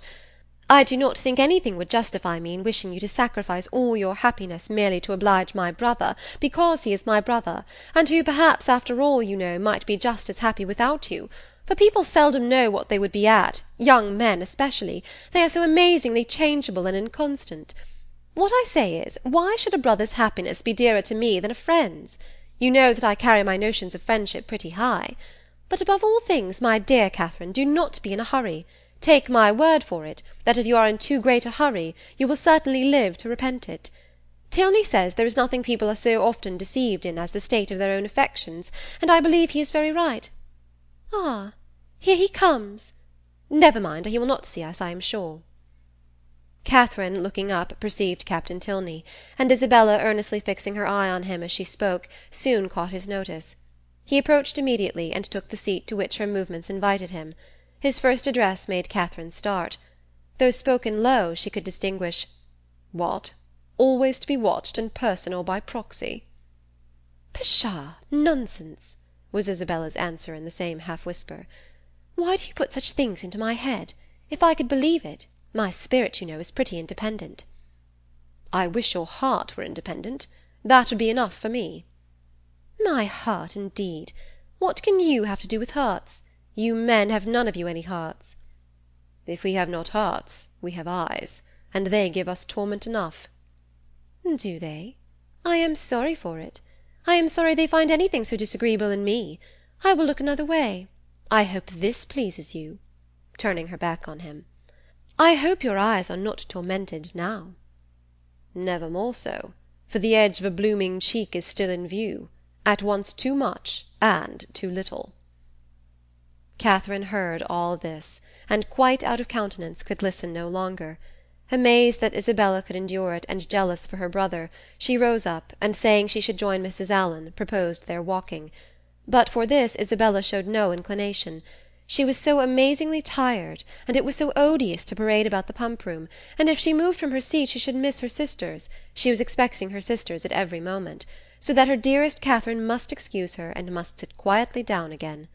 But Catherine could be stubborn too, and Mrs. Allen just then coming up to propose their returning home, she joined her and walked out of the pump-room, leaving Isabella still sitting with Captain Tilney. With much uneasiness did she thus leave them. It seemed to her that Captain Tilney was falling in love with Isabella, and Isabella unconsciously encouraging him. Unconsciously it must be, for Isabella's attachment to James was as certain and well acknowledged as her engagement. To doubt her truth or good intentions was impossible, and yet during the whole of their conversation her manner had been odd. She wished Isabella had talked more like her usual self, and not so much about money, and had not looked so well pleased at the sight of Captain Tilney. How strange that she should not perceive his admiration! Catherine longed to give her a hint of it, to put her on her guard, and prevent all the pain which her too lively behaviour might otherwise create both for him and her brother. The compliment of John Thorpe's affection did not make amends for this thoughtlessness in his sister. She was almost as far from believing as from wishing it to be sincere, for she had not forgotten that he could mistake, and his assertion of the offer and of her encouragement convinced her that his mistakes could sometimes be very egregious. In vanity, therefore, she gained but little. Her chief profit was in wonder. That he should think it worth his while to fancy himself in love with her was a matter of lively astonishment. Isabella talked of his attentions. She had never been sensible of any. But Isabella had said many things which she hoped had been spoken in haste, and would never be said again, and upon this she was glad to rest altogether for present ease and comfort. Chapter 18. Northanger Abbey, by Jane Austen. Chapter 19. A few days passed away, and Catherine, though not allowing herself to suspect her friend, could not help watching her closely. The result of her observations was not agreeable. Isabella seemed an altered creature. When she saw her, indeed, surrounded only by their immediate friends in Edgar's Buildings or Pulteney Street, her change of manners was so trifling that, had it gone no farther, it might have passed unnoticed. A something of languid indifference, or of that boasted absence of mind which Catherine had never heard of before, would occasionally come across her, but had nothing worse appeared, that might only have spread a new grace and inspired a warmer interest.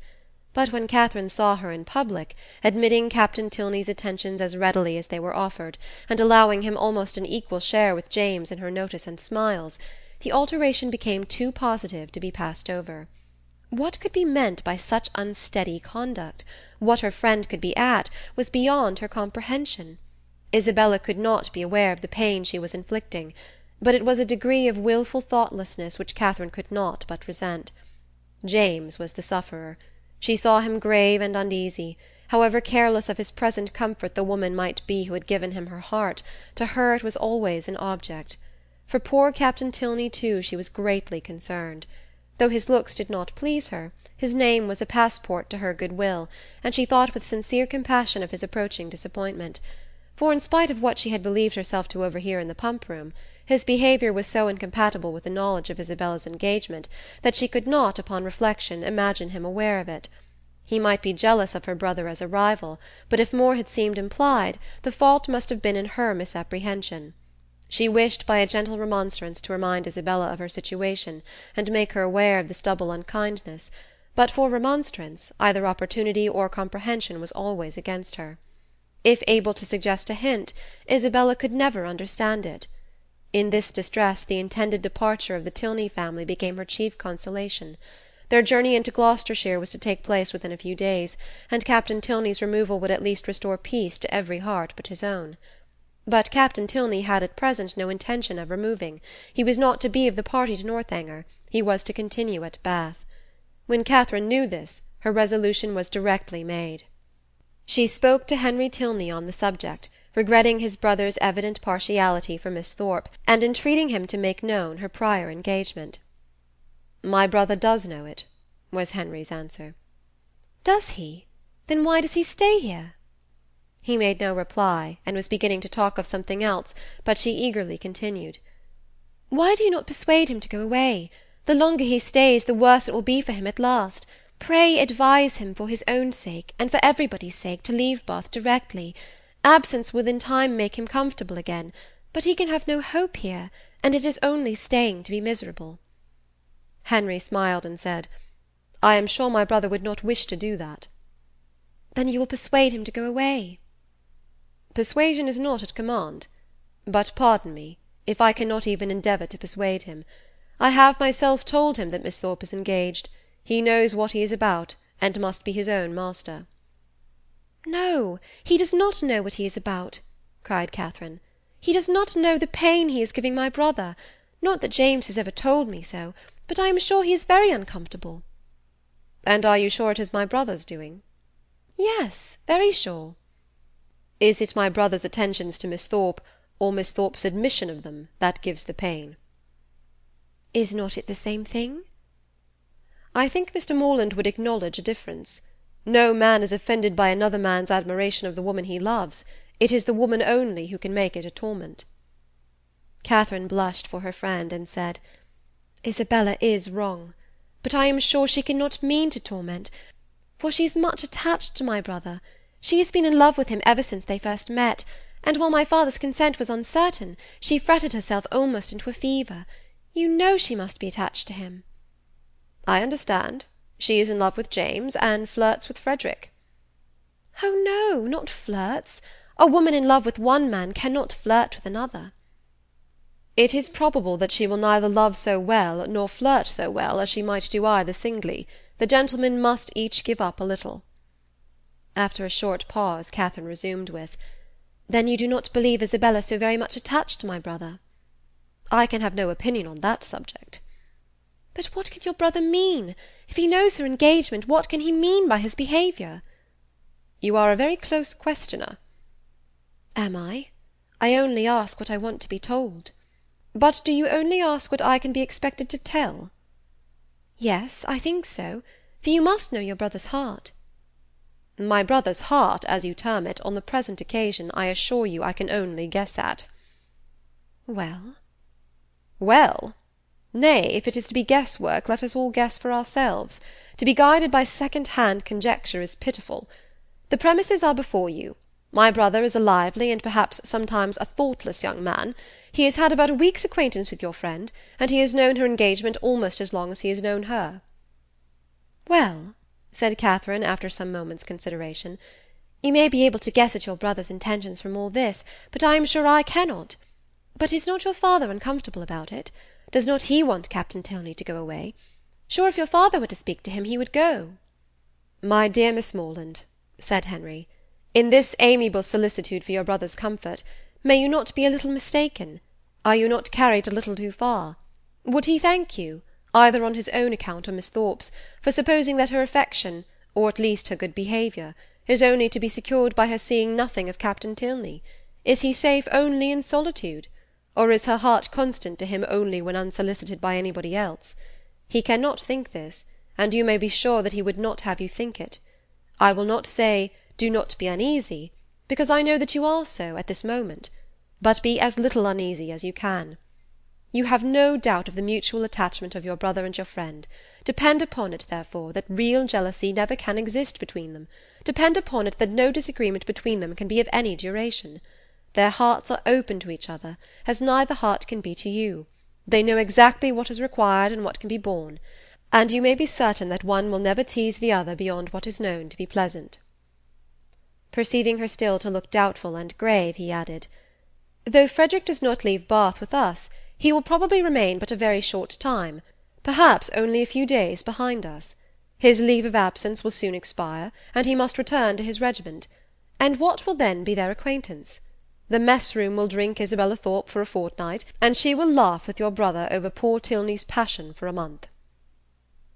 Catherine would contend no longer against comfort. She had resisted its approaches during the whole length of a speech, but now it carried her captive. Henry Tilney must know best. She blamed herself for the extent of her fears, and resolved never to think so seriously on the subject again. Her resolution was supported by Isabella's behaviour in their parting interview. The Thorpes spent the last evening of Catherine's stay in Pulteney Street, and nothing passed between the lovers to excite her uneasiness or make her quit them in apprehension. James was in excellent spirits, and Isabella most engagingly placid. Her tenderness for her friend seemed rather the first feeling of her heart, but that at such a moment was allowable, and once she gave her lover a flat contradiction, and once she drew back her hand, but Catherine remembered Henry's instructions, and placed it all to judicious affection. The embraces, tears, and promises of the parting fair ones may be fancied. End of chapter 19. Northanger Abbey, by Jane Austen. Chapter 20. Mr. and Mrs. Allen were sorry to lose their young friend, whose good humour and cheerfulness had made her a valuable companion, and in the promotion of whose enjoyment their own had been greatly increased. Her happiness in going with Miss Tilney, however, prevented their wishing it otherwise, and as they were to remain only one more week in Bath themselves, her quitting them now would not long be felt. Mr. Allen attended her to Milsom Street, where she was to breakfast, and saw her seated with the kindest welcome among her new friends. But so great was her agitation in finding herself as one of the family, and so fearful was she of not doing exactly what was right, and of not being able to preserve their good opinion, that, in the embarrassment of the first 5 minutes, she could almost have wished to return with him to Pulteney Street. Miss Tilney's manners and Henry's smile soon did away some of her unpleasant feelings, but still she was far from being at ease, nor could the incessant attentions of the General himself entirely reassure her. Nay, perverse as it seemed, she doubted whether she might not have felt less had she been less attended to. His anxiety for her comfort, his continual solicitations that she would eat, and his often expressed fears of her seeing nothing to her taste, though never in her life before had she beheld half such variety on a breakfast-table, made it impossible for her to forget for a moment that she was a visitor. She felt utterly unworthy of such respect, and knew not how to reply to it. Her tranquillity was not improved by the General's impatience for the appearance of his eldest son, nor by the displeasure he expressed at his laziness when Captain Tilney at last came down. She was quite pained by the severity of his father's reproof, which seemed disproportionate to the offence, and much was her concern increased when she found herself the principal cause of the lecture, and that his tardiness was chiefly resented from being disrespectful to her. This was placing her in a very uncomfortable situation, and she felt great compassion for Captain Tilney, without being able to hope for his goodwill. He listened to his father in silence, and attempted not any defence, which confirmed her in fearing that the inquietude of his mind, on Isabella's account, might, by keeping him long sleepless, have been the real cause of his rising late. It was the first time of her being decidedly in his company, and she had hoped to be now able to form her opinion of him, but she had scarcely heard his voice while his father remained in the room, and even afterwards, so much were his spirits affected, she could distinguish nothing but these words in a whisper to Eleanor: "How glad I shall be when you are all off." The bustle of going was not pleasant. The clock struck 10 while the trunks were carrying down, and the General had fixed to be out of Milsom Street by that hour. His greatcoat, instead of being brought for him to put on directly, was spread out in the curricle in which he was to accompany his son.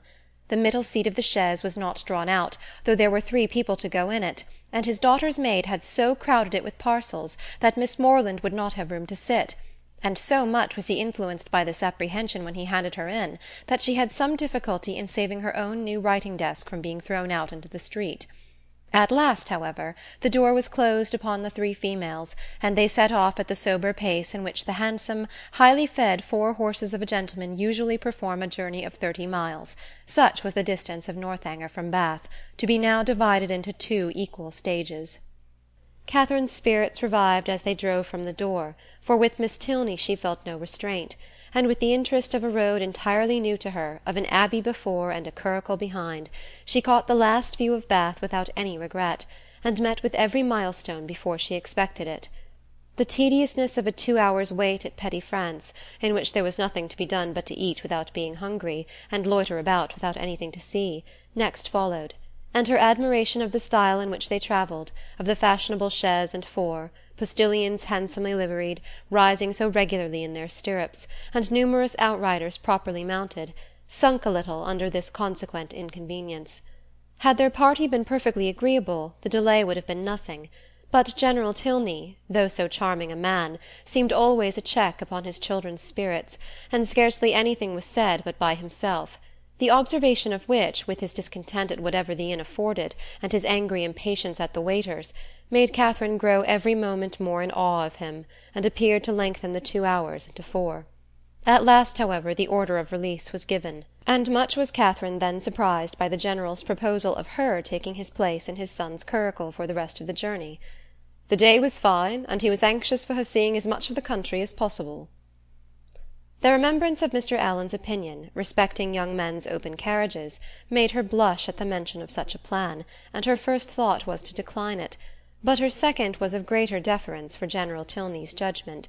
He could not propose anything improper for her, and in the course of a few minutes she found herself with Henry in the curricle, as happy a being as ever existed.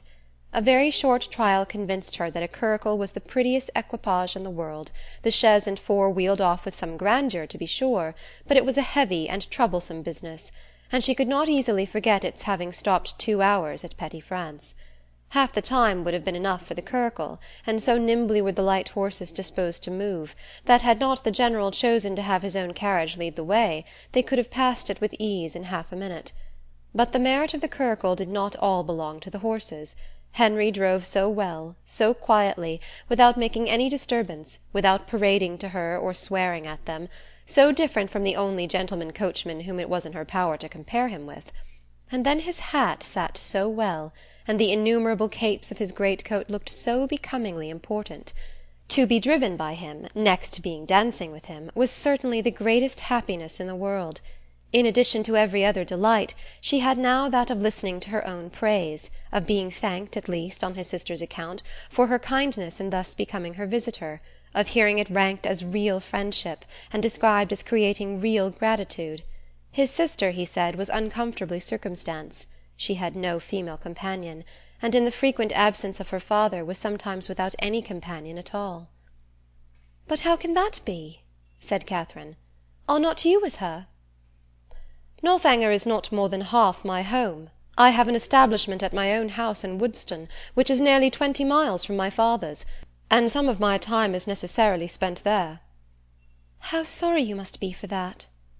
"I am always sorry to leave Eleanor." "Yes, but besides your affection for her, you must be so fond of the Abbey.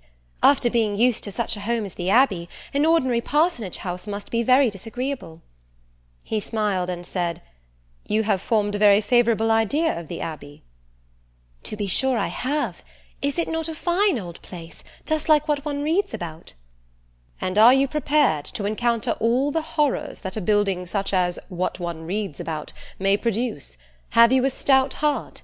Nerves fit for sliding panels and tapestry?" "Oh, yes. I do not think I should be easily frightened, because there would be so many people in the house. And besides, it has never been uninhabited, and left deserted for years, and then the family come back to it unawares without giving any notice, as generally happens." "No, certainly. We shall not have to explore our way into a hall dimly lighted by the expiring embers of a wood fire, nor be obliged to spread our beds on the floor of a room without windows, doors, or furniture. But you must be aware that when a young lady is, by whatever means, introduced into a dwelling of this kind, she is always lodged apart from the rest of the family. While they snugly repair to their own end of the house, she is formally conducted by Dorothy, the ancient housekeeper, up a different staircase, and along many gloomy passages, into an apartment never used since some cousin or kin died in it about 20 years before. Can you stand such a ceremony as this? Will not your mind misgive you when you find yourself in this gloomy chamber, too lofty and extensive for you, with only the feeble rays of a single lamp to take in its size?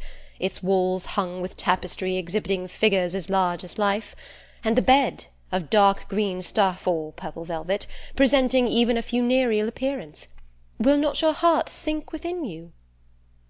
Oh, but this will not happen to me, I am sure. How fearfully will you examine the furniture of your apartment, and what will you discern? Not tables, toilettes, wardrobes, or drawers, but on one side, perhaps, the remains of a broken lute, on the other, a ponderous chest which no efforts can open, and over the fireplace the portrait of some handsome warrior, whose features will so incomprehensibly strike you that you will not be able to withdraw your eyes from it. Dorothy, meanwhile, no less struck by your appearance, gazes on you in great agitation, and drops a few unintelligible hints. To raise your spirits, moreover, she gives you reason to suppose that the part of the Abbey you inhabit is undoubtedly haunted, and informs you that you will not have a single domestic within call. With this parting cordial she curtsies off. You listen to the sound of her receding footsteps as long as the last echo can reach you, and when, with fainting spirits, you attempt to fasten your door, you discover with increased alarm that it has no lock. Oh, Mr. Tilney, how frightful! This is just like a book. But it cannot really happen to me. I am sure your housekeeper is not really Dorothy. Well, what then? Nothing further to alarm perhaps may occur the first night. After surmounting your unconquerable horror of the bed, you will retire to rest, and get a few hours' unquiet slumber. But on the second, or at farthest the third night after your arrival, you will probably have a violent storm.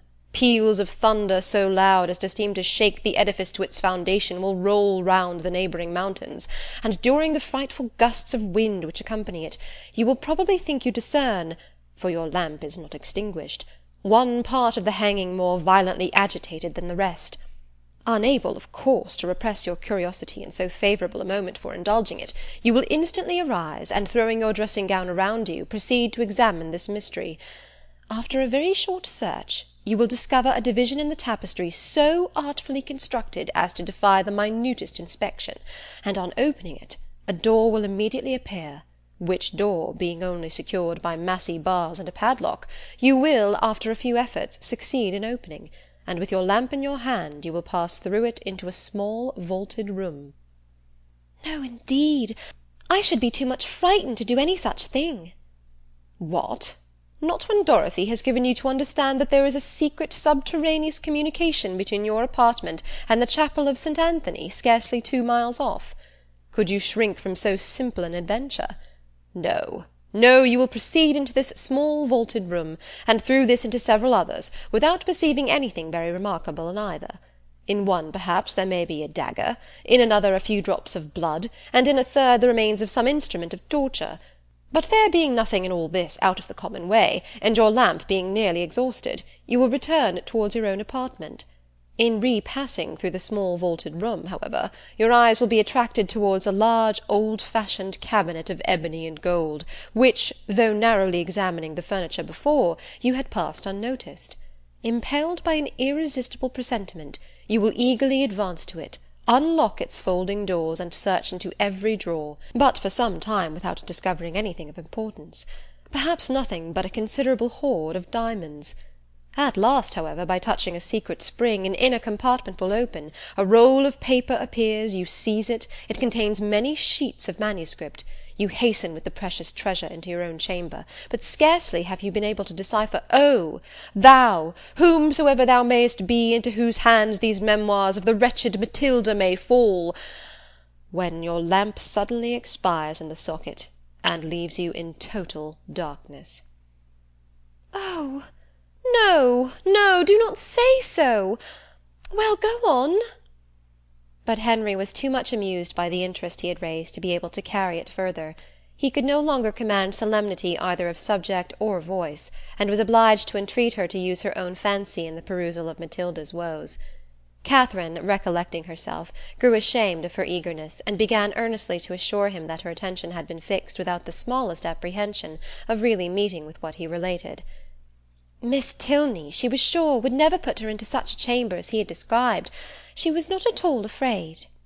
As they drew near the end of their journey, her impatience for a sight of the Abbey, for some time suspended by his conversation on subjects very different, returned in full force, and every bend in the road was expected with solemn awe to afford a glimpse of its massy walls of grey stone, rising amidst a grove of ancient oaks, with the last beams of the sun playing in beautiful splendour on its high Gothic windows. But so low did the building stand that she found herself passing through the great gates of the lodge into the very grounds of Northanger, without having discerned even an antique chimney. She knew not that she had any right to be surprised, but there was a something in this mode of approach which she certainly had not expected. To pass between lodges of a modern appearance, to find herself with such ease in the very precincts of the Abbey, and driven so rapidly along a smooth, level road of fine gravel, without obstacle, alarm, or solemnity of any kind, struck her as odd and inconsistent. She was not long at leisure, however, for such considerations. A sudden scud of rain, driving full in her face, made it impossible for her to observe anything further, and fixed all her thoughts on the welfare of her new straw bonnet, and she was actually under the Abbey walls, was springing with Henry's assistance from the carriage, and was beneath the shelter of the old porch, and had even passed on to the hall, where her friend and the General were waiting to welcome her, without feeling one awful foreboding of future misery to herself, or one moment's suspicion of any past scenes of horror being acted within the solemn edifice. The breeze had not seemed to waft the sighs of the murdered to her, it had wafted nothing worse than a thick mizzling rain, and having given a good shake to her habit, she was ready to be shown into the common drawing-room, and capable of considering where she was. An abbey! Yes, it was delightful to be really in an abbey. But she doubted as she looked round the room whether anything within her observation would have given her the consciousness. The furniture was in all the profusion and elegance of modern taste. The fireplace, where she had expected the ample width and ponderous carving of former times, was contracted to a Rumford, with slaps of plain though handsome marble, and ornaments over it of the prettiest English china. The windows, to which she looked with peculiar dependence, from having heard the General talk of his preserving them in their Gothic form with reverential care, were yet less what her fancy had portrayed. To be sure, the pointed arch was preserved, the form of them was Gothic, they might even be casements, but every pane was so large, so clear, so light. To an imagination which had hoped for the smallest divisions, and the heaviest stonework, for painted glass, dirt, and cobwebs, the difference was very distressing. The General, perceiving how her eye was employed, began to talk of the smallness of the room and simplicity of the furniture, where everything being for daily use pretended only to comfort, etc., flattering himself, however, that there were some apartments in the Abbey not unworth her notice, and was proceeding to mention the costly gilding of one in particular, when, taking out his watch, he stopped short to pronounce with surprise, within 20 minutes of 5. This seemed the word of separation, and Catherine found herself hurried away by Miss Tilney, in such a manner as convinced her that the strictest punctuality to the family hours would be expected at Northanger. Returning through the large and lofty hall, they ascended a broad staircase of shining oak, which, after many flights and many landing-places, brought them upon a long, wide gallery. On one side it had a range of doors, and it was lighted on the other by windows which Catherine had only time to discover looked into a quadrangle, before Miss Tilney led the way into a chamber, and scarcely staying to hope she would find it comfortable, left her with an anxious entreaty that she would make as little alteration as possible in her dress. Chapter 20. Northanger Abbey, by Jane Austen. Chapter 21. A moment's glance was enough to satisfy Catherine that her apartment was very unlike the one which Henry had endeavoured to alarm her by the description of. It was by no means unreasonably large, and contained neither tapestry nor velvet. The walls were papered, the floor was carpeted, the windows were neither less perfect nor more dim than those of the drawing-room below. The furniture, though not of the latest fashion, was handsome and comfortable, and the air of the room altogether far from uncheerful. Her heart instantaneously at ease on this point, she resolved to lose no time in particular examination of anything, as she greatly dreaded disobliging the General by any delay. Her habit therefore was thrown off with all possible haste, and she was preparing to unpin the linen package which the chaise seat had conveyed for her immediate accommodation, when her eye suddenly fell on a large high chest, standing back in a deep recess on one side of the fireplace. The sight of it made her start, and forgetting everything else, she stood gazing on it in motionless wonder, while these thoughts crossed her. This is strange indeed. I did not expect such a sight as this. An immense heavy chest. What can it hold? Why should it be placed here? Pushed back, too, as if meant to be out of sight. I will look into it. Cost me what it may, I will look into it, and directly too, by daylight. If I stay till evening, my candle may go out. She advanced and examined it closely. It was of cedar, curiously inlaid with some darker wood, and raised about a foot from the ground on a carved stand of the same. The lock was silver, though tarnished from age. At each end were the imperfect remains of handles also of silver, broken perhaps prematurely by some strange violence, and on the centre of the lid was a mysterious cipher in the same metal. Catherine bent over it intently, but without being able to distinguish anything with certainty. She could not, in whatever direction she took it, believe the last letter to be a T, and yet that it should be anything else in that house was a circumstance to raise no common degree of astonishment. If not originally theirs, by what strange events could it have fallen into the Tilney family? Her fearful curiosity was every moment growing greater, and seizing with trembling hands the hasp of the lock, she resolved at all hazards to satisfy herself at least as to its contents. With difficulty, for something seemed to resist her efforts, she raised the lid a few inches, but at that moment a sudden knocking at the door of the room made her, starting, quit her hold, and the lid closed with alarming violence. This ill-timed intruder was Miss Tilney's maid, sent by her mistress to be of use to Miss Morland, and though Catherine immediately dismissed her, it recalled her to the sense of what she ought to be doing, and forced her, in spite of her anxious desire to penetrate this mystery, to proceed in her dressing without further delay. Her progress was not quick, for her thoughts and her eyes were still bent on the object so well calculated to interest and alarm, and though she dared not waste a moment upon a second attempt, she could not remain many paces from the chest. At length, however, having slipped one arm into her gown, her toilette seemed so nearly finished that the impatience of her curiosity might safely be indulged. One moment surely might be spared, and so desperate should be the exertion of her strength that, unless secured by supernatural means, the lid in one moment should be thrown back. With this spirit she sprang forward, and her confidence did not deceive her. Her resolute effort threw back the lid, and gave to her astonished eyes the view of a white cotton counterpane, properly folded, reposing at one end of the chest in undisputed possession. She was gazing on it with the first blush of surprise, when Miss Tilney, anxious for her friend's being ready, entered the room, and to the rising shame of having harboured for some minutes an absurd expectation, was then added the shame of being caught in so idle a search. "That is a curious old chest, is it not?" said Miss Tilney, as Catherine hastily closed it and turned away to the glass. "It is impossible to say how many generations it has been here. How it came to be first put in this room I know not, but I have not had it moved, because I thought it might sometimes be of use in holding hats and bonnets. The worst of it is that its weight makes it difficult to open. In that corner, however, it is at least out of the way." Catherine had no leisure for speech, being at once blushing, tying her gown, and forming wise resolutions with the most violent dispatch. Miss Tilney gently hinted her fear of being late, and in half a minute they ran downstairs together, in an alarm not wholly unfounded, for General Tilney was pacing the drawing-room, his watch in his hand, and having on the very instant of their entering pulled the bell with violence, ordered "Dinner to be on table directly." Catherine trembled at the emphasis with which he spoke, and sat pale and breathless, in a most humble mood, concerned for his children and detesting old chests.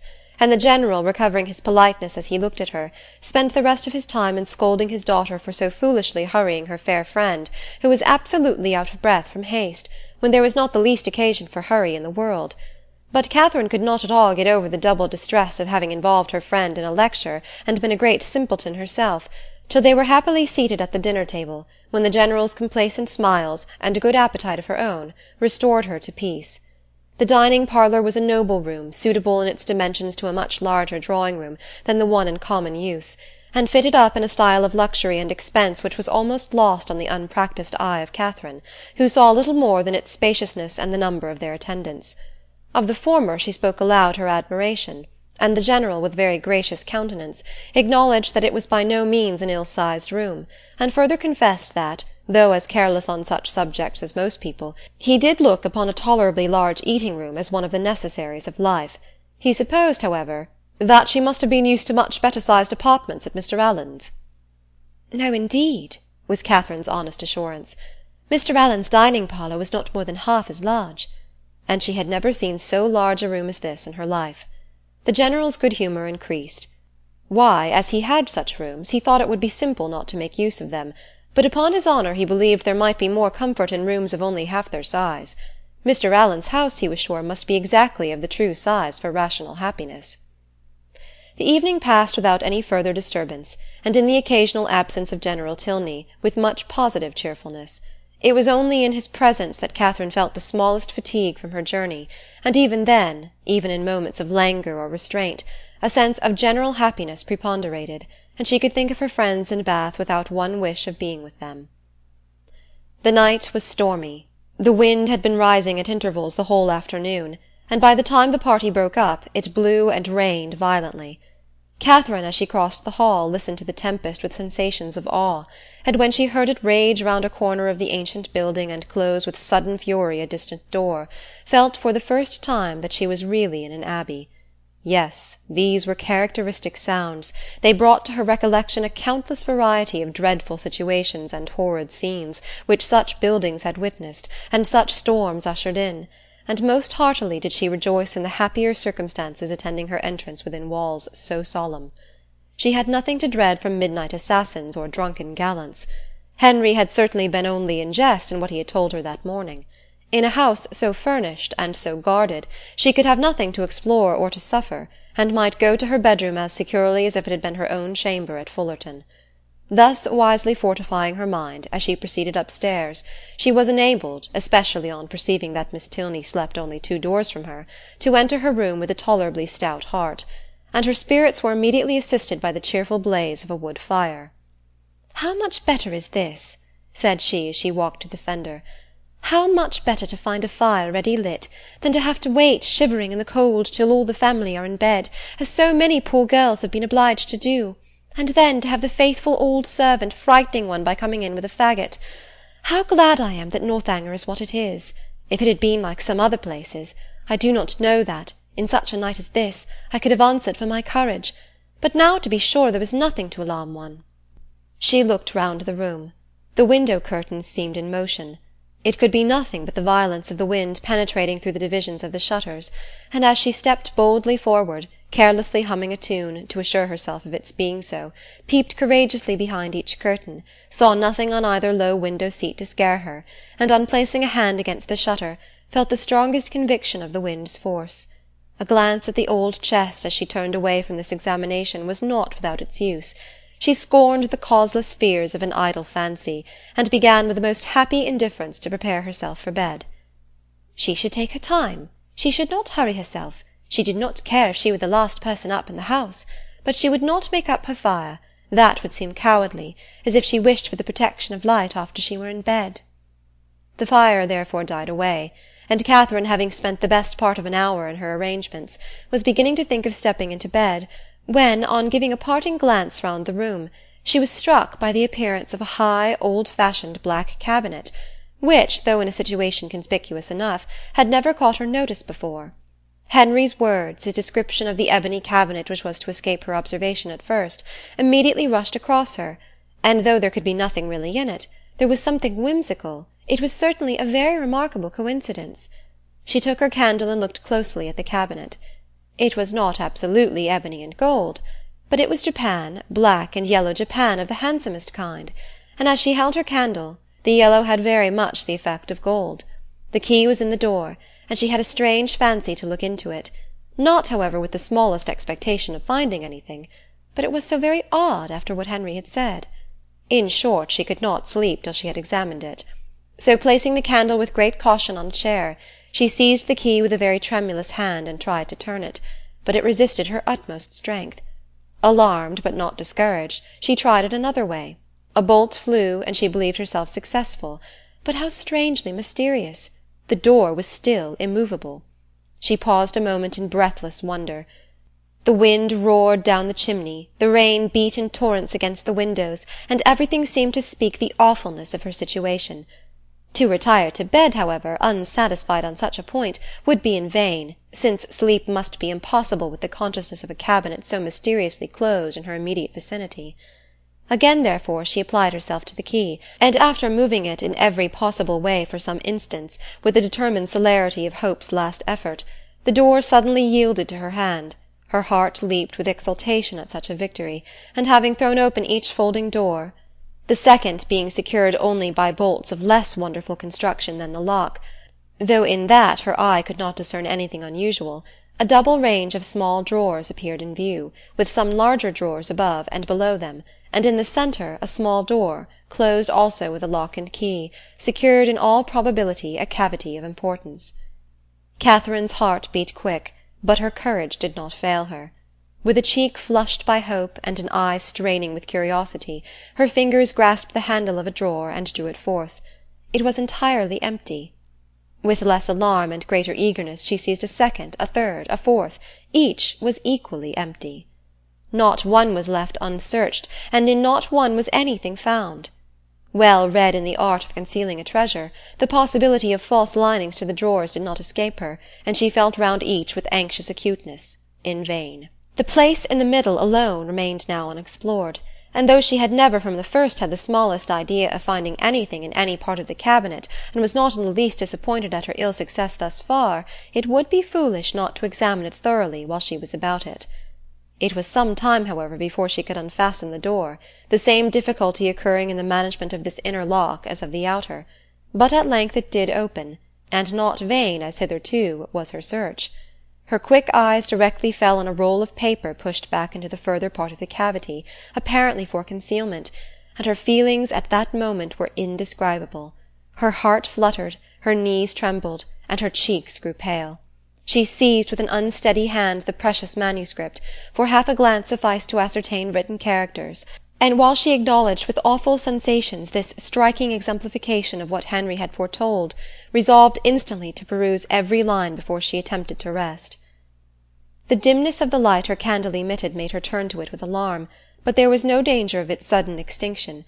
It had yet some hours to burn, and that she might not have any greater difficulty in distinguishing the writing than what its ancient date might occasion, she hastily snuffed it. Alas! It was snuffed and extinguished in one. A lamp could not have expired with more awful effect. Catherine, for a few moments, was motionless with horror. It was done completely. Not a remnant of light in the wick could give hope to the rekindling breath. Darkness impenetrable and immovable filled the room. A violent gust of wind, rising with sudden fury, added fresh horror to the moment. Catherine trembled from head to foot. In the pause which succeeded, a sound like receding footsteps and the closing of a distant door struck on her affrighted ear. Human nature could support no more. A cold sweat stood on her forehead, the manuscript fell from her hand, and groping her way to the bed she jumped hastily in, and sought some suspension of agony by creeping far underneath the clothes. To close her eyes and sleep that night she felt must be entirely out of the question. With a curiosity so justly awakened, and feelings in every way so agitated, repose must be absolutely impossible. The storm, too, abroad so dreadful! She had not been used to feel alarm from wind, but now every blast seemed fraught with awful intelligence.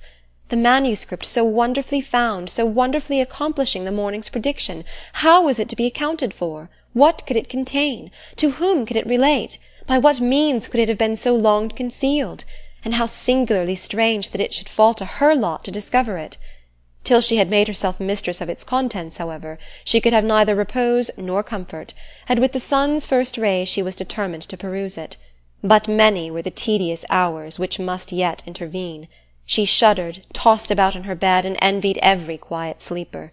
The storm still raged, and various were the noises, more terrific even than the wind, which struck at intervals on her startled ear. The very curtains of her bed seemed at one moment in motion, and at another the lock of her door was agitated, as if by the attempt of somebody to enter. Hollow murmurs seemed to creep along the gallery, and more than once her blood was chilled by the sound of distant moans. Hour after hour passed away, and the wearied Catherine had heard 3 proclaimed by all the clocks in the house before the tempest subsided, or she unknowingly fell fast asleep. Chapter 21. Northanger Abbey, by Jane Austen.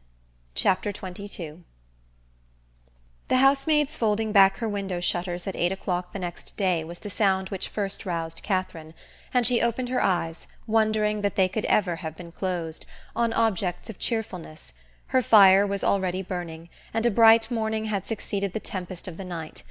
Instantaneously, with the consciousness of existence, returned her recollection of the manuscript, and springing from the bed in the very moment of the maid's going away, she eagerly collected every scattered sheet which had burst from the roll on its falling to the ground, and flew back to enjoy the luxury of their perusal on her pillow. She now plainly saw that she must not expect a manuscript of equal length with the generality of what she had shuddered over in books, for the roll, seeming to consist entirely of small disjointed sheets, was altogether but of trifling size, and much less than she had supposed it to be at first. Her greedy eye glanced rapidly over a page. She started at its import.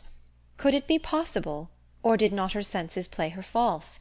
An inventory of linen, in coarse and modern characters, seemed all that was before her. If the evidence of sight might be trusted, she held a washing-bill in her hand. She seized another sheet, and saw the same articles with little variation. A third, a fourth, and fifth presented nothing new. Shirts, stockings, cravats, and waistcoats faced her in each. Two others, penned by the same hand, marked an expenditure scarcely more interesting, in letters, hair-powder, shoestring, and breeches-ball; and the larger sheet, which had enclosed the rest, seemed by its first cramped line to poultice chestnut mare, a farrier's bill. Such was the collection of papers, left perhaps, as she could then suppose, by the negligence of a servant in the place whence she had taken them, which had filled her with expectation and alarm, and robbed her of half her night's rest. She felt humbled to the dust. Could not the adventure of the chest have taught her wisdom?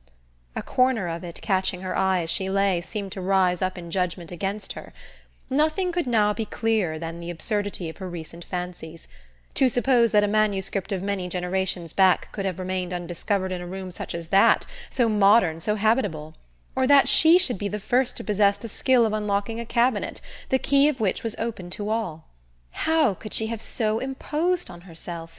Heaven forbid that Henry Tilney should ever know her folly. And it was in a great measure his own doing, for had not the cabinet appeared so exactly to agree with his description of her adventures, she should never have felt the smallest curiosity about it. This was the only comfort that occurred. Impatient to get rid of those hateful evidences of her folly, those detestable papers then scattered over the bed, she rose directly, and folding them up as nearly as possible in the same shape as before, returned them to the same spot within the cabinet, with a very hearty wish that no untoward accident might ever bring them forward again, to disgrace her even with herself. Why the locks should have been so difficult to open, however, was still something remarkable, for she could now manage them with perfect ease. In this there was surely something mysterious, and she indulged in the flattering suggestion for half a minute, till the possibility of the door's having been at first unlocked, and of being herself its fastener, darted into her head, and cost her another blush. She got away as soon as she could from a room in which her conduct produced such unpleasant reflections, and found her way with all speed to the breakfast-parlour, as it had been pointed out to her by Miss Tilney the evening before. Henry was alone in it, and his immediate hope of her having been undisturbed by the tempest, with an arch reference to the character of the building they inhabited, was rather distressing. For the world would she not have her weakness suspected, and yet, unequal to an absolute falsehood, was constrained to acknowledge that the wind had kept her awake a little. "But we have had a charming morning after it," she added, desiring to get rid of the subject, "and storms and sleeplessness are nothing when they are over. What beautiful hyacinths! I have just learnt to love a hyacinth."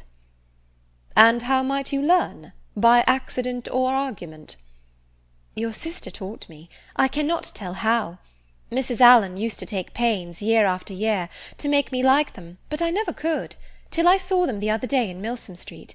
I am naturally indifferent about flowers." "But now you love a hyacinth. So much the better.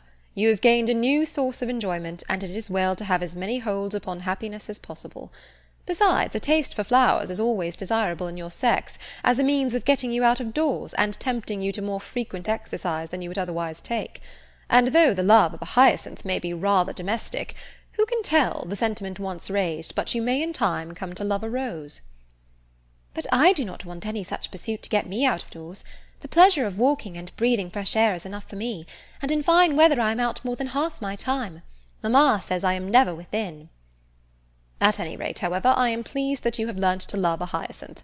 The mere habit of learning to love is the thing, and a teachableness of disposition in a young lady is a great blessing. Has my sister a pleasant mode of instruction?" Catherine was saved the embarrassment of attempting an answer by the entrance of the General, whose smiling compliments announced a happy state of mind, but whose gentle hint of sympathetic early rising did not advance her composure. The elegance of the breakfast set forced itself on Catherine's notice when they were seated at table, and lucidly it had been the General's choice. He was enchanted by her approbation of his taste, confessed it to be neat and simple, thought it right to encourage the manufacture of his country, and for his part, to his uncritical palate, the tea was as well flavoured from the clay of Staffordshire as from that of Dresden or Salve.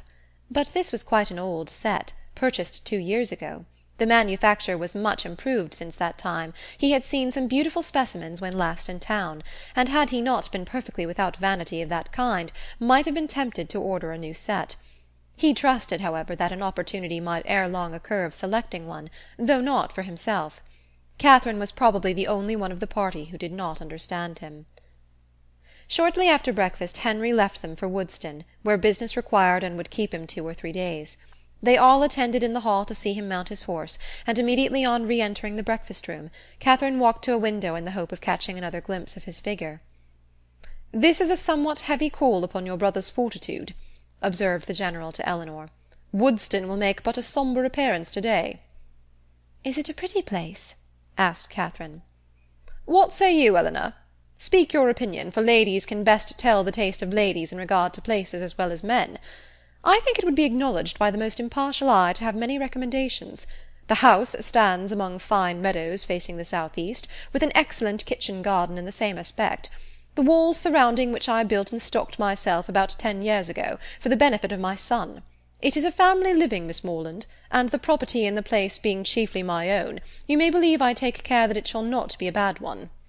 Did Henry's income depend solely on this living, he would not be ill provided for. Perhaps it may seem odd that, with only 2 younger children, I should think any profession necessary for him, and certainly there are moments when we could all wish him disengaged from every tie of business. But though I may not exactly make converts of you young ladies, I am sure your father, Miss Morland, would agree with me in thinking it expedient to give every young man some employment. The money is nothing, it is not an object, but employment is the thing.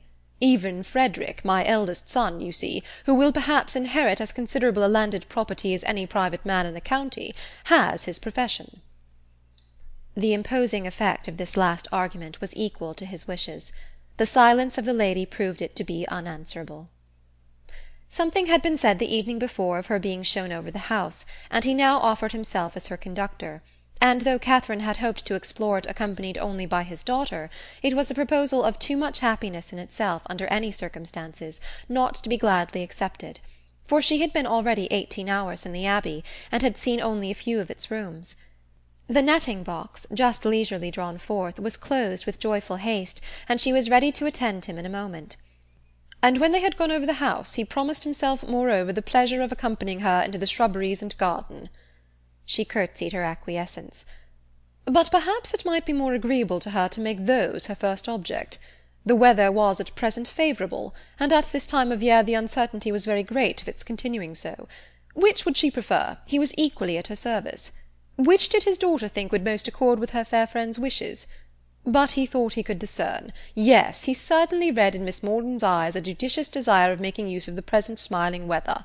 But when did she judge amiss? The Abbey would be always safe and dry.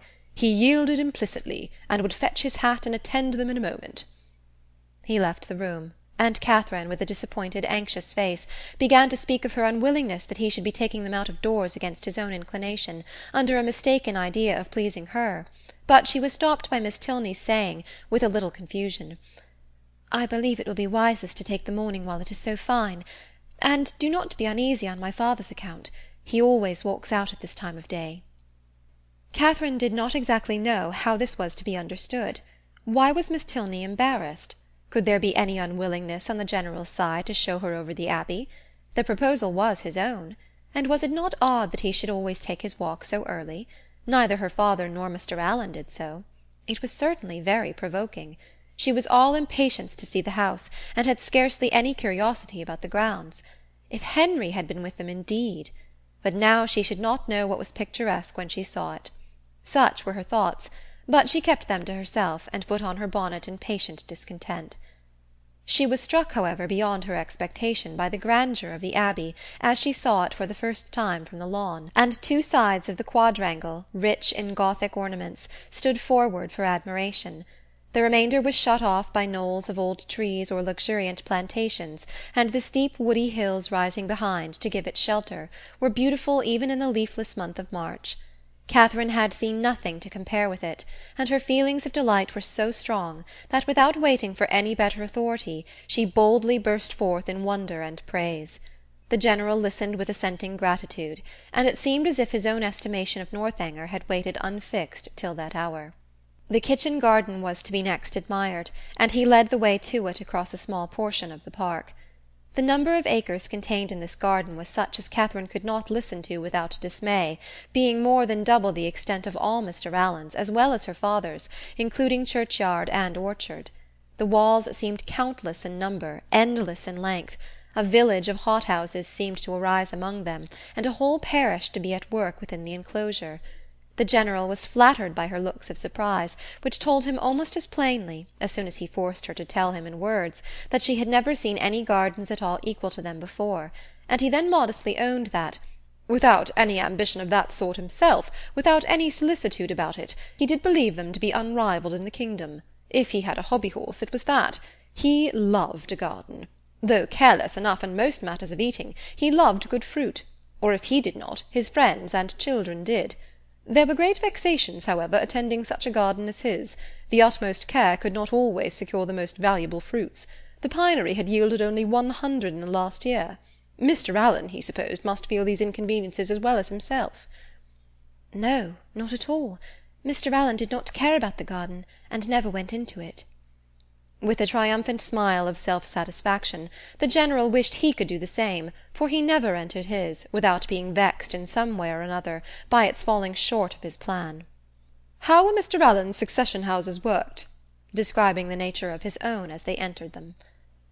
Mr. Allen had only one small hothouse, which Mrs. Allen had the use of for her plants in winter, and there was a fire in it now and then. "He is a happy man," said the General, with a look of very happy contempt. Having taken her into every division and led her under every wall, till she was heartily weary of seeing and wondering, he suffered the girls at last to seize the advantage of an outer door, and then expressing his wish to examine the effect of some recent alterations about the tea-house, proposed it as no unpleasant extension of their walk, if Miss Morland were not tired. "But where are you going, Eleanor? Why do you choose that cold, damp path to it? Miss Morland will get wet. Our best way is across the park." "This is so favourite a walk of mine," said Miss Tilney, "that I always think it the best and nearest way. But perhaps it may be damp." It was a narrow winding path through a thick grove of old Scotch firs, and Catherine, struck by its gloomy aspect and eager to enter it, could not, even by the General's disapprobation, be kept from stepping forward. He perceived her inclination, and having again urged the plea of health in vain, was too polite to make further opposition. He excused himself, however, from attending them. The rays of the sun were not too cheerful for him, and he would meet them by another course. He turned away, and Catherine was shocked to find how much her spirits were relieved by the separation. The shock, however, being less real than the relief, offered it no injury, and she began to talk with easy gaiety of the delightful melancholy which such a grove inspired.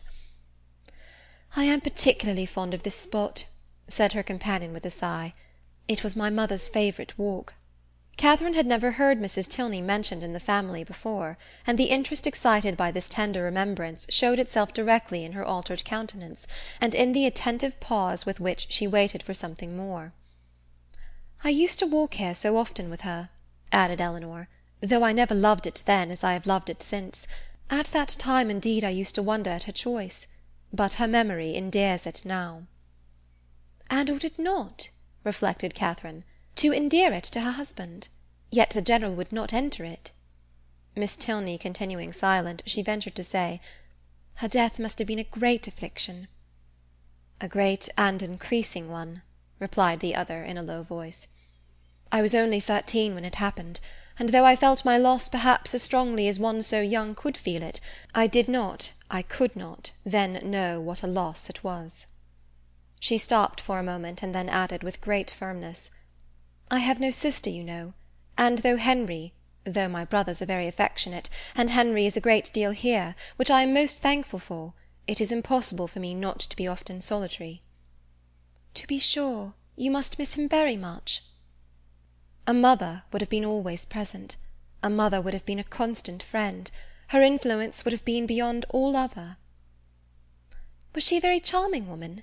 Was she handsome? Was there any picture of her in the Abbey? And why had she been so partial to that grove? Was it from dejection of spirits?" were questions now eagerly poured forth. The first 3 received a ready affirmative, the 2 others were passed by; and Catherine's interest in the deceased Mrs. Tilney augmented with every question, whether answered or not. Of her unhappiness in marriage she felt persuaded. The General certainly had been an unkind husband. He did not love her walk, could he therefore have loved her? And besides, handsome as he was, there was a something in the turn of his features which spoke his not having behaved well to her. "Her picture, I suppose," blushing at the consummate art of her own question, "hangs in your father's room?" "No, it was intended for the drawing-room, but my father was dissatisfied with the painting, and for some time it had no place. Soon after her death I obtained it for my own, and hung it in my bedchamber, where I shall be happy to show it to you. It is very like." Here was another proof. A portrait, very like, of a departed wife, not valued by the husband. He must have been dreadfully cruel to her. Catherine attempted no longer to hide from herself the nature of the feelings which, in spite of all his attentions, he had previously excited, and what had been terror and dislike before was now absolute aversion. Yes, aversion. His cruelty to such a charming woman made him odious to her. She had often read of such characters which Mr. Allen had been used to call unnatural and overdrawn, but here was proof positive of the contrary. She had just settled this point when the end of the path brought them directly upon the General, and in spite of all her virtuous indignation, she found herself again obliged to walk with him, listen to him, and even to smile when he smiled. Being no longer able, however, to receive pleasure from the surrounding objects, she soon began to walk with lassitude. The General perceived it, and with a concern for her health, which seemed to reproach her for her opinion of him, was most urgent for returning with his daughter to the house. He would follow them in a quarter of an hour. Again they parted, but Eleanor was called back in half a minute to receive a strict charge against taking her friend round the Abbey till his return. This second instance of his anxiety to delay what she so much wished for struck Catherine as very remarkable. Chapter 22. Northanger Abbey, by Jane Austen. Chapter 23. An hour passed away before the General came in, spent, on the part of his young guest, in no very favourable consideration of his character. This lengthened absence, these solitary rambles, did not speak a mind at ease, or a conscience void of reproach. At length he appeared, and whatever might have been the gloom of his meditations, he could still smile with them. Miss Tilney, understanding in part her friend's curiosity to see the house, soon revived the subject, and her father being, contrary to Catherine's expectations, unprovided with any pretence for further delay, beyond that of stopping 5 minutes to order refreshments to be in the room by their return, was at last ready to escort them. They set forward, and with a grandeur of air, a dignified step which caught the eye, but could not shake the doubts of the well-read Catherine, he led the way across the hall, through the common drawing-room and one useless antechamber, into a room magnificent both in size and furniture, the real drawing-room, used only with company of consequence. It was very noble, very grand, very charming, was all that Catherine had to say, for her indiscriminating eyes scarcely discerned the colour of the satin, and all minuteness of praise, all praise that had much meaning, was supplied by the General. The costliness or elegance of any room's fitting up could be nothing to her. She cared for no furniture of a more modern date than the 15th century. When the General had satisfied his own curiosity, in a close examination of every well-known ornament, they proceeded into the library, an apartment in its way of equal magnificence, exhibiting a collection of books on which an humble man might have looked with pride. Catherine heard, admired, and wondered with more genuine feeling than before, gathered all that she could from this storehouse of knowledge by running over the titles of half a shelf, and was ready to proceed. But suites of apartments did not spring up with her wishes. Large as was the building, she had already visited the greatest part, though on being told that, with the addition of the kitchen, the 6 or 7 rooms she had now seen surrounded 3 sides of the court, she could scarcely believe it, or overcome the suspicion of there being many chambers secreted. It was some relief, however, that they were to return to the rooms in common use, by passing through a few of less importance, looking into the court, which, with occasional passages not wholly unintricate, connected the different sides, and she was further soothed in her progress by being told that she was treading what had once been a cloister, having traces of cells pointed out, and observing several doors that were neither opened nor explained to her, by finding herself successively in a billiard-room and in the General's private apartment, without comprehending their connection, or being able to turn aright when she left them, and lastly by passing through a dark little room, owning Henry's authority, and strewed with his litter of books, guns, and greatcoats. From the dining-room, of which, though already seen and always to be seen at 5 o'clock, the General could not forego the pleasure of pacing out the length for the more certain information of Miss Morland, as to what she neither doubted nor cared for, they proceeded by quick communication to the kitchen, the ancient kitchen of the convent, rich in the massy walls and smoke of former days, and in the stoves and hot closets of the present. The General's improving hand had not loitered here. Every modern invention to facilitate the labour of the cooks had been adopted within this, their spacious theatre, and when the genius of others had failed, his own had often produced the perfection wanted. His endowments of this spot alone might at any time have placed him high among the benefactors of the convent. With the walls of the kitchen ended all the antiquity of the Abbey, the 4th side of the quadrangle having, on account of its decaying state, been removed by the General's father, and the present erected in its place. All that was venerable ceased here. The new building was not only new, but declared itself to be so, intended only for offices, and enclosed behind stable-yards. No uniformity of architecture had been thought necessary. Catherine could have raved at the hand which had swept away what must have been beyond the value of all the rest, for the purposes of mere domestic economy, and would willingly have been spared the mortification of a walk through scenes so fallen, had the General allowed it. But if he had a vanity, it was in the arrangement of his offices, and as he was convinced that, to a mind like Miss Morland's, a view of the accommodations and comforts by which the labours of her inferiors were softened must always be gratifying, he should make no apology for leading her on. They took a slight survey of all, and Catherine was impressed, beyond her expectation, by their multiplicity and their convenience. The purposes for which a few shapeless pantries and a comfortless scullery were deemed sufficient at Fullerton were here carried on in appropriate divisions, commodious and roomy. The number of servants continually appearing did not strike her less than the number of their offices. Wherever they went, some patent girl stopped to curtsy, or some footman in dishabille sneaked off. Yet this was an abbey! How inexpressibly different in these domestic arrangements from such as she had read about, from abbeys and castles, in which, though certainly larger than Northanger, all the dirty work of the house was to be done by 2 pair of female hands at the utmost. How they could get through it all had often amazed Mrs. Allen, and when Catherine saw what was necessary here, she began to be amazed herself. They returned to the hall, that the chief staircase might be ascended, and the beauty of its wood and ornaments of rich carving might be pointed out. Having gained the top, they turned in an opposite direction from the gallery in which her room lay, and shortly entered one on the same plan, but superior in length and breadth. She was here shown successively into 3 large bedchambers, with their dressing-rooms, most completely and handsomely fitted up. Everything that money and taste could do, to give comfort and elegance to apartments, had been bestowed on these, and being furnished within the last 5 years, they were perfect in all that would be generally pleasing, and wanting in all that could give pleasure to Catherine.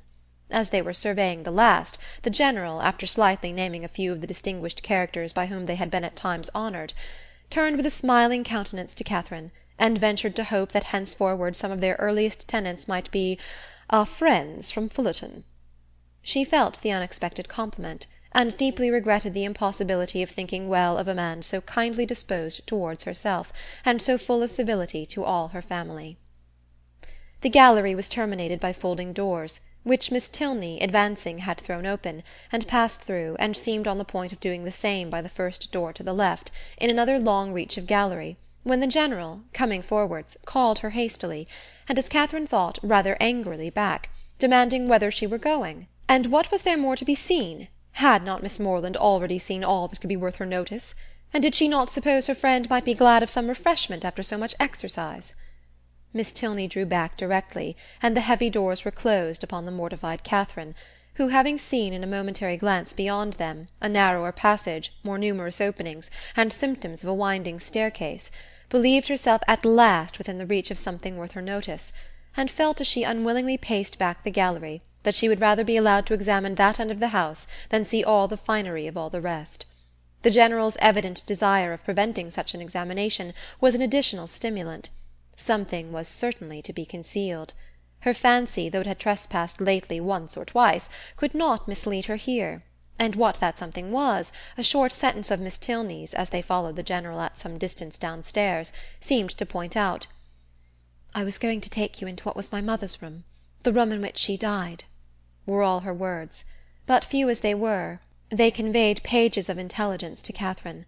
It was no wonder that the General should shrink from the sight of such objects as that room must contain, a room in all probability never entered by him since the dreadful scene had passed, which released his suffering wife, and left him to the stings of conscience. She ventured, when next alone with Eleanor, to express her wish of being permitted to see it, as well as all the rest of that side of the house, and Eleanor promised to attend her there, whatever they should have a convenient hour. Catherine understood her. The General must be watched from home before that room could be entered. "It remains as it was, I suppose," said she, in a tone of feeling. "Yes, entirely." "And how long ago may it be that your mother died?" "She has been dead these 9 years." And 9 years, Catherine knew, was a trifle of time, compared with what generally elapsed after the death of an injured wife, before her room was put to rights. "You were with her, I suppose, to the last?" "No," said Miss Tilney, sighing. "I was unfortunately from home. Her illness was sudden and short, and before I arrived it was all over." Catherine's blood ran cold with the horrid suggestions which naturally sprang from these words. Could it be possible? Could Henry's father? And yet how many were the examples to justify even the blackest suspicions? And when she saw him in the evening, while she worked with her friend, slowly pacing the drawing-room for an hour together in silent thoughtfulness, with downcast eyes and contracted brow, she felt secure from all possibility of wronging him. It was the air and attitude of a Montoni. What could more plainly speak the gloomy workings of a mind not wholly dead to every sense of humanity, in its fearful review of past scenes of guilt? Unhappy man! And the anxiousness of her spirits directed her eyes towards his figure so repeatedly as to catch Miss Tilney's notice. "My father," she whispered, "often walks about the room in this way. It is nothing unusual." So much the worse, thought Catherine. Such ill-timed exercise was of a piece with the strange unseasonableness of his morning walks, and boded nothing good. After an evening, the little variety and seeming length of which made her peculiarly sensible of Henry's importance among them, she was heartily glad to be dismissed, though it was a look from the General not designed for her observation which sent his daughter to the bell. When the butler would have lit his master's candle, however, he was forbidden. The latter was not going to retire. "I have many pamphlets to finish," said he to Catherine, "before I can close my eyes, and perhaps may be poring over the affairs of the nation for hours after you are asleep. Can either of us be more meetly employed? My eyes will be blinding for the good of others, and yours preparing by rest for future mischief." But neither the business alleged nor the magnificent compliment could win Catherine from thinking that some very different object must occasion so serious a delay of proper repose. To be kept up for hours after the family were in bed by stupid pamphlets was not very likely. There must be some deeper cause. Something was to be done which could be done only while the household slept, and the probability that Mrs. Tilney yet lived, shut up for causes unknown, and receiving from the pitiless hands of her husband a nightly supply of coarse food, was the conclusion which necessarily followed. Shocking as was the idea, it was at least better than a death unfairly hastened, as, in the natural course of things, she must ere long be released. The suddenness of her reputed illness, the absence of her daughter, and probably of her other children at the time, all favoured the supposition of her imprisonment. Its origin, jealousy perhaps, or wanton cruelty, was yet to be unravelled. In revolving these matters, while she undressed, it suddenly struck her as not unlikely that she might that morning have passed near the very spot of this unfortunate woman's confinement, might have been within a few paces of the cell in which she languished out her days, for what part of the Abbey could be more fitted for the purpose than that which yet bore the traces of monastic division? In the high arched passage, paved with stone, which already she had trodden with peculiar awe, she well remembered the doors of which the General had given no account. To what might not those doors lead? In support of the plausibility of this conjecture, it further occurred to her that the forbidden gallery, in which lay the apartments of the unfortunate Mrs. Tilney, must be, as certainly as her memory could guide her, exactly over this suspected range of cells, and the staircase by the side of those apartments of which she had caught a transient glimpse, communicating by some secret means with those cells, might well have favoured the barbarous proceedings of her husband. Down that staircase she had perhaps been conveyed in a state of well-prepared insensibility. Catherine sometimes started at the boldness of her own surmises, and sometimes hoped or feared that she had gone too far, but they were supported by such appearances as made their dismissal impossible. The side of the quadrangle in which she supposed the guilty scene to be acting, being, according to her belief, just opposite her own, it struck her that, if judiciously watched, some rays of light from the General's lamp might glimmer through the lower windows as he passed to the prison of his wife, and twice before she stepped into bed she stole gently from her room to the corresponding window in the gallery to see if it appeared, but all abroad was dark, and it must yet be too early. The various ascending noises convinced her that the servants must still be up. Till midnight she supposed it would be in vain to watch, but then, when the clock had struck 12, and all was quiet, she would, if not quite appalled by darkness, steal out and look once more. The clock struck 12, and Catherine had been half an hour asleep. Chapter 23. Northanger Abbey, by Jane Austen. Chapter 24. The next day afforded no opportunity for the proposed examination of the mysterious apartments. It was Sunday, and the whole time between morning and afternoon service was required by the General in exercise abroad or eating cold meat at home. And great as was Catherine's curiosity, her courage was not equal to a wish of exploring them after dinner, either by the fading light of the sky between 6 and 7 o'clock, or by the yet more partial though stronger illumination of a treacherous lamp. The day was unmarked, therefore, by anything to interest her imagination, beyond the sight of a very elegant monument to the memory of Mrs. Tilney, which immediately fronted the family pew. By that her eye was instantly caught and long retained, and the perusal of the highly strained epitaph, in which every virtue was ascribed to her by the inconsolable husband, who must have been in some way or other her destroyer, affected her even to tears. That the General, having erected such a monument, should be able to face it, was not perhaps very strange, and yet that he could sit so boldly collected within its view, maintain so elevated an air, look so fearlessly around, nay, that he should even enter the church, seemed wonderful to Catherine. Not, however, that many instances of beings equally hardened in guilt might not be produced. She could remember dozens who had persevered in every possible vice, going on from crime to crime, murdering whomsoever they chose, without any feeling of humanity or remorse, till a violent death or a religious retirement closed their black career. The erection of the monument itself could not in the smallest degree affect her doubts of Mrs. Tilney's actual decease. Were she even to descend into the family vault where her ashes were supposed to slumber, were she to behold the coffin in which they were said to be enclosed, what could it avail in such a case? Catherine had read too much not to be perfectly aware of the ease with which a waxen figure might be introduced, and a supposititious funeral carried on. The succeeding morning promised something better. The General's early walk, ill-timed as it was in every other view, was favourable here, and when she knew him to be out of the house, she directly proposed to Miss Tilney the accomplishment of her promise. Eleanor was ready to oblige her, and Catherine reminding her as they went of another promise, their first visit in consequence was to the portrait in her bedchamber.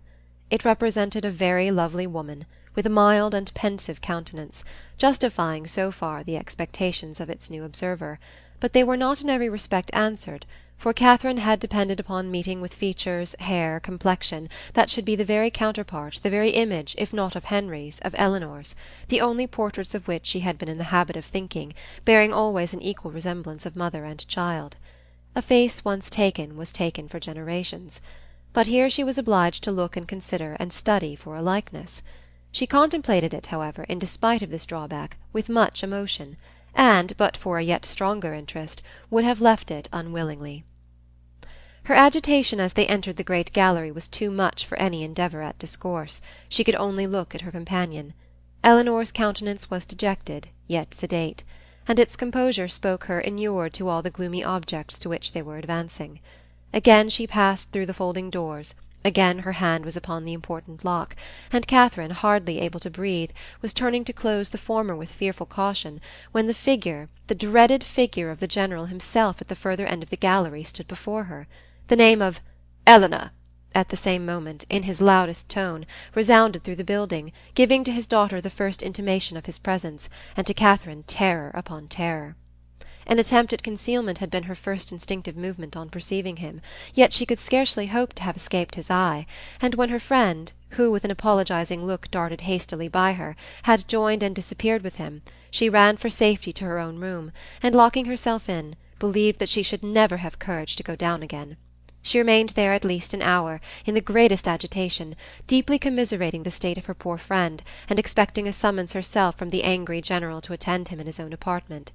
No summons, however, arrived, and at last, on seeing a carriage drive up to the Abbey, she was emboldened to descend and meet him under the protection of visitors. The breakfast-room was gay with company, and she was named to them by the General as the friend of his daughter, in a complimentary style, which so well concealed his resentful ire as to make her feel secure at least of life for the present. And Eleanor, with a command of countenance which did honour to her concern for his character, taking an early occasion of saying to her, "My father only wanted me to answer a note," she began to hope that she had either been unseen by the General, or that, from some consideration of policy, she should be allowed to suppose herself so. Upon this trust she dared still to remain in his presence, after the company left them, and nothing occurred to disturb it. In the course of this morning's reflections she came to a resolution of making her next attempt on the forbidden door alone. It would be much better in every respect that Eleanor should know nothing of the matter. To involve her in the danger of a second detection, to court her into an apartment which must wring her heart, could not be the office of a friend. The General's utmost anger could not be to herself what it might be to a daughter, and besides she thought the examination itself would be more satisfactory if made without any companion. It would be impossible to explain to Eleanor the suspicions, from which the other had, in all likelihood, been hitherto happily exempt, nor could she therefore in her presence search for those proofs of the General's cruelty, which, however they might yet have escaped discovery, she felt confident of somewhere drawing forth, in the shape of some fragmented journal, continued to the last gasp. Of the way to the apartment she was now perfectly mistress, and as she wished to get it over before Henry's return, who was expected on the morrow, there was no time to be lost. The day was bright, her courage high. At 4 o'clock the sun was now 2 hours above the horizon, and it would be only her retiring to dress half an hour earlier than usual. It was done, and Catherine found herself alone in the gallery before the clocks had ceased to strike. It was no time for thought. She hurried on, slipped with the least possible noise through the folding doors, and without stopping to look or breathe, rushed forward to the one in question. The lock yielded to her hand, and luckily with no sullen sound that could alarm a human being. On tiptoe she entered. The room was before her, but it was some minutes before she could advance another step. She beheld what fixed her to the spot and agitated every feature. She saw a large, well-proportioned apartment, a handsome dimity bed, arranged as unoccupied with a housemaid's care, a bright bath stove, mahogany wardrobes, and neatly painted chairs, on which the warm beams of a western sun gaily poured through 2 sash windows. Catherine had expected to have her feelings worked, and worked they were. Astonishment and doubt first seized them, and a shortly succeeding ray of common sense added some bitter emotions of shame. She could not be mistaken as to the room, but how grossly mistaken in everything else, in Miss Tilney's meaning and her own calculation. This apartment, to which she had given a date so ancient, a position so awful, proved to be one end of what the General's father had built. There were 2 other doors in the chamber, leading probably into dressing-closets, but she had no inclination to open either. Would the veil in which Mrs. Tilney had last walked, or the volume in which she had last read, remain to tell what nothing else was allowed to whisper? No. Whatever might have been the General's crimes, he had certainly too much wit to let them sue for detection. She was sick of exploring, and desired but to be safe in her own room, with her own heart only privy to its folly, and she was on the point of retreating as softly as she had entered, when the sound of footsteps, she could hardly tell where, made her pause and tremble. To be found there, even by a servant, would be unpleasant, but by the General, and he seemed always at hand when least wanted, much worse. She listened. The sound had ceased, and resolving not to lose a moment, she passed through and closed the door. At that instant a door underneath was hastily opened. Some one seemed with swift steps to ascend the stairs, by the head of which she had yet to pass before she could gain the gallery. She had no power to move. With a feeling of terror not very definable, she fixed her eyes on the staircase, and in a few moments it gave Henry to her view. "Mr. Tilney!" she exclaimed in a voice of more than common astonishment. He looked astonished too. "Good God!" she continued, not attending to his address. "How came you here? How came you up that staircase?" "How came I up that staircase?" he replied, greatly surprised. "Because it is my nearest way from the stable-yard to my own chamber, and why should I not come up it?" Catherine recollected herself, blushed deeply, and could say no more. He seemed to be looking in her countenance for that explanation which her lips did not afford. She moved on towards the gallery. "And may I not in my turn," said he, as he pushed back the folding doors, "ask how you came here? This passage is at least as extraordinary a road from the breakfast-parlour to your own apartment as that staircase can be from the stables to mine." "I have been," said Catherine, looking down, "to see your mother's room." "My mother's room? Is there anything extraordinary to be seen there?" "No, nothing at all. I thought you did not mean to come back till to-morrow." "I did not expect to be able to return sooner when I went away, but 3 hours ago I had the pleasure of finding nothing to detain me. You look pale. I am afraid I alarmed you by running so fast up those stairs. Perhaps you did not know, you were not aware of their leading from the offices in common use?" "No, I was not. You have had a very fine day for your ride." "Very. And does Eleanor leave you to find your way into all the rooms in the house by yourself?" "Oh, no. She showed me over the greatest part on Saturday, and we were coming here to these rooms, but only," dropping her voice, "your father was with us." "And that prevented you?" said Henry, earnestly regarding her. "Have you looked into all the rooms in that passage?" "No, I only wanted to see. Is not it very late? I must go and dress." "It is only 4:15, showing his watch, and you are not now in Bath. No theatre, no rooms to prepare for. Half an hour at Northanger must be enough." She could not contradict it, and therefore suffered herself to be detained, though her dread of further questions made her, for the first time in their acquaintance, wish to leave him. They walked slowly up the gallery. "Have you had any letter from Bath since I saw you?" "No, and I am very much surprised. Isabella promised so faithfully to write directly." "Promised so faithfully? A faithful promise? That puzzles me. I have heard of a faithful performance, but a faithful promise, the fidelity of promising. It is a power little worth knowing, however, since it can deceive and pain you. My mother's room is very commodious, is it not? Large and cheerful-looking, and the dressing-closet so well disposed. It always strikes me as the most comfortable apartment in the house, and I rather wonder that Eleanor should not take it for her own. She sent you to look at it, I suppose?" "No." "It has been your own doing entirely?" Catherine said nothing. After a short silence, during which he closely observed her, he added, "As there is nothing in the room in itself to raise curiosity, this must have proceeded from a sentiment of respect for my mother's character, as described by Eleanor, which does honour to her memory.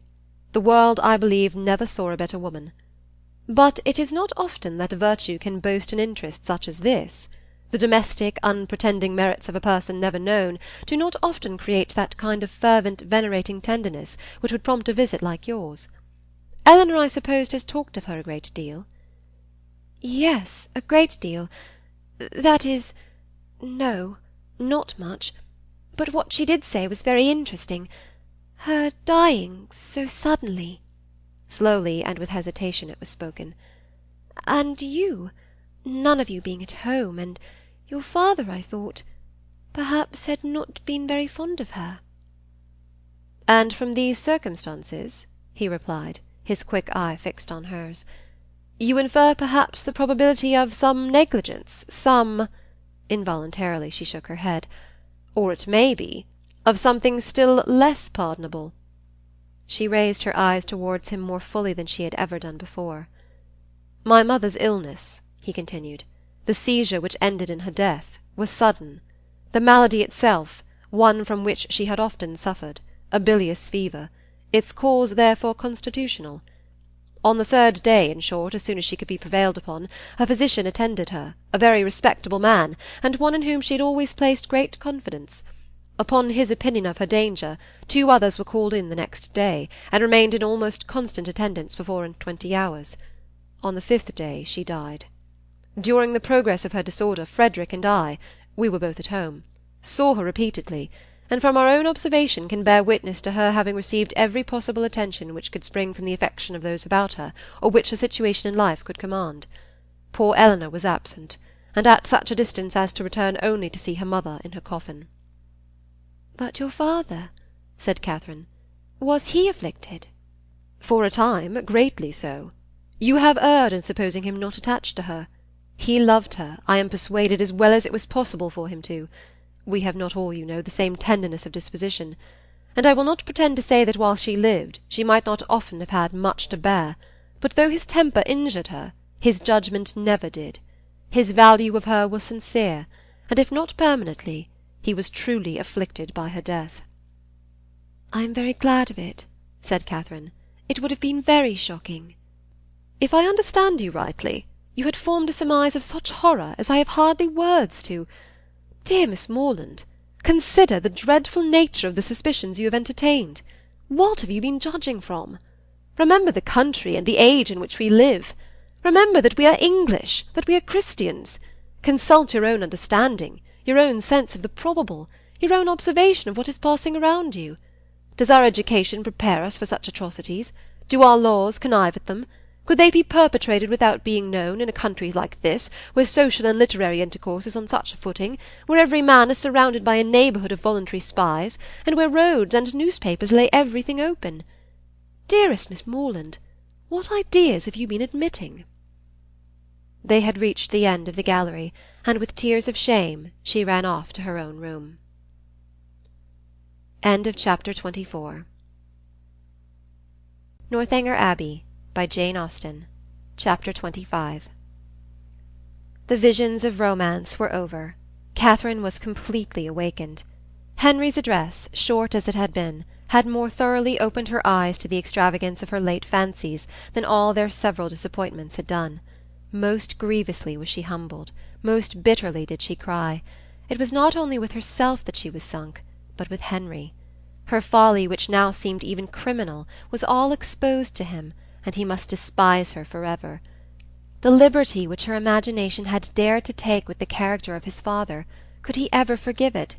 The absurdity of her curiosity and her fears, could they ever be forgotten? She hated herself more than she could express. He had, she thought he had, once or twice before this fatal morning, shown something like affection for her. But now, in short, she made herself as miserable as possible for about half an hour, went down when the clock struck 5 with a broken heart, and could scarcely give an intelligible answer to Eleanor's inquiry if she was well. The formidable Henry soon followed her into the room, and the only difference in his behaviour to her was that he paid her rather more attention than usual. Catherine had never wanted comfort more, and he looked as if he was aware of it. The evening wore away with no abatement of this soothing politeness, and her spirits were gradually raised to a modest tranquillity. She did not learn either to forget or defend the past, but she learned to hope that it would never transpire farther, and that it might not cost her Henry's entire regard. Her thoughts being still chiefly fixed on what she had with such causeless terror felt and done, nothing could shortly be clearer than that it had all been a voluntary, self-created delusion, each trifling circumstance receiving importance from an imagination resolved on alarm, and everything forced to bend to one purpose by a mind which, before she entered the Abbey, had been craving to be frightened. She remembered with what feelings she had prepared for a knowledge of Northanger. She saw that the infatuation had been created, the mischief settled, long before her quitting Bath, and it seemed as if the whole might be traced to the influence of that sort of reading which she had there indulged. Charming as were all Mrs. Radcliffe's works, and charming even as were the works of all her imitators, it was not in them perhaps that human nature, at least in the Midland counties of England, was to be looked for. Of the Alps and Pyrenees, with their pine forests and their vices, they might give a faithful delineation, and Italy, Switzerland, and the south of France might be as fruitful in horrors as they were there represented. Catherine dared not doubt beyond her own country, and even of that, if hard pressed, would have yielded the northern and western extremities. But in the central part of England there was surely some security for the existence even of a wife not beloved in the laws of the land and the manners of the age. Murder was not tolerated, servants were not slaves, and neither poison nor sleeping potions to be procured, like rhubarb, from every druggist. Among the Alps and Pyrenees, perhaps, there were no mixed characters. There, such as were not as spotless as an angel might have the dispositions of a fiend, but in England it was not so. Among the English, she believed, in their hearts and habits, there was a general though unequal mixture of good and bad. Upon this conviction she would not be surprised if even in Henry and Eleanor Tilney some slight imperfection might hereafter appear, and upon this conviction she need not fear to acknowledge some actual specks in the character of their father, who, though cleared from the grossly injurious suspicions which she must ever blush to have entertained, she did believe, upon serious consideration, to be not perfectly amiable. Her mind made up on these several points, and her resolution formed, of always judging and acting in future with the greatest good sense, she had nothing to do but to forgive herself and be happier than ever, and the lenient hand of time did much for her by insensible gradations in the course of another day. Henry's astonishing generosity and nobleness of conduct, in never alluding in the slightest way to what had passed, was of the greatest assistance to her, and sooner than she could have supposed it possible in the beginning of her distress, her spirits became absolutely comfortable, and capable, as heretofore, of continual improvement by anything he said. There were still some subjects, indeed, under which she believed they must always tremble, the mention of a chest or a cabinet, for instance, and she did not love the sight of Japan in any shape. But even she could allow that an occasional memento of past folly, however painful, might not be without use. The anxieties of common life began soon to succeed to the alarms of romance. Her desire of hearing from Isabella grew every day greater.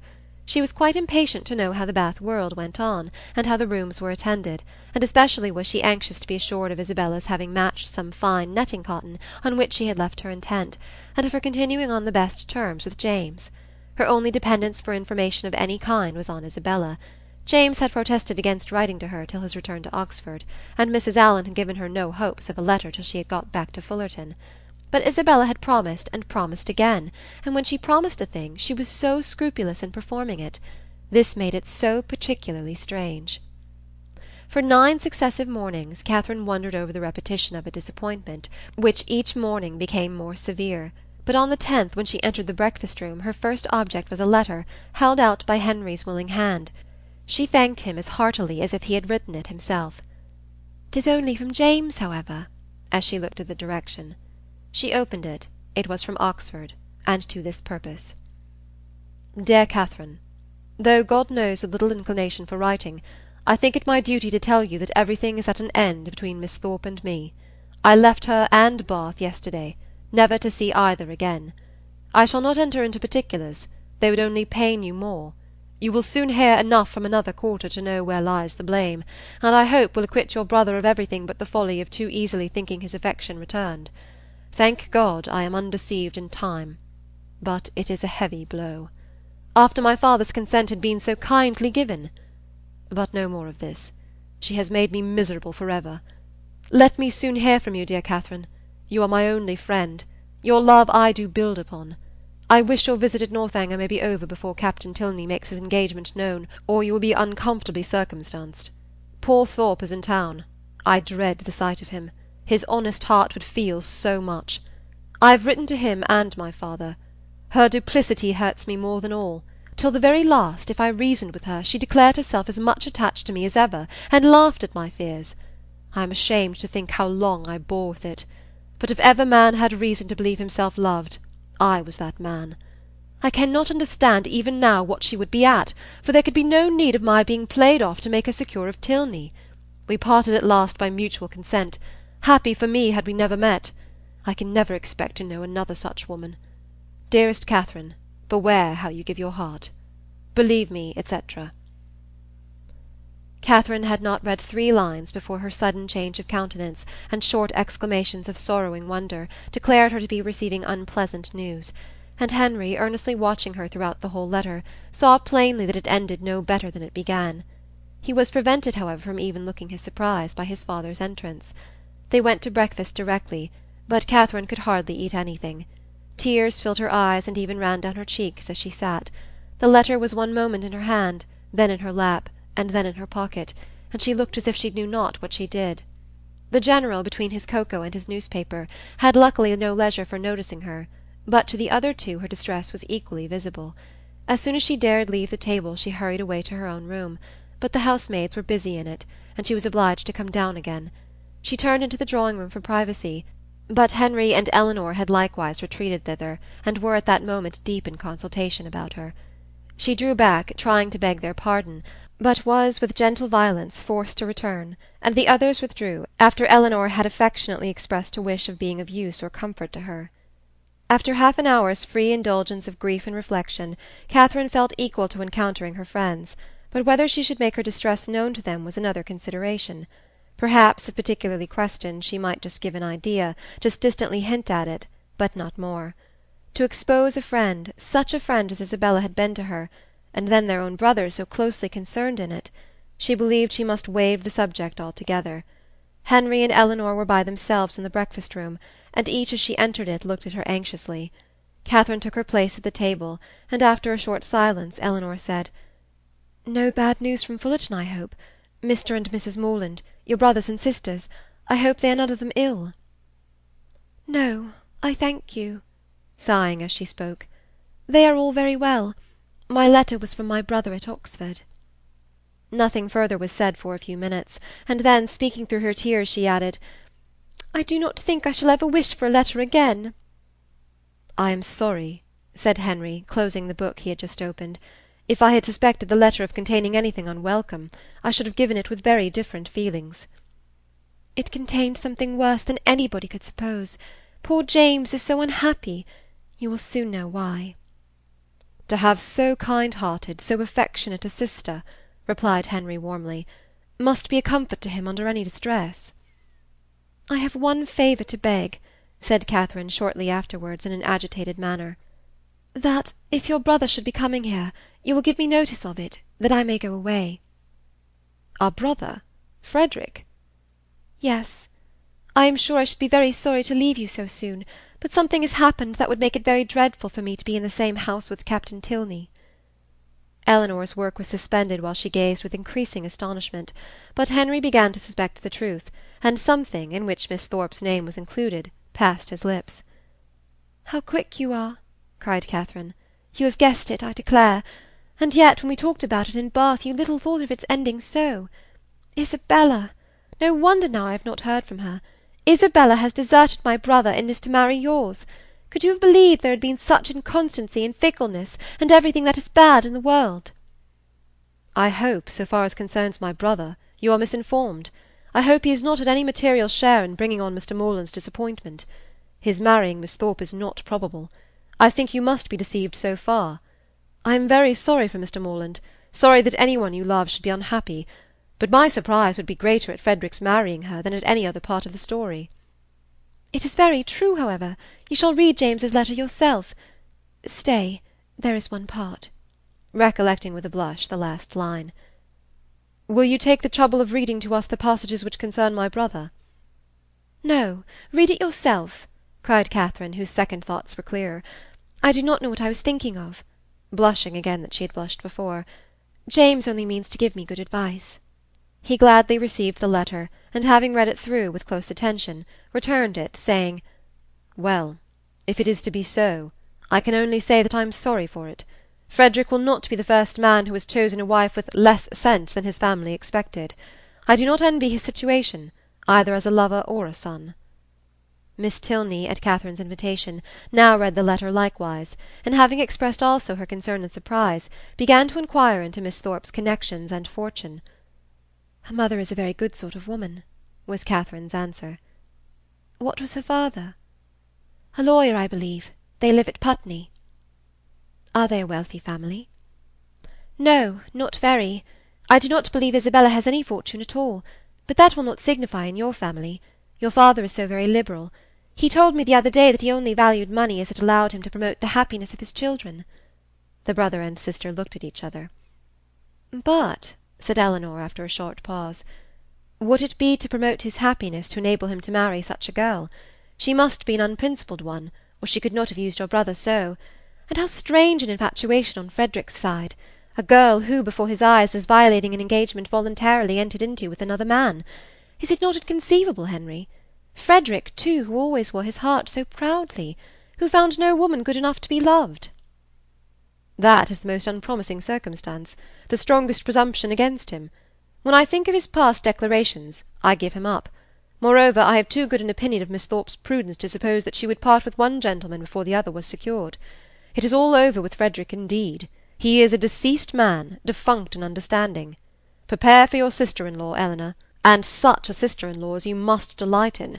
Open, candid, artless, guileless, with affections strong but simple, forming no pretensions, and knowing no disguise." "Such a sister-in-law, Henry, I should delight in," said Eleanor with a smile. "But perhaps," observed Catherine, "though she has behaved so ill by our family, she may behave better by yours.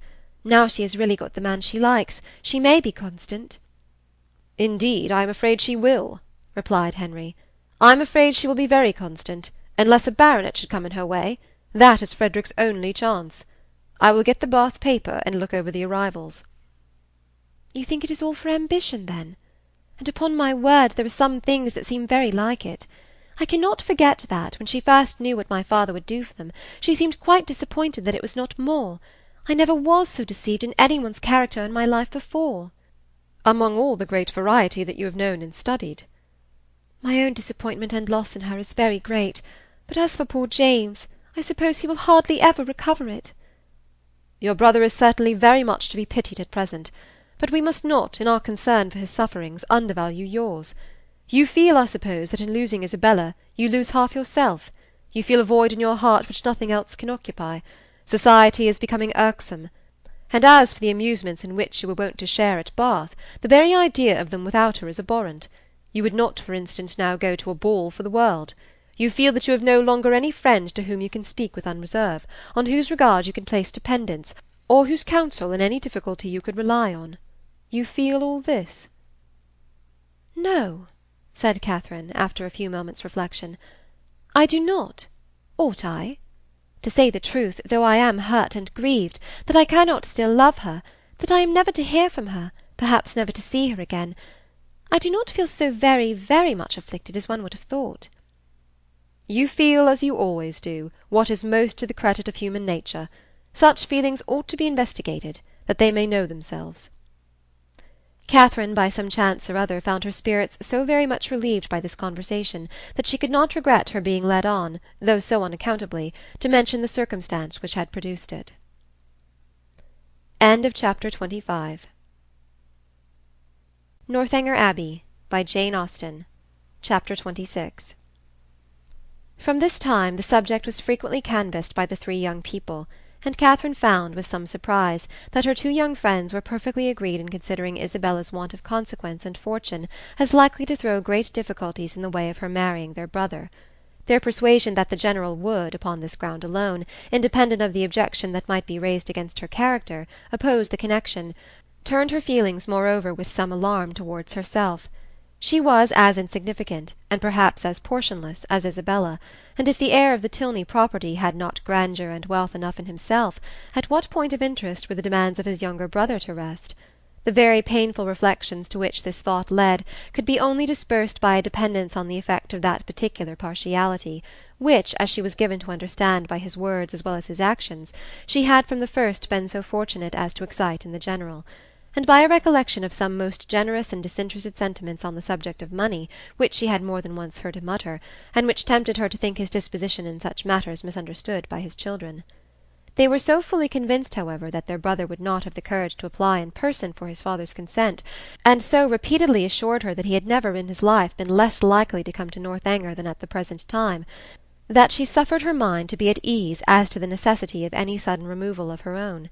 but as it was not to be supposed that Captain Tilney, whenever he made his application, would give his father any just idea of Isabella's conduct, it occurred to her as highly expedient that Henry should lay the whole business before him as it really was, enabling the General by that means to form a cool and impartial opinion, and prepare his objections on a fairer ground than inequality of stations.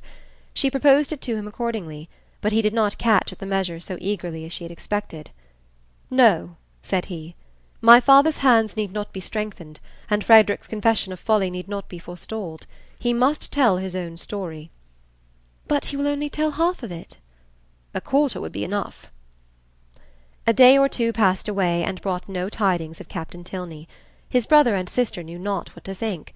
Sometimes it appeared to them as if his silence would be the natural result of the suspected engagement, and at others that it was wholly incompatible with it.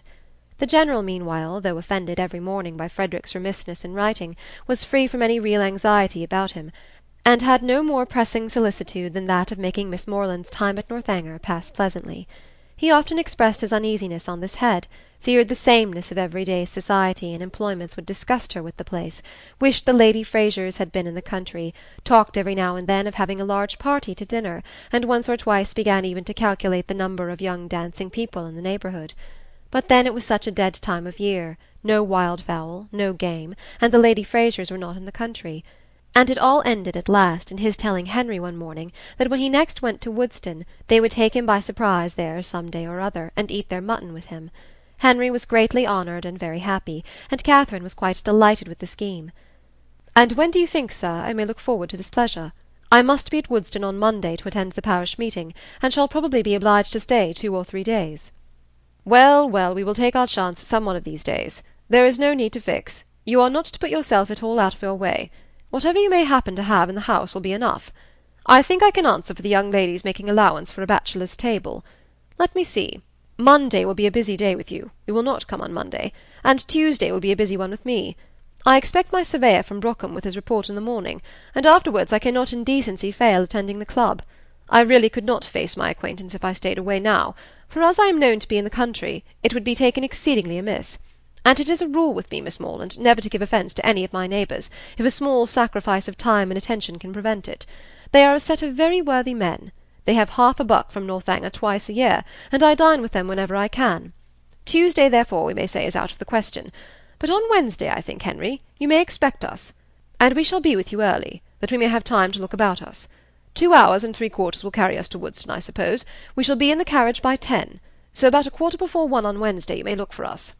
A ball itself could not have been more welcome to Catherine than this little excursion, so strong was her desire to be acquainted with Woodston, and her heart was still bounding with joy when Henry, about an hour afterwards, came booted and greatcoated into the room where she and Eleanor were sitting, and said, "I am come, young ladies, in a very moralizing strain, to observe that our pleasures in this world are always to be paid for, and that we often purchase them at a great disadvantage, giving ready-moneyed actual happiness for a draught on the future that may not be honoured. Witness myself at the present hour, because I am to hope for the satisfaction of seeing you at Woodston on Wednesday, which bad weather or 20 other causes may prevent, I must go away directly, 2 days before I intended it." "Go away?" said Catherine with a very long face. "And why?" "Why? How can you ask the question?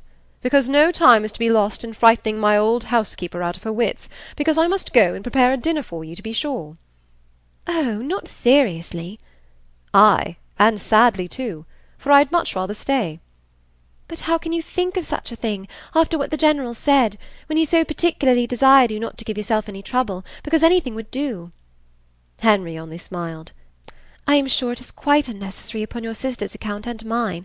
You must know it to be so, and the General made such a point of your providing nothing extraordinary. Besides, if he had not said half so much as he did, he has always such an excellent dinner at home, that sitting down to a middling one for one day could not signify." "I wish I could reason like you, for his sake and my own. Good-bye. As to-morrow is Sunday, Eleanor, I shall not return." He went, and it being at any time a much simpler operation to Catherine to doubt her own judgment than Henry's, she was very soon obliged to give him credit for being right, however disagreeable to her his going. But the inexplicability of the General's conduct dwelt much on her thoughts. That he was very particular in his eating, she had, by her own unassisted observation, already discovered. But why he should say one thing so positively and mean another all the while was most unaccountable. How were people at that rate to be understood? Who but Henry could have been aware of what his father was at?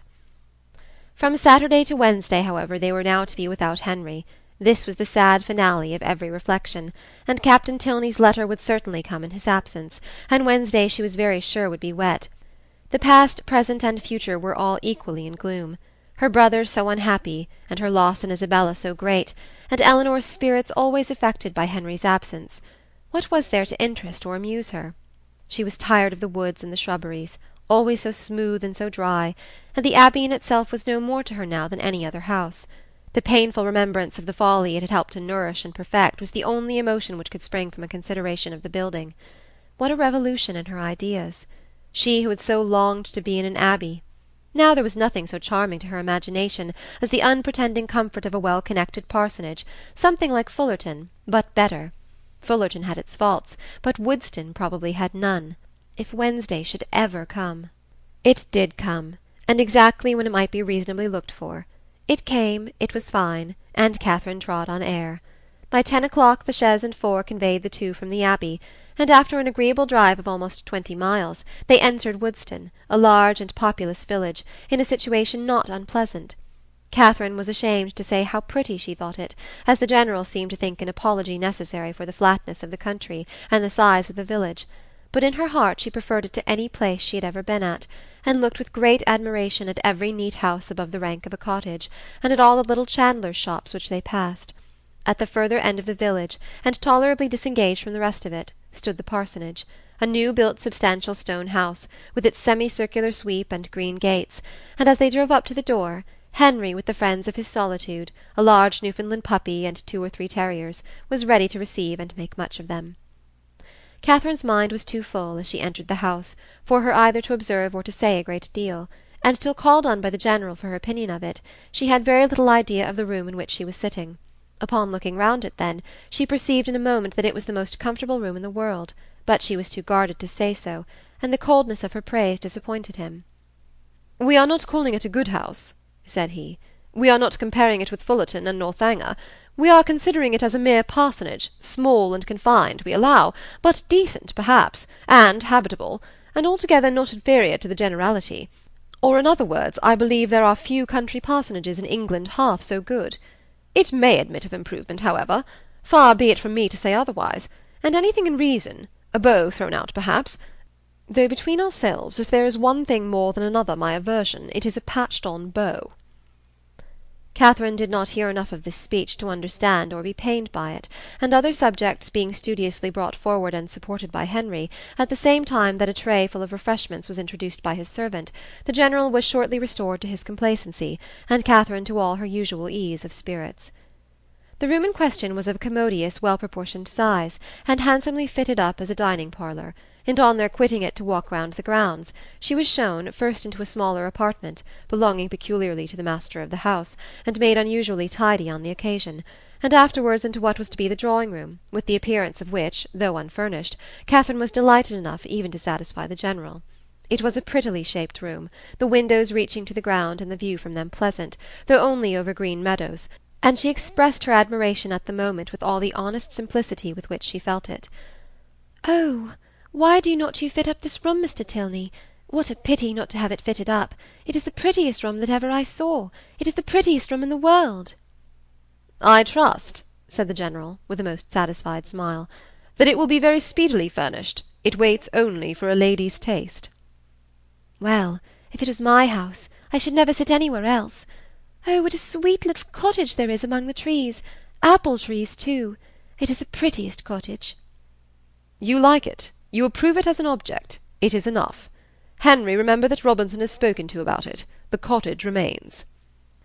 Such a compliment recalled all Catherine's consciousness, and silenced her directly, and though pointedly applied to by the General for her choice of the prevailing colour of the paper and hangings, nothing like an opinion on the subject could be drawn from her.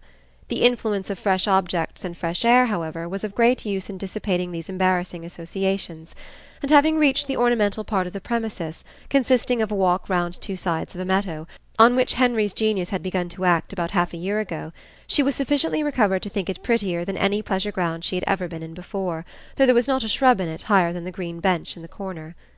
A saunter into other meadows, and through part of the village, with a visit to the stables to examine some improvements, and a charming game of play with a litter of puppies just able to roll about, brought them to 4 o'clock, when Catherine scarcely thought it could be 3. At 4 they were to dine, and at 6 to set off on their return. Never had any day passed so quickly. She could not but observe that the abundance of the dinner did not seem to create the smallest astonishment in the General, nay, that he was even looking at the side table for cold meat which was not there. His son and daughter's observations were of a different kind. They had seldom seen him eat so heartily at any table but his own, and never before known him so little disconcerted by the melted butters being oiled. At 6 o'clock, the General having taken his coffee, the carriage again received them, and so gratifying had been the tenor of his conduct throughout the whole visit, so well assured was her mind on the subject of his expectations, that, could she have felt equally confident of the wishes of his son, Catherine would have quitted Woodston with little anxiety as to the how or the when she might return to it. Chapter 26. Northanger Abbey, by Jane Austen. Chapter 27. The next morning brought the following very unexpected letter from Isabella. Bath, April. My dearest Catherine, I received your 2 kind letters with the greatest delight, and have 1,000 apologies to make for not answering them sooner. I really am quite ashamed of my idleness, but in this horrid place one can find time for nothing. I have had my pen in my hand to begin a letter to you almost every day since you left Bath, but have always been prevented by some silly trifle or other. Pray write to me soon, and direct my own home. Thank God we leave this vile place to-morrow. Since you went away I have had no pleasure in it. The dust is beyond anything, and everybody one cares for is gone. I believe if I could see you I should not mind the rest, for you are dearer to me than anybody can conceive. I am quite uneasy about your dear brother, not having heard from him since he went to Oxford, and am fearful of some misunderstanding. Your kind offices will set all right. He is the only man I ever did or ever could love, and I trust you will convince him of it. The spring fashions are partly down, and the hats the most frightful you can imagine. I hope you spend your time pleasantly, but am afraid you never think of me. I will not say all that I could of the family you are with, because I would not be ungenerous, or set you against those you esteem, but it is very difficult to know whom to trust, and young men never know their minds 2 days together.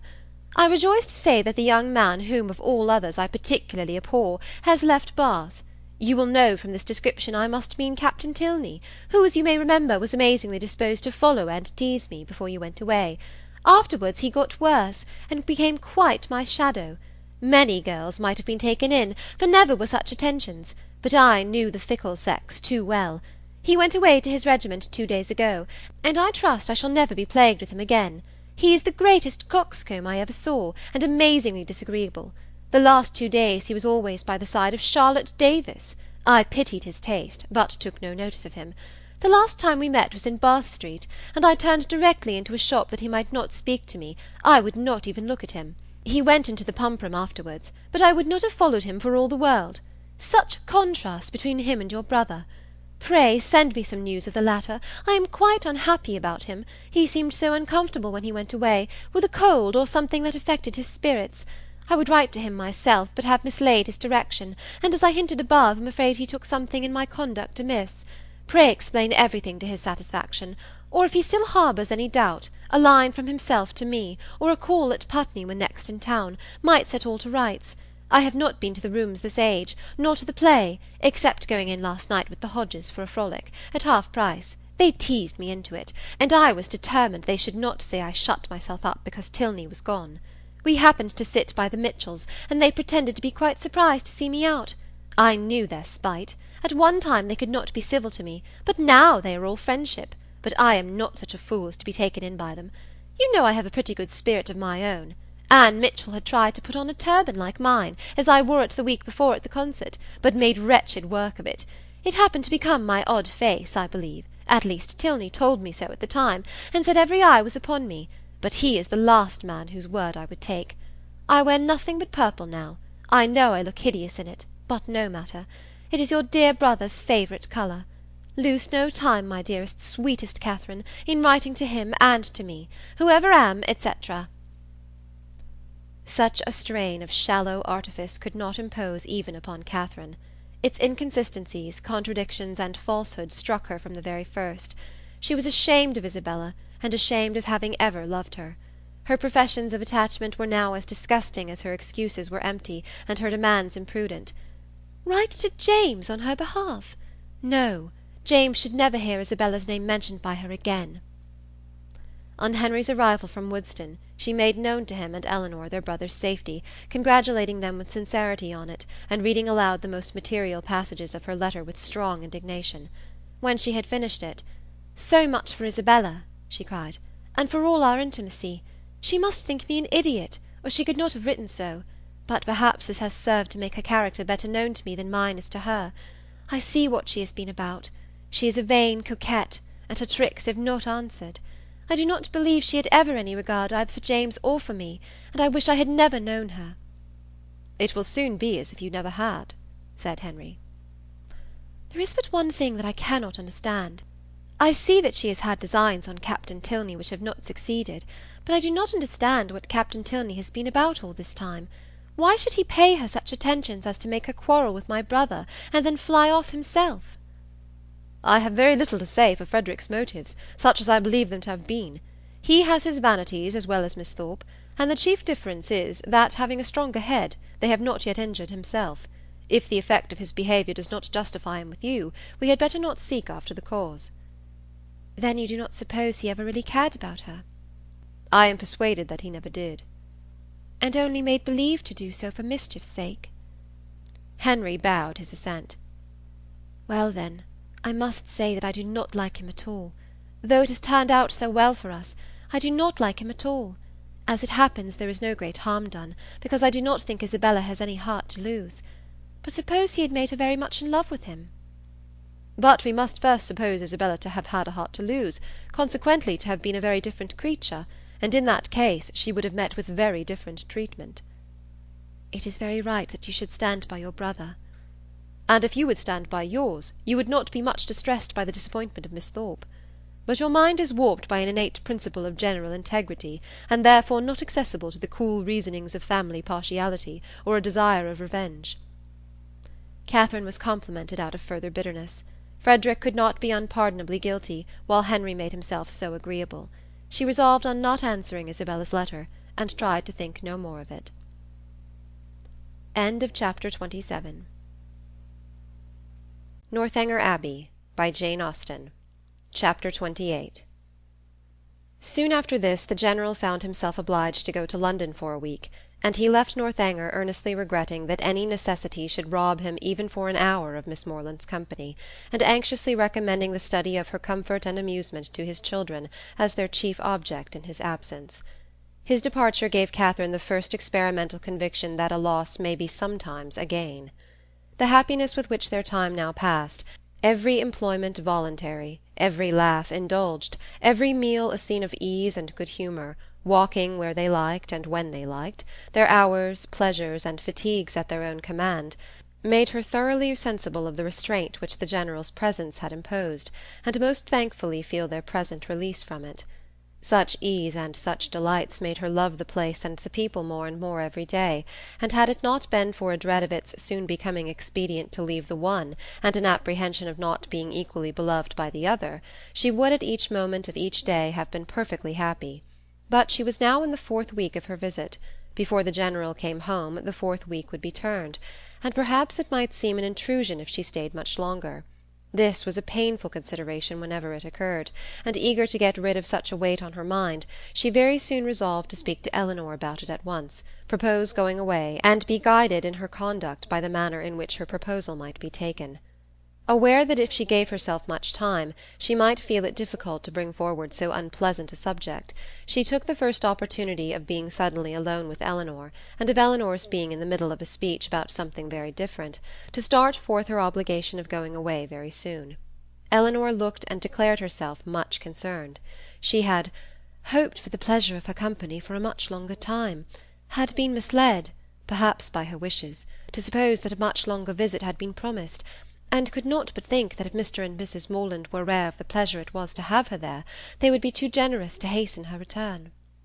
Catherine explained, "Oh, as to that, papa and mamma were in no hurry at all. As long as she was happy, they would be always satisfied." Then why, might she ask, in such a hurry herself to leave them? Oh, because she had been there so long. Nay, if you can use such a word, I can urge you no farther, if you think it long. Oh, no, I do not indeed. For my own pleasure I could stay with you as long again. And it was directly settled that, till she had, her leaving them was not even to be thought of. In having this cause of uneasiness so pleasantly removed, the force of the other was likewise weakened. The kindness, the earnestness of Eleanor's manner in pressing her to stay, and Henry's gratified look on being told that her stay was determined, were such sweet proofs of her importance with them, as left her only just so much solicitude as the human mind can never do comfortably without. She did, almost always, believe that Henry loved her, and quite always that his father and sister loved and even wished her to belong to them, and believing so far, her doubts and anxieties were merely sportive irritations.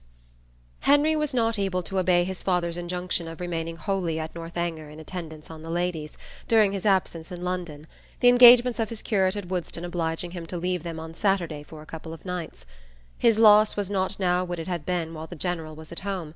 It lessened their gaiety, but did not ruin their comfort, and the two girls, agreeing in occupation and improving in intimacy, found themselves so well sufficient for the time to themselves that it was 11 o'clock, rather a late hour at the Abbey, before they quitted the supper-room on the day of Henry's departure. They had just reached the head of the stairs when it seemed, as far as the thickness of the walls would allow them to judge, that a carriage was driving up to the door, and the next moment confirmed the idea by the loud noise of the house-bell. After the first perturbation of surprise had passed away, in a "Good heaven, what can be the matter?" It was quickly decided by Eleanor to be her eldest brother, whose arrival was often as sudden, if not quite so unseasonable, and accordingly she hurried down to welcome him. Catherine walked on to her chamber, making up her mind as well as she could, to a further acquaintance with Captain Tilney, and comforting herself under the unpleasant impression his conduct had given her, and the persuasion of his being by far too fine a gentleman to approve of her, that at least they should not meet under such circumstances as would make their meeting materially painful. She trusted he would never speak of Miss Thorpe, and indeed, as he must by this time be ashamed of the part he had acted, there could be no danger of it, and as long as all mention of Bath scenes were avoided, she thought she could behave to him very civilly. In such considerations time passed away, and it was certainly in his favour that Eleanor should be so glad to see him, and have so much to say, for half an hour was almost gone since his arrival, and Eleanor did not come up. At that moment Catherine thought she heard her step in the gallery, and listened for its continuance, but all was silent. Scarcely, however, had she convicted her fancy of error, when the noise of something moving close to her door made her start. It seemed as if someone was touching the very doorway, and in another moment a slight motion of the lock proved that some hand must be on it. She trembled a little at the idea of anyone's approaching so cautiously, but resolving not to be again overcome by trivial appearances of alarm, or misled by a raised imagination, she stepped quietly forward, and opened the door. Eleanor, and only Eleanor, stood there.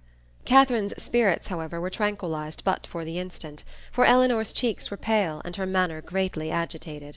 Though evidently intending to come in, it seemed an effort to enter the room, and a still greater to speak when there. Catherine, supposing some uneasiness on Captain Tilney's account, could only express her concern by silent attention, obliged her to be seated, rubbed her temples with lavender water, and hung over her with affectionate solicitude. "My dear Catherine, you must not indeed," were Eleanor's first connected words. "I am quite well. This kindness distracts me. I cannot bear it. I come to you on such an errand." "Errand? To me?" "How shall I tell you? Oh, how shall I tell you?" A new idea now darted into Catherine's mind, and turning as pale as her friend, she exclaimed, "'Tis a messenger from Woodstock." "You are mistaken indeed," returned Eleanor, looking at her most compassionately. "It is no one from Woodstock. It is my father himself." Her voice faltered, and her eyes were turned to the ground as she mentioned his name. His unlooked-for return was enough in itself to make Catherine's heart sink, and for a few moments she hardly supposed there were anything worse to be told. She said nothing, and Eleanor, endeavouring to collect herself and speak with firmness, but with eyes still cast down, soon went on. "You are too good, I am sure, to think the worse of me for the part I am obliged to perform. I am indeed a most unwilling messenger. After what has so lately passed, so lately been settled between us, How joyfully, how thankfully on my side, as to your continuing here as I hoped for many, many weeks longer. How can I tell you that your kindness is not to be accepted, and that the happiness your company has hitherto given us is to be repaid by— But I must not trust myself with words. My dear Catherine, we are to part. My father has recollected an engagement that takes our whole family away on Monday. We are going to Lord Longtown's, near Hereford, for a fortnight. Explanation and apology are equally impossible. I cannot attempt either. My dear Eleanor, cried Catherine, suppressing her feelings as well as she could, do not be so distressed. A second engagement must give way to a first. I am very, very sorry we are to part, so soon, and so suddenly too. But I am not offended, indeed I am not. I can finish my visit here, you know, at any time, or I hope you will come to me. Can you, when you return from this Lord's, come to Fullerton? It will not be in my power, Catherine. Oh, come when you can, then. Eleanor made no answer, and Catherine's thoughts recurring to something more directly interesting, she added, thinking aloud, Monday, so soon as Monday, and you will go. Well, I am certain of— I shall be able to take leave, however. I need not go till just before you do, you know. Do not be distressed, Eleanor. I can go on Monday very well. My father and mother's having no notice of it is of very little consequence. The General will send a servant with me, I dare say, half the way, and then I shall soon be at Salisbury, and then I am only 9 miles from home. Ah, Catherine, were it settled so, it would be somewhat less intolerable, though in such common attentions you would have received but half what you ought. But how can I tell you? To-morrow morning is fixed for your leaving us, and not even the hour is left to your choice. The very carriage is ordered, and will be here at 7 o'clock, and no servant will be offered you. Catherine sat down, breathless and speechless. I could hardly believe my senses when I heard it, and no displeasure, no resentment that you can feel at this moment, however justly great, can be more than I myself. But I must not talk of what I felt. Oh, that I could suggest anything in extenuation! Good God! What will your father and mother say? After courting you from the protection of real friends to this, almost double distance from your home, to have you driven out of the house without the considerations even of decent civility. Dear, dear Catherine, in being the bearer of such a message, I seem guilty myself of all its insult. Yet I trust you will acquit me, for you must have been long enough in this house to see that I am but a nominal mistress of it, that my real power is nothing. Have I offended the General? said Catherine in a faltering voice. Alas! For my feelings as a daughter, all that I know, all that I answer for, is that you can have given him no just cause of offence. He certainly is greatly, very greatly discomposed. I have seldom seen him more so. His temper is not happy, and something has now occurred to ruffle it in an uncommon degree. Some disappointment, some vexation, which just at this moment seems important, but which I can hardly suppose you to have any concern in, for how is it possible? It was with pain that Catherine could speak at all, and it was only for Eleanor's sake that she attempted it. I am sure, said she, I am very sorry if I have offended him. It was the last thing I would willingly have done. But do not be unhappy, Eleanor. An engagement, you know, must be kept. I am only sorry it was not recollected sooner, that I might have written home. But it is of very little consequence. I earnestly hope, that to your real safety it will be of none. But to everything else it is of the greatest consequence, to comfort, appearance, propriety, to your family, to the world. Were your friends, the Allens, still in Bath, you might go to them with comparative ease. A few hours would take you there. But a journey of 70 miles, to be taken post by you, at your age, alone, unattended! Oh, the journey is nothing. Do not think about that. And if we are to part, a few hours sooner or later, you know, makes no difference. I can be ready by 7. Let me be called in time. Eleanor saw that she wished to be alone, and believing it better for each that they should avoid any further conversation, now left her with, I shall see you in the morning. Catherine's swelling heart needed relief. In Eleanor's presence friendship and pride had equally restrained her tears, but no sooner was she gone than they burst forth in torrents. Turn from the house, and in such a way! Without any reason that could justify, any apology that could atone for the abruptness, the rudeness, nay, the insolence of it. Henry at a distance, not able even to bid him farewell. Every hope, every expectation from him suspended, at least, and who could say how long? Who could say when they might meet again? And all this by such a man as General Tilney, so polite, so well-bred, and heretofore so particularly fond of her. It was as incomprehensible as it was mortifying and grievous. From what it could arise, and where it would end, were considerations of equal perplexity and alarm. The manner in which it was done so grossly uncivil, hurrying her away without any reference to her own convenience, or allowing her even the appearance of choice as to the time or mode of her travelling, of 2 days, the earliest fixed on, and of that almost the earliest hour, as if resolved to have her gone before he was stirring in the morning, that he might not be obliged even to see her. What could all this mean but an intentional affront? By some means or other she must have had the misfortune to offend him. Eleanor had wished to spare her from so painful a notion, but Catherine could not believe it possible that any injury or any misfortune could provoke such ill will against a person not connected, or at least not supposed to be connected with it. Heavily passed the night. Sleep, or repose that deserved the name of sleep, was out of the question. That room, in which her disturbed imagination had tormented her on her first arrival, was again the scene of agitated spirits and unquiet slumbers. Yet how different now the source of her inquietude from what it had been then, how mournfully superior in reality and substance!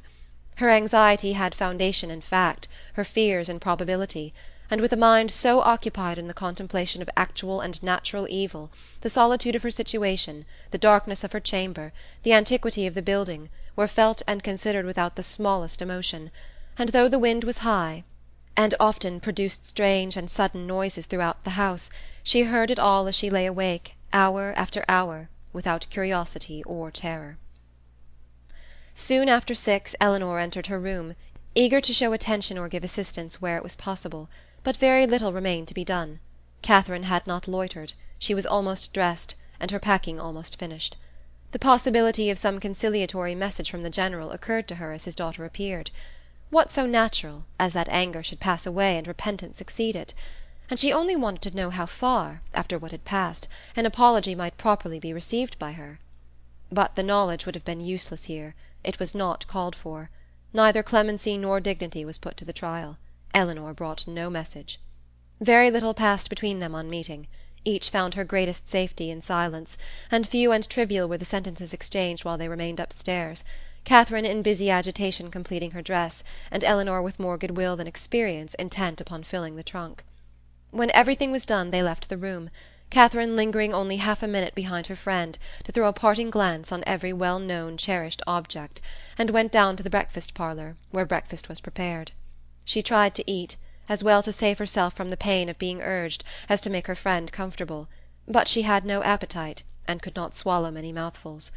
The contrast between this and her last breakfast in that room gave her fresh misery, and strengthened her distaste for everything before her. It was not 24 hours ago since they had met there to the same repast, but in circumstances how different! With what cheerful ease, what happy, though false, security, had she then looked around her, enjoying everything present, and fearing little in future, beyond Henry's going to Woodstock for a day. Happy, happy breakfast! For Henry had been there. Henry had sat by her and helped her. These reflections were long indulged undisturbed by any address from her companion, who sat as deep in thought as herself, and the appearance of the carriage was the first thing to startle and recall them to the present moment. Catherine's colour rose at the sight of it, and the indignity with which she was treated, striking at that instant on her mind with peculiar force, made her for a short time sensible only of resentment. Eleanor seemed now impelled into resolution and speech. "You must write to me, Catherine," she cried. "You must let me hear from you as soon as possible. Till I know you to be safe at home I shall not have an hour's comfort. For one letter, at all risks, at all hazards, I must entreat. Let me have the satisfaction of knowing that you are safe at Fullerton, and have found your family well, and then, till I can ask for your correspondence as I ought to do, I will not expect more. Direct to me at Lord Longtown's, and I must ask it, under cover, to Alice." "No, Eleanor, if you are not allowed to receive a letter from me, I am sure I had better not write. There can be no doubt of my getting home safe." Eleanor only replied, "I cannot wonder at your feelings. I will not importune you. I will trust to your own kindness of heart when I am at a distance from you." But this, with the look of sorrow accompanying it, was enough to melt Catherine's pride in a moment, and she instantly said, "Oh, Eleanor, I will write to you indeed." There was yet another point which Miss Tilney was anxious to settle, though somewhat embarrassed in speaking of. It had occurred to her that after so long an absence from home, Catherine might not be provided with money enough for the expenses of her journey, and upon suggesting it to her with most affectionate offers of accommodation, it proved to be exactly the case. Catherine had never thought on the subject till that moment, but upon examining her purse was convinced that but for this kindness of her friend she might have been turned from the house without even the means of getting home, and the distress in which she must have been thereby involved filling the minds of both, scarcely another word was said by either during the time of their remaining together. Short, however, was that time. The carriage was soon announced to be ready, and Catherine, instantly rising, a long and affectionate embrace supplied the place of language in bidding each other adieu. And as they entered the hall, unable to leave the house without some mention of one whose name had not yet been spoken by either, she paused a moment, and with quivering lips just made it intelligible that she left her kind remembrance for her absent friend. But with this approach to his name ended all possibility of restraining her feelings, and hiding her face as well as she could with her handkerchief, she darted across the hall, jumped into the chaise, and in a moment was driven from the door.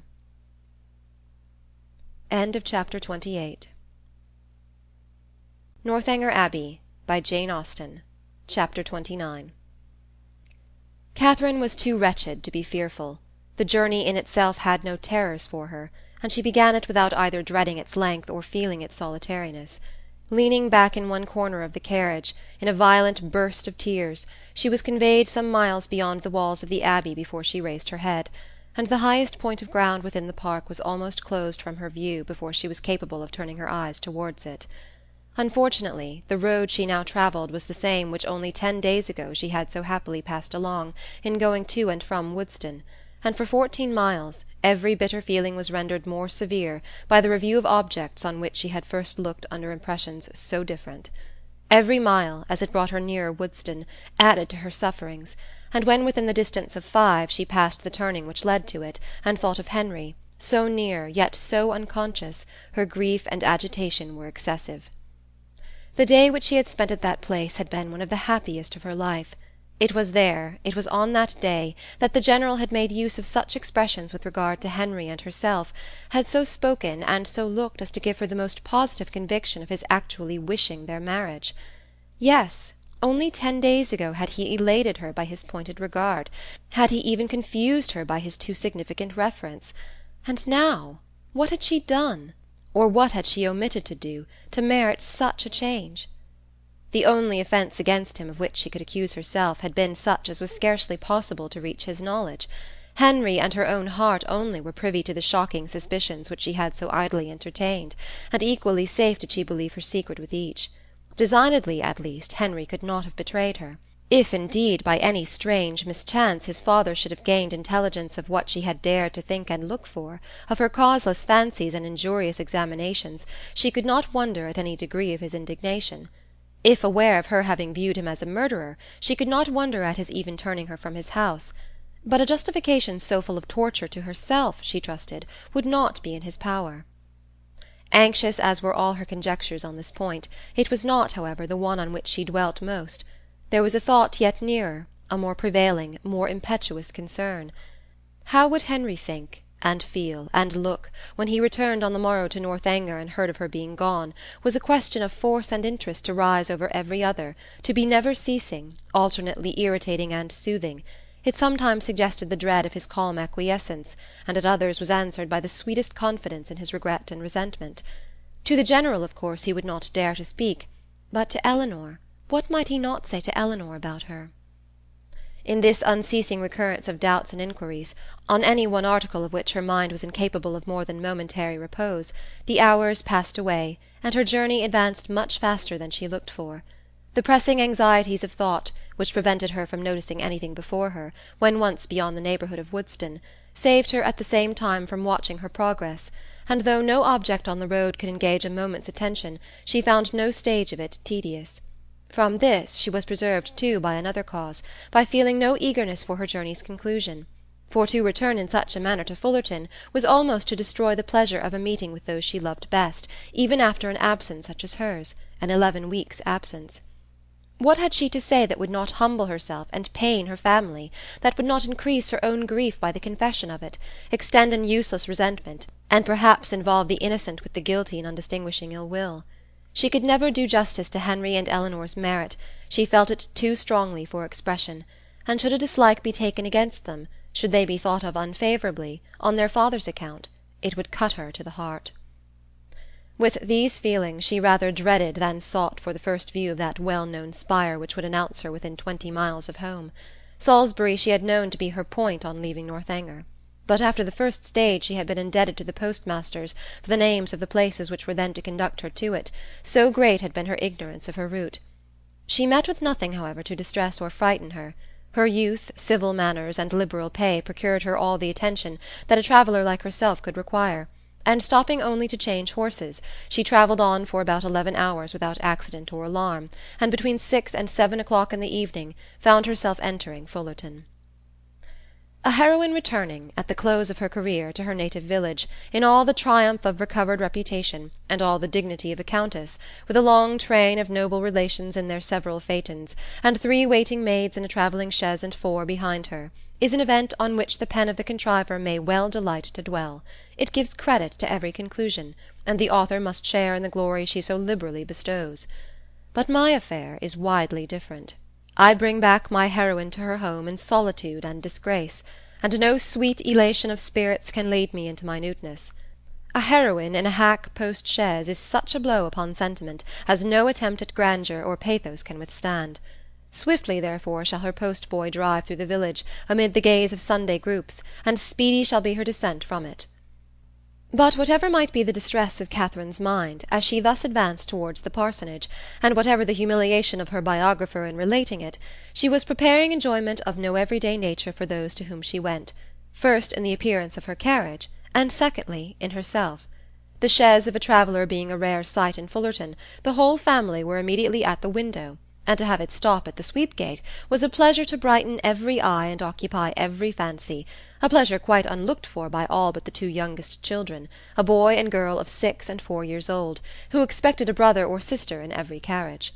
Happy the glance that first distinguished Catherine, happy the voice that proclaimed the discovery, but whether such happiness were the lawful property of George or Harriet could never be exactly understood.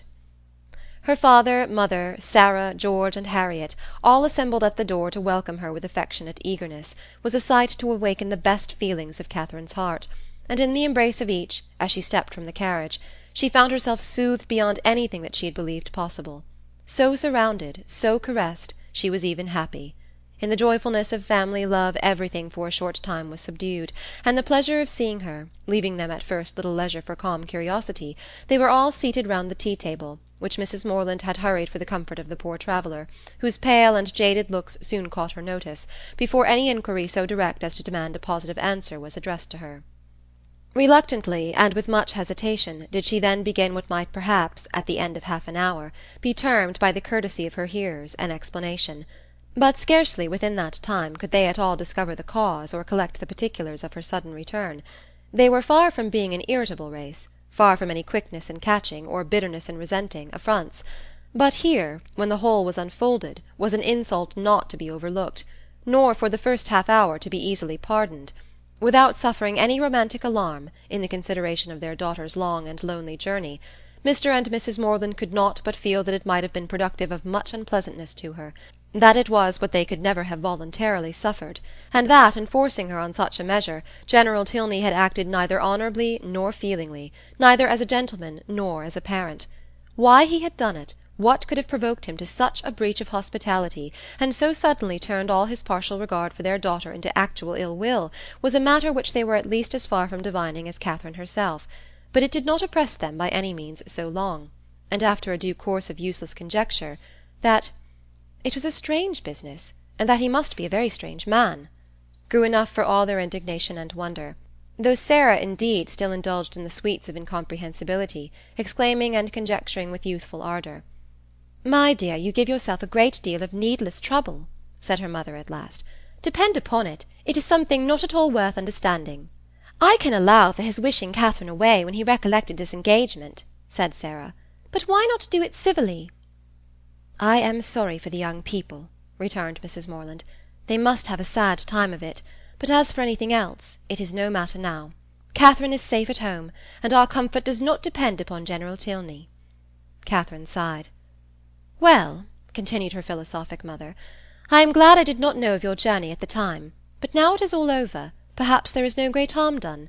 It is always good for young people to be put upon exerting themselves, and you know, my dear Catherine, you always were a sad little scatterbrained creature, but now you must have been forced to have your wits about you, with so much changing of chaises and so forth, and I hope it will appear that you have not left anything behind you in any of the pockets." Catherine hoped so too, and tried to feel an interest in her own amendment, but her spirits were quite worn down, and to be silent and alone becoming soon her only wish, she readily agreed to her mother's next counsel of going early to bed. Her parents, seeing nothing in her ill looks and agitation but the natural consequence of mortified feelings, and of the unusual exertion and fatigue of such a journey, parted from her without any doubt of their being soon slept away, and though, when they all met the next morning, her recovery was not equal to their hopes, they were still perfectly unsuspicious of there being any deeper evil. They never once thought of her heart, which, for the parents of a young lady of 17, just returned from her first excursion from home, was odd enough. As soon as breakfast was over, she sat down to fulfil her promise to Miss Tilney, whose trust in the effect of time and distance on her friend's disposition was already justified, for already did Catherine reproach herself with having parted from Eleanor coldly, with having never enough valued her merits or kindness, and never enough commiserated her for what she had been yesterday left to endure. The strength of these feelings, however, was far from assisting her pen, and never had it been harder for her to write than in addressing Eleanor Tilney.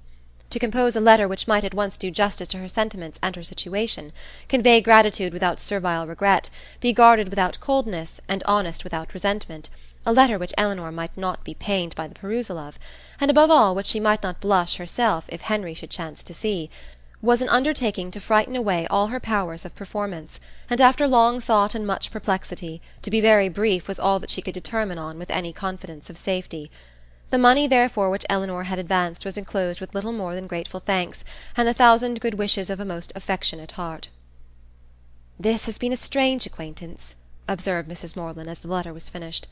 "Soon made and soon ended. I am sorry it happened so, for Mrs. Allen thought them very pretty kind of young people, and you were sadly out of luck too in your Isabella. Ah, poor James! Well, we must live and learn, and the next new friends you make I hope will be better worth keeping." Catherine coloured as she warmly answered, "No friend can be better worth keeping than Eleanor." "If so, my dear, I dare say you will meet again some time or other. Do not be uneasy. It is 10 to 1 but you are thrown together again in the course of a few years, and then what a pleasure it will be." Mrs. Morland was not happy in her attempt at consolation. The hope of meeting again in the course of a few years could only put into Catherine's head what might happen within that time to make a meeting dreadful to her. She could never forget Henry Tilney, or think of him with less tenderness than she did at that moment, but he might forget her, and in that case to meet. Her eyes filled with tears as she pictured her acquaintance so renewed, and her mother, perceiving her comfortable suggestions to have had no good effect, proposed, as another expedient for restoring her spirits, that they should call on Mrs. Allen. The two houses were only 1/4 of a mile apart, and as they walked, Mrs. Morland quickly dispatched all that she felt on the score of James's disappointment. "We are sorry for him," said she, "but otherwise there is no harm done in the match going off, for it could not be a desirable thing to have him engaged to a girl whom we had not the smallest acquaintance with, and who was so entirely without fortune, and now, after such behaviour, we cannot think at all well of her. Just at present it comes hard to poor James, but that will not last for ever, and I dare say he will be a discreeter man all his life, for the foolishness of his first choice." This was just such a summary view of the affair as Catherine could listen to. Another sentence might have endangered her complacence, and made her reply less rational, for soon were all her thinking powers swallowed up in the reflection of her own change of feelings and spirits since last she had trodden that well-known road. It was not 3 months ago since, wild with joyful expectation, she had there run backwards and forwards some 10 times a day, with a heart light, gay, and independent, looking forward to pleasures untasted and unalloyed, and free from the apprehension of evil as from the knowledge of it. 3 months ago had seen her all this, and now how altered a being did she return! She was received by the Allens with all the kindness which her unlooked-for appearance, acting on a steady affection, would naturally call forth, and great was their surprise, and warm their displeasure, on hearing how she had been treated, though Mrs. Morland's account of it was no inflated representation, no studied appeal to their passions. "Catherine took us quite by surprise yesterday evening," said she. "She travelled all the way post by herself, and knew nothing of coming till Saturday night, for General Tilney, from some odd fancy or other, all of a sudden grew tired of having her there, and almost turned her out of the house. Very unfriendly, certainly, and he must be a very odd man, but we are so glad to have her amongst us again, and it is a great comfort to find that she is not a poor helpless creature, but can shift very well for herself." Mr. Allen expressed himself on the occasion with the reasonable resentment of a sensible friend, and Mrs. Allen thought his expressions quite good enough to be immediately made use of again by herself. His wonder, his conjectures, and his explanations became in succession hers, with the addition of this single remark, "I really have not patience with the General," to fill up every accidental pause, and "I really have not patience with the General," was uttered twice after Mr. Allen left the room, without any relaxation of anger, or any material digression of thought. A more considerable degree of wandering attended the third repetition, and after completing the fourth, she immediately added, "Only think, my dear, of my having got that frightful great rent in my best Mechlin so charmingly mended, before I left Bath, that one can hardly see where it was. I must show it to you some day or other. Bath is a nice place, Catherine, after all. I assure you I did not above half like coming away. Mrs. Thorpe's being there was such a comfort to us, was not it? You know, you and I were quite forlorn at first."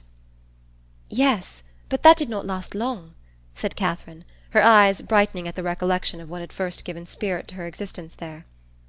"Very true. We soon met with Mrs. Thorpe, and then we wanted for nothing. My dear, do not you think these silk gloves wear very well? I put them on new the first time of our going to the lower rooms, you know, and I have worn them a great deal since. Do you remember that evening?" "Do I? Oh, perfectly." "It was very agreeable, was it not? Mr. Tilney drank tea with us, and I always thought him a great addition, he is so very agreeable. I have a notion you danced with him, but am not quite sure. I remember I had my favourite gown on." Catherine could not answer, and after a short trial of other subjects, Mrs. Allen again returned to, "I really have not patience with the General, such an agreeable worthy man as he seemed to be. I do not suppose, Mrs. Morland, you ever saw a better bred man in your life. His lodgings were taken the very day after he left them, Catherine. But no wonder. Milsom Street, you know." As they walked home again, Mrs. Morland endeavoured to impress on her daughter's mind the happiness of having such steady well-wishers as Mr. and Mrs. Allen, and the very little consideration which the neglect or unkindness of slight acquaintances like the Tilneys ought to have with her, while she could preserve the good opinion and affection of her earliest friends. There was a great deal of good sense in all this, but there are some situations of the human mind in which good sense has very little power, and Catherine's feelings contradicted almost every position her mother advanced. It was upon the behaviour of these very slight acquaintances that all her present happiness depended, and while Mrs. Morland was successfully confirming her own opinions by the justness of her own representations, Catherine was silently reflecting that now Henry must have arrived at Northanger, now he must have heard of her departure, and now, perhaps, they were all setting off for Hereford. Chapter 29. Northanger Abbey, by Jane Austen. Chapter 30. Catherine's disposition was not naturally sedentary, nor had her habits been ever very industrious, but whatever might hitherto have been her defects of that sort, her mother could not but perceive them now to be greatly increased. She could neither sit still nor employ herself for 10 minutes together, walking round the garden and orchard again and again, as if nothing but motion was voluntary, and it seemed as if she could even walk about the house rather than remain fixed for any time in the parlour. Her loss of spirits was a yet greater alteration. In her rambling and her idleness she might only be a caricature of herself, but in her silence and sadness she was the very reverse of all that she had been before. For 2 days Mrs. Morland allowed it to pass even without a hint, but when a third night's rest had neither restored her cheerfulness, improved her in useful activity, nor given her a greater inclination for needlework, she could no longer refrain from the gentle reproof of, "My dear Catherine, I am afraid you are growing quite a fine lady. I do not know when poor Richard's cravats would be done, if he had no friend but you. Your head runs too much upon Bath. But there is a time for everything, a time for balls and plays, and a time for work. You have had a long run of amusement, and now you must try to be useful." Catherine took up her work directly, saying in a dejected voice that "her head did not run upon Bath much." "Then you are fretting about General Tilney, and that is very simple of you, for 10 to 1 whether you ever see him again. You should never fret about trifles." After a short silence, "I hope, my Catherine, you are not getting out of humour with home because it is not so grand as Northanger. That would be turning your visit into an evil indeed. Wherever you are, you should always be contented, but especially at home, because there you must spend the most of your time. I did not quite like at breakfast to hear you talk so much about the French bread at Northanger." "I am sure I do not care about the bread. It is all the same to me what I eat." "There is a very clever essay in one of the books upstairs upon much such a subject, about young girls that have been spoilt for home by great acquaintance. The Mirror, I think. I will look it out for you some day or other, because I am sure it will do you good." Catherine said no more, and with an endeavour to do right, applied to her work, but after a few minutes sunk again, without knowing it herself, into languor and listlessness, moving herself in her chair, from the irritation of weariness, much oftener than she moved her needle. Mrs. Morland watched the progress of this relapse, and seeing in her daughter's absent and dissatisfied look the full proof of that repining spirit to which she had now begun to attribute her want of cheerfulness, hastily left the room to fetch the book in question, anxious to lose no time in attacking so dreadful a malady. It was some time before she could find what she looked for, and other family matters occurring to detain her, a quarter of an hour had elapsed ere she returned downstairs with the volume from which so much was hoped.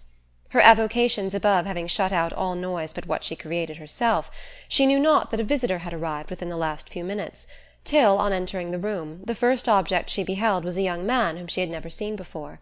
With a look of much respect, he immediately rose, and being introduced to her by her conscious daughter as "Mr. Henry Tilney," with the embarrassment of real sensibility, began to apologize for his appearance there, acknowledging that after what had passed he had little right to expect a welcome at Fullerton, and stating his impatience to be assured of Miss Morland's having reached her home in safety as the cause of his intrusion.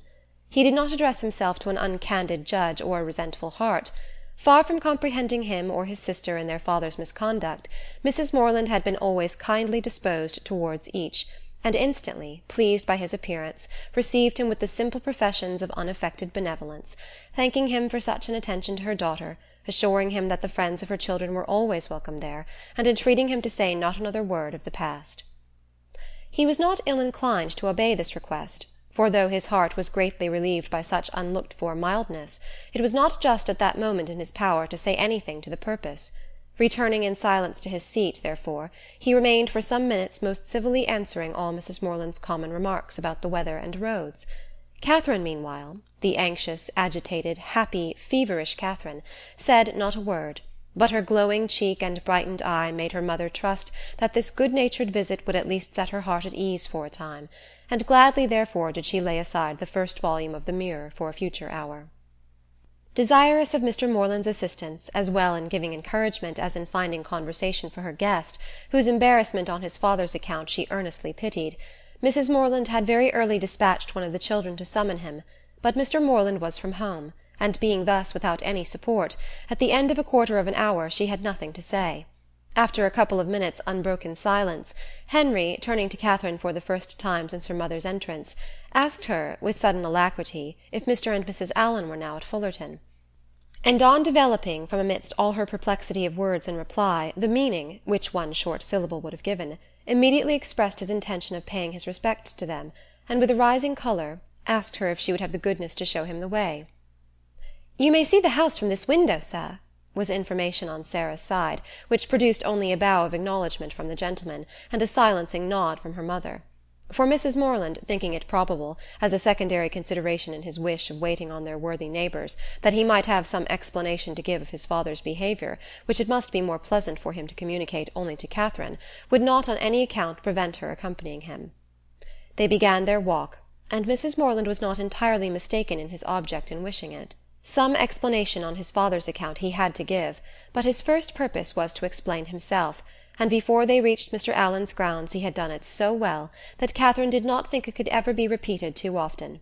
She was assured of his affection, and that heart in return was solicited, which perhaps they pretty equally knew was already entirely his own, for though Henry was now sincerely attached to her, though he felt and delighted in all the excellencies of her character, and truly loved her society, I must confess that his affection originated in nothing better than gratitude, or, in other words, that a persuasion of her partiality for him had been the only cause of giving her a serious thought.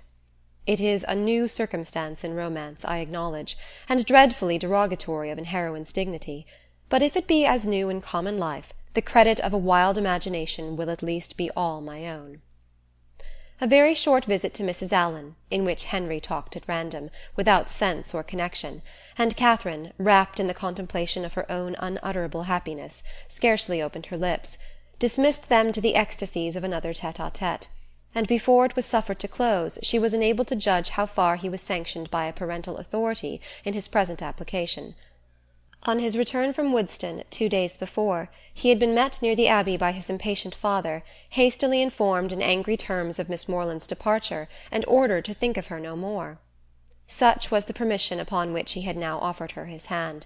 The affrighted Catherine, amidst all the terrors of expectation, as she listened to his account, could not but rejoice in the kind caution with which Henry had saved her from the necessity of a conscientious rejection, by engaging her faith before he mentioned the subject; and as he proceeded to give the particulars, and explain the motives of his father's conduct, her feelings soon hardened into even a triumphant delight. The General had had nothing to accuse her of, nothing to lay to her charge, but her being the involuntary, unconscious object of a deception which his pride could not pardon, and which a better pride would have been ashamed to own. She was guilty only of being less rich than he had supposed her to be. Under a mistaken persuasion of her possessions and claims, he had courted her acquaintance in Bath, solicited her company at Northanger, and designed her for his future daughter-in-law. On discovering his error, to turn her from the house seemed the best, though to his feelings an inadequate proof of his resentment towards herself and his contempt of her family. John Thorpe had first misled him. The General, perceiving his son one night at the theatre to be paying considerable attention to Miss Morland, had accidentally inquired of Thorpe if he knew more of her than her name. Thorpe, most happy to be on speaking terms with a man of General Tilney's importance, had been joyfully and proudly communicative, and being at that time not only in daily expectation of Morland's engaging Isabella, but likewise pretty well resolved upon marrying Catherine himself, his vanity induced him to represent the family as yet more wealthy than his vanity and avarice had made him believe them. With whomsoever he was, or was likely to be connected, his own consequence always required that theirs should be great, and as his intimacy with any acquaintance grew, so regularly grew their fortune. The expectations of his friend Morland, therefore, from the first overrated, had ever since his introduction to Isabella been gradually increasing. And by merely adding twice as much for the grandeur of the moment, by doubling what he chose to think the amount of Mr. Morland's preferment, trebling his private fortune, bestowing a rich aunt, and sinking half the children, he was able to represent the whole family to the General in a most respectable light. For Catherine, however, the peculiar object of the General's curiosity, and his own speculations, he had yet something more in reserve, and the 10,000 or 15,000 pounds which her father could give her would be a pretty addition to Mr. Allen's estate. Her intimacy there had made him seriously determine on her being handsomely legacied hereafter, and to speak of her therefore as the almost acknowledged future heiress of Fullerton naturally followed. Upon such intelligence the General had proceeded, for never had it occurred to him to doubt its authority. Thorpe's interest in the family, by his sister's approaching connection with one of its members, and his own views on another, circumstances of which he boasted with almost equal openness, seemed sufficient vouchers for his truth, and to these were added the absolute facts of the Allens being wealthy and childless, of Miss Morland's being under their care, and, as soon as his acquaintance allowed him to judge, of their treating her with parental kindness.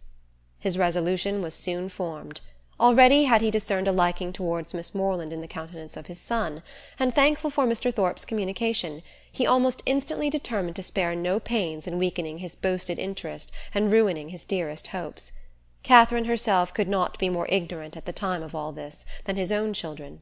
Henry and Eleanor, perceiving nothing in her situation likely to engage their father's particular respect, had seen with astonishment the suddenness, continuance, and extent of his attention, and though latterly, from some hints which had accompanied an almost positive command to his son of doing everything in his power to attach her, Henry was convinced of his father's believing it to be an advantageous connection, it was not till the late explanation at Northanger that they had the smallest idea of the false calculations which had hurried him on. That they were false, the General had learnt from the very person who had suggested them, from Thorpe himself, whom he had chanced to meet again in town, and who, under the influence of exactly opposite feelings, irritated by Catherine's refusal, and yet more by the failure of a very recent endeavour to accomplish a reconciliation between Morland and Isabella, convinced that they were separated for ever, and spurning a friendship which could be no longer serviceable, hastened to contradict all that he had said before to the advantage of the Morlands, confessed himself to have been totally mistaken in his opinion of their circumstances and character, misled by the rhodomontade of his friend to believe his father a man of substance and credit, whereas the transactions of the 2 or 3 last weeks proved him to be neither, for after coming eagerly forward on the first overture of a marriage between the families with the most liberal proposals, he had, on being brought to the point by the shrewdness of the relator, been constrained to acknowledge himself incapable of giving the young people even a decent support. They were, in fact, a necessitous family, numerous too, almost beyond example, by no means respected in their own neighbourhood, as he had lately had particular opportunities of discovering, aiming at a style of life which their fortune could not warrant, seeking to better themselves by wealthy connections, a forward, bragging, scheming race. The terrified General pronounced the name of Allen with an inquiring look, and here too Thorpe had learnt his error. The Allens, he believed, had lived near them too long, and he knew the young man on whom the Fullerton estate must devolve. The General needed no more. Enraged with almost everybody in the world but himself, he set out the next day for the Abbey, where his performances have been seen. I leave it to my reader's sagacity to determine how much of all this it was possible for Henry to communicate at this time to Catherine, how much of it he could have learnt from his father, in what point his own conjectures might assist him, and what portion must yet remain to be told in a letter from James. I have united for their case what they must divide for mine. Catherine, at any rate, heard enough to feel that in suspecting General Tilney of either murdering or shutting up his wife, she had scarcely sinned against his character, or magnified his cruelty. Henry, in having such things to relate of his father, was almost as pitiable as in their first avowal to himself. He blushed for the narrow-minded counsel which he was obliged to expose. The conversation between them at Northanger had been of the most unfriendly kind. Henry's indignation on hearing how Catherine had been treated, on comprehending his father's views, and being ordered to acquiesce in them, had been open and bold.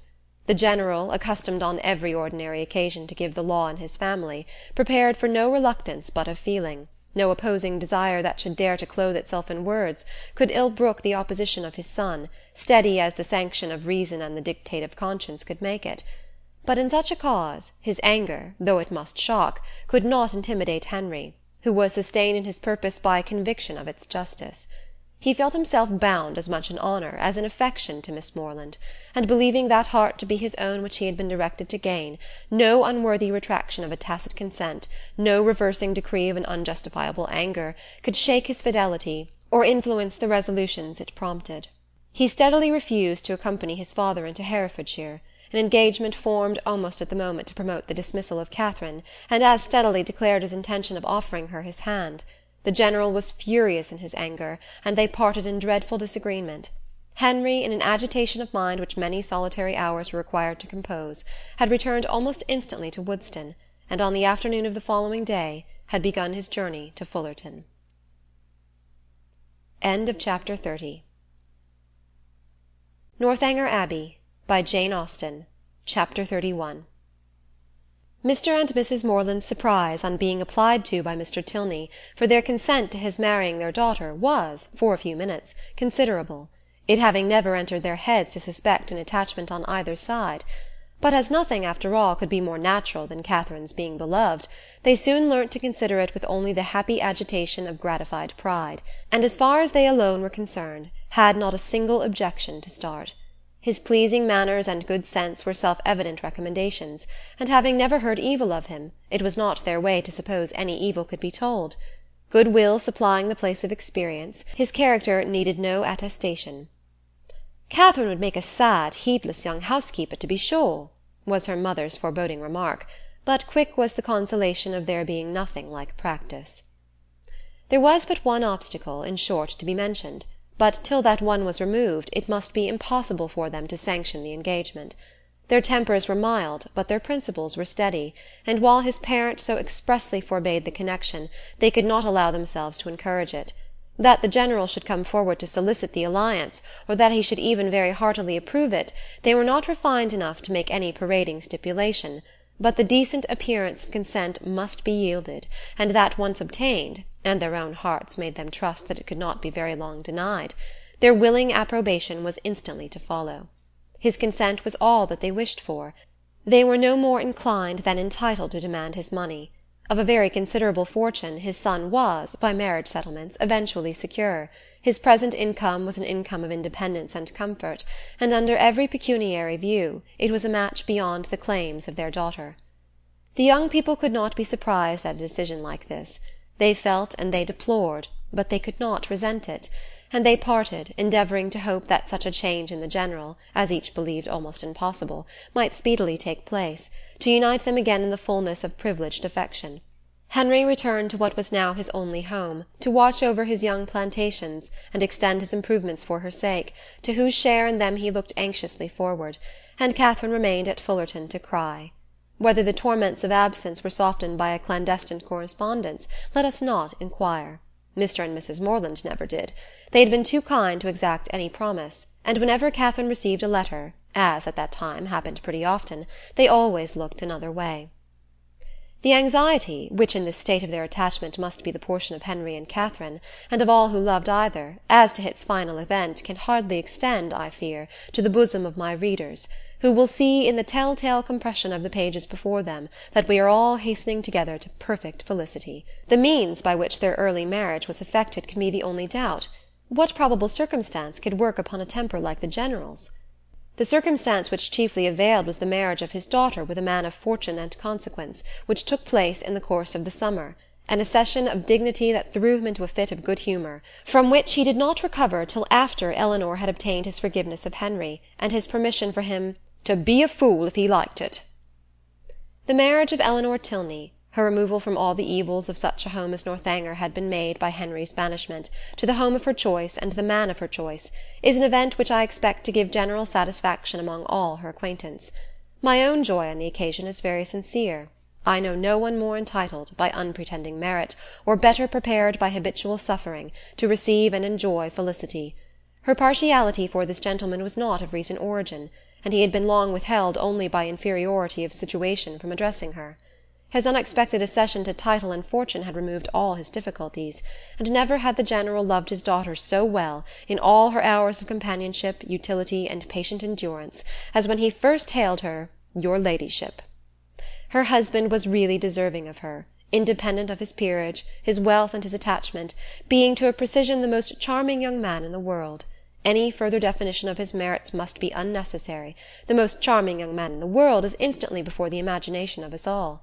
Concerning the one in question, therefore, I have only to add, aware that the rules of composition forbid the introduction of a character not connected with my fable, that this was the very gentleman whose negligent servant left behind him that collection of washing bills, resulting from a long visit at Northanger, by which my heroine was involved in one of her most alarming adventures. The influence of the Viscount and Viscountess in their brother's behalf was assisted by that right understanding of Mr. Morland's circumstances, which, as soon as the General would allow himself to be informed, they were qualified to give. It taught him that he had been scarcely more misled by Thorpe's first boast of the family wealth than by his subsequent malicious overthrow of it, that in no sense of the word were they necessitous or poor, and that Catherine would have £3,000. This was so material an amendment of his late expectations that it greatly contributed to smooth the descent of his pride. And by no means without its effect was the private intelligence, which he was at some pains to procure, that the Fullerton estate, being entirely at the disposal of its present proprietor, was consequently open to every greedy speculation.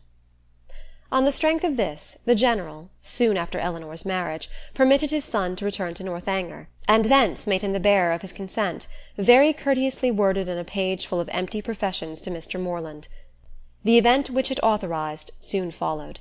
Henry and Catherine were married, the bells rang, and everybody smiled, and as this took place within a 12-month from the first day of their meeting, it will not appear, after all the dreadful delays occasioned by the General's cruelty, that they were essentially hurt by it. To begin perfect happiness at the respective ages of 26 and 18 is to do pretty well, and professing myself moreover convinced that the General's unjust interference, so far from being really injurious to their felicity, was perhaps rather conducive to it, by improving their knowledge of each other, and adding strength to their attachment, I leave it to be settled, by whomsoever it may concern, whether the tendency of this work be altogether to recommend parental tyranny, or reward filial disobedience. End of Northanger Abbey, by Jane Austen.